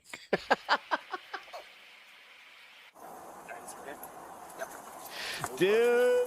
Stand up. Look at me. In custody. Some good things here to discuss because everyone is safe. Here are a couple things. One is corporal made, I believe it was a corporal made decision. Let's go ahead and book this guy. Ideally, there should be a plan of who's going to go hands-on and what each person is going to do. Who's going to open the door? If the window needs to be breached, who's going to be breached? Who's going to go hands-on first? Who's going to give verbal commands? One voice giving the verbal commands. You know, and I felt better about myself when my wife was just like, yeah, I used to call a tachometer a tachometer. I was like, really, really good job because they and took care of business really quickly. But there's one thing that I'd like you to take note of. When they were taking him into custody, his seatbelt got caught behind his arm, and that happens. And you don't want to let the arm go. You just want to get those handcuffs on, especially if the person's resisting. They used a knife. One of the officers used a knife to cut the seatbelt off. That happens. But then he threw his knife down onto the ground when his knife was unsecured. Sometimes that happens. When you review these kinds of videos, the things you want to think about is securing your tools back, especially if it's a knife, because had it not been this common situation and there's a knife floating around. Yeah, the real life. Oh, I hate you. The guy is reaching around for something. Does the You're right. officer think that the Oh my God, I'm Bibbidi guy. Oh no. person's going for that knife or it's that person's knife? These types of things have happened. I don't think that that was necessarily that big of a deal in this situation, but in review of these, in the 2020 hindsight, you want to make sure you're securing tools, especially things like knives, because you have a lot of eyes from officers that are on the scene. The other thing that they did really well is that the female was, I believe, extracted from the car. So when they had their back to the compartment of the vehicle, there was no real concern because I believe she was already extracted. They did a complete I think I may have just accidentally written their next commercial. search on him before they even got him off the ground. So very Did you get Bibbidi? good job. And again, these are debrief type of comments that I'm making. And this I was reading my speedometer, and then they told me that I need a tachometer to fix my speedometer, and I can rely on Bibbidi to come and help me with that. this man made a very, very foolish mistake, and now he's paying for it. All of this? Man, those are some fucking, like, those pants got a lot going on. Like, this motherfucker looking like NASCAR. You drove it, sir. All you do is identify yourself. Let me get my slipper. Oh, this is in Clearwater? No shit. Dad, walk with them. We'll get your shoe when you get Brother the car. used to live there.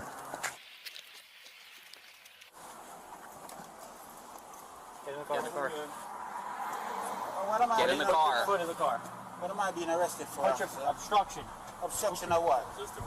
Pretty sure again that he's Jamaican. And interestingly, I was just in Jamaica not too long ago, and I met up with some Jamaican police. And I don't know that he would do this Full disclosure, I couldn't say my own name until I was like 4. in Jamaica I used to call myself Chowie. because the cops that I talked to over there, he would not have been given this What's your name, Chowie? degree of grace that these officers gave him. I mean, the officer worked with him really, really long. And even when they took him into custody, extraordinarily professional. In Jamaica, those cops look like they Wait, now you're coming in here named Scoob Dog? Dude, just go back to Repentant Man, motherfucker. didn't play around. So I'm really Seriously, why? Why'd you change your name? Just go back to Repentant Man. I will repent if you go back to Repentant Man. surprised. If you're Jamaican and you know that this is Jamaican accent, please Yes. chime in and let me know. I don't want to disrespect I am still anybody in spreading this it. by calling them something that they're not. Immature he was, for sure. If the windows are wind up in the car, I'll be suffocated in this car. I'll be suffocated. I'm gonna suffocate. Put your foot in.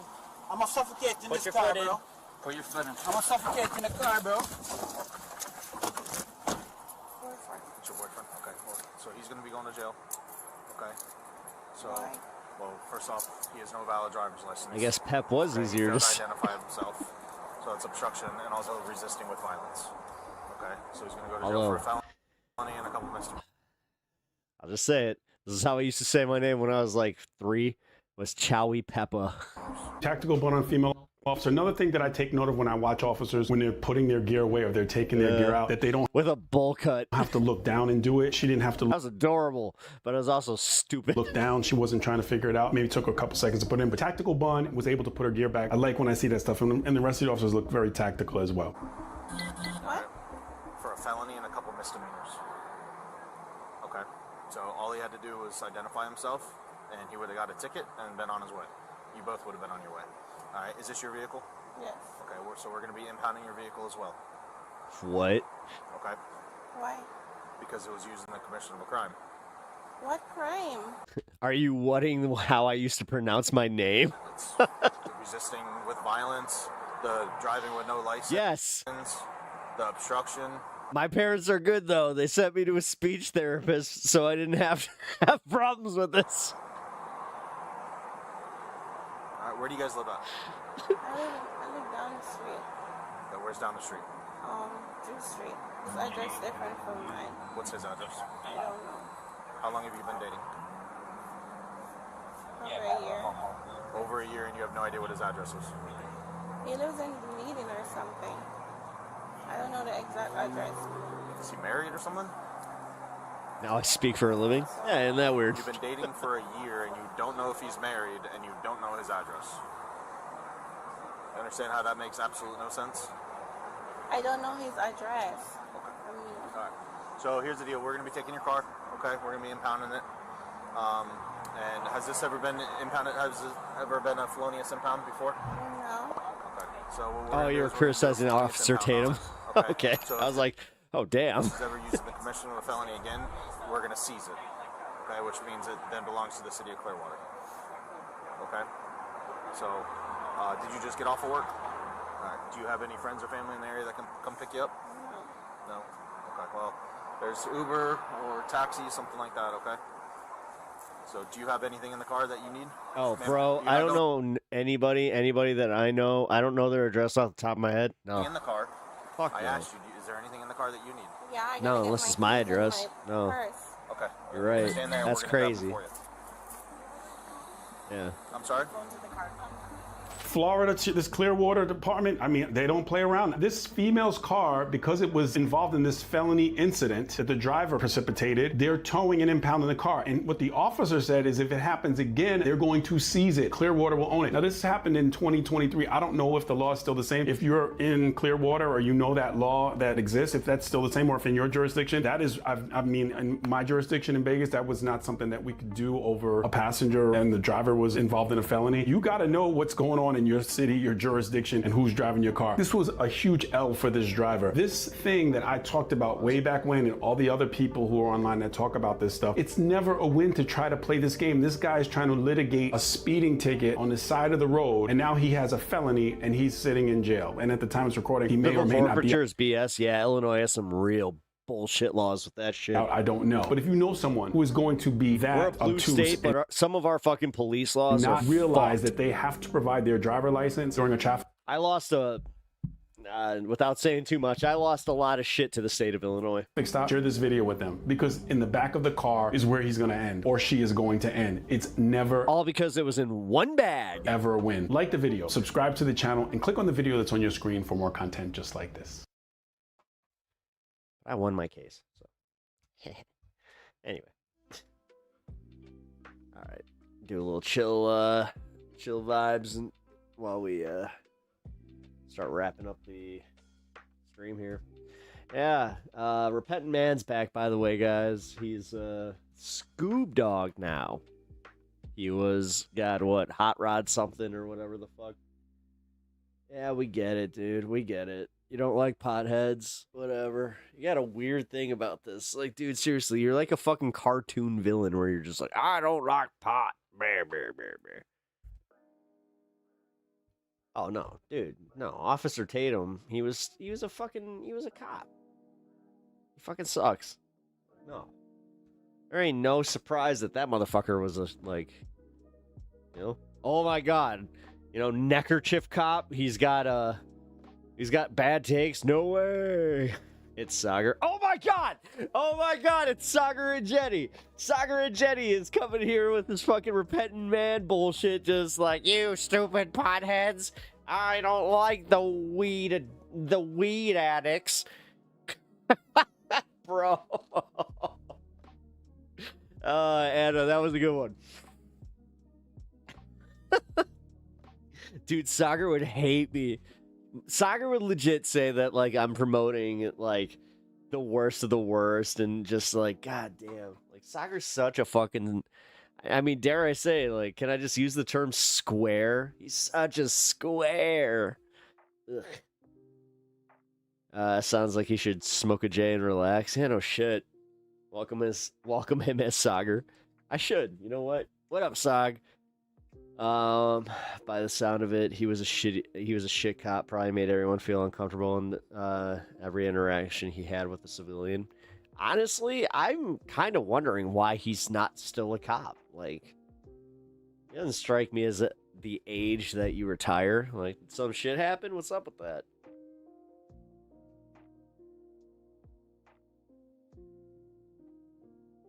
I am genuinely curious, but.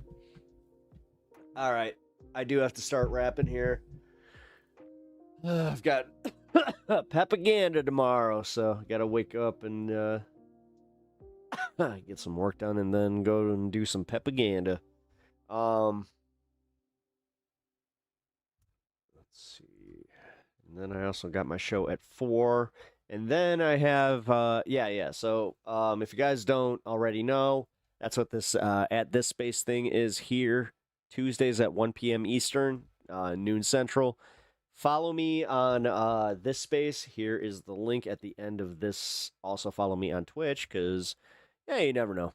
It's another platform where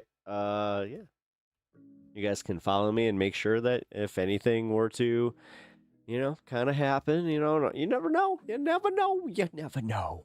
So, consider following over there. Also, if you haven't already, hit the like and subscribe.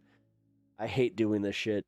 But you know what? This is why I'm honest with you guys. It helps. Like, it really fucking helps.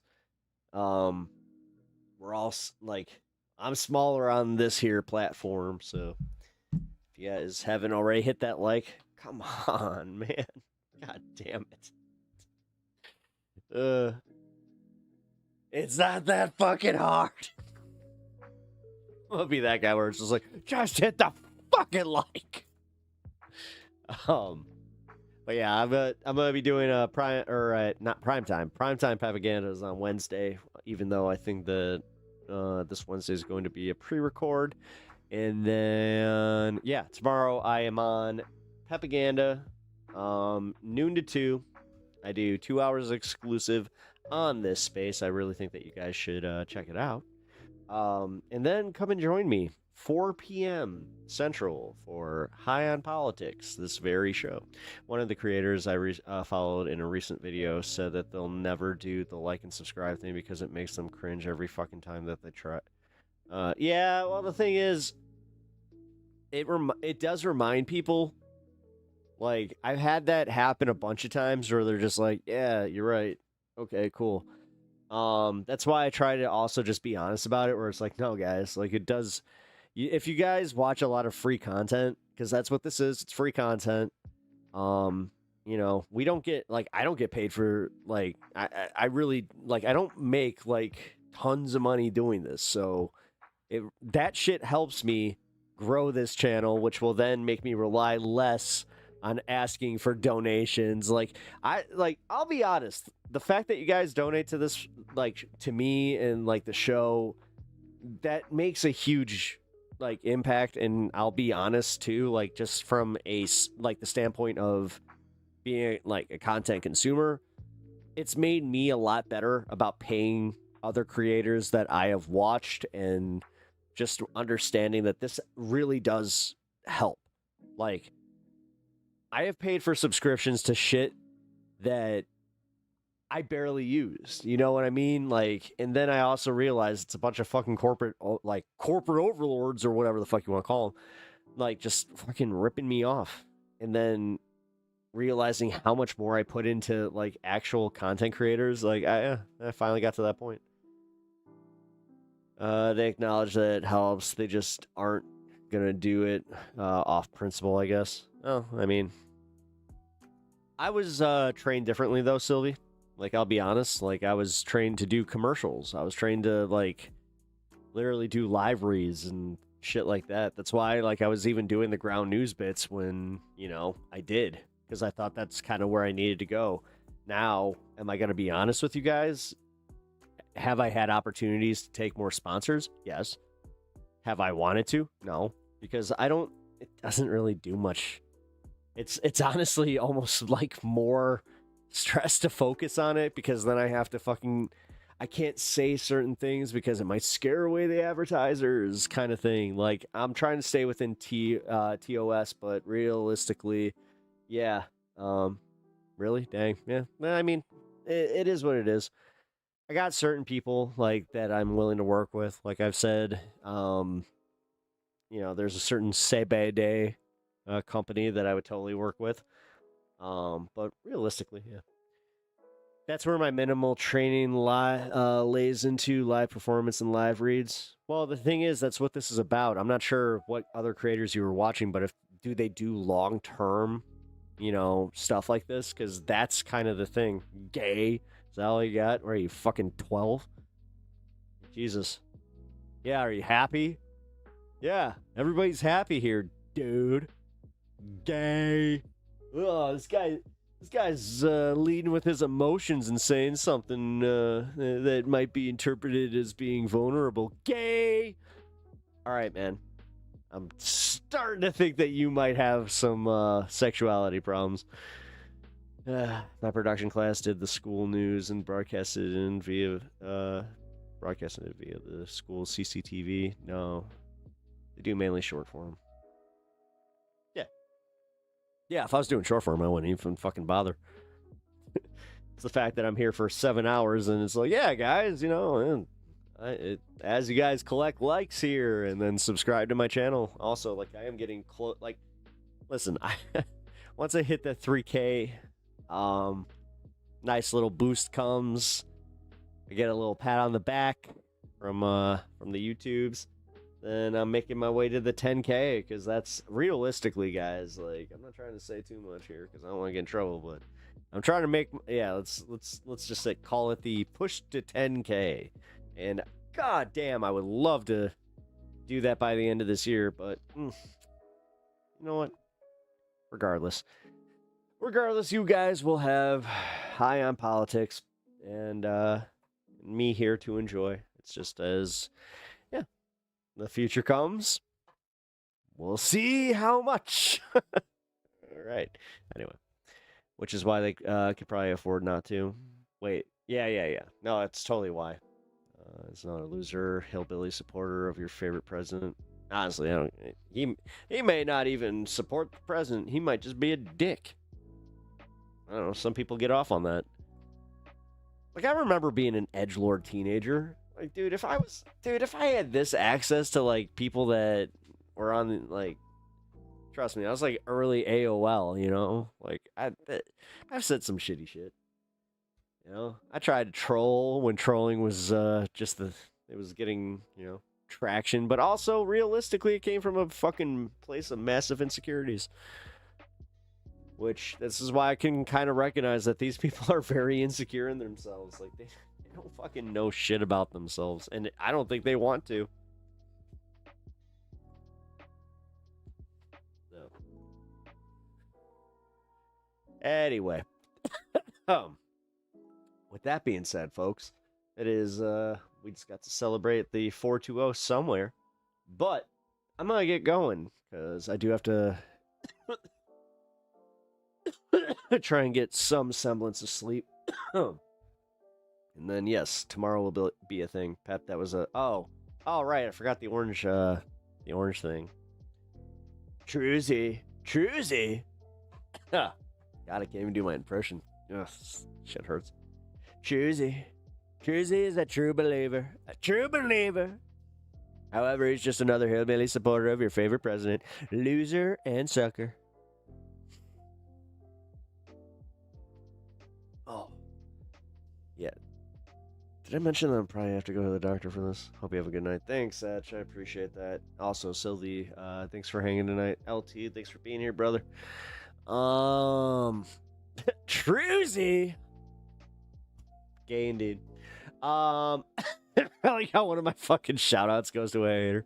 Whatever.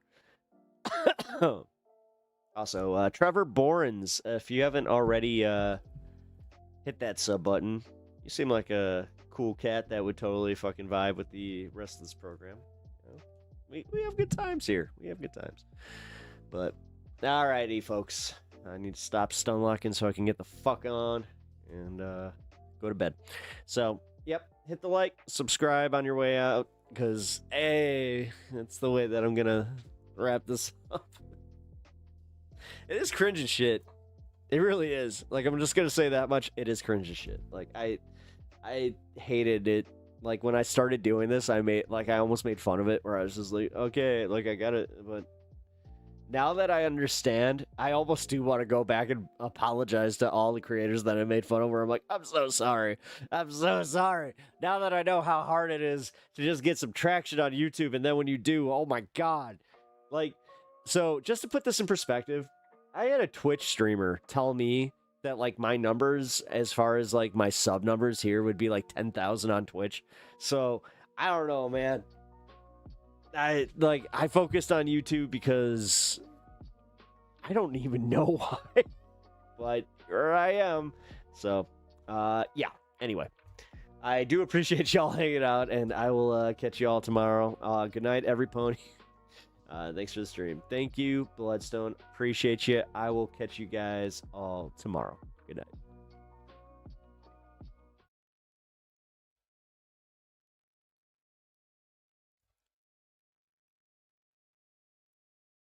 Who the heck is Peptalks?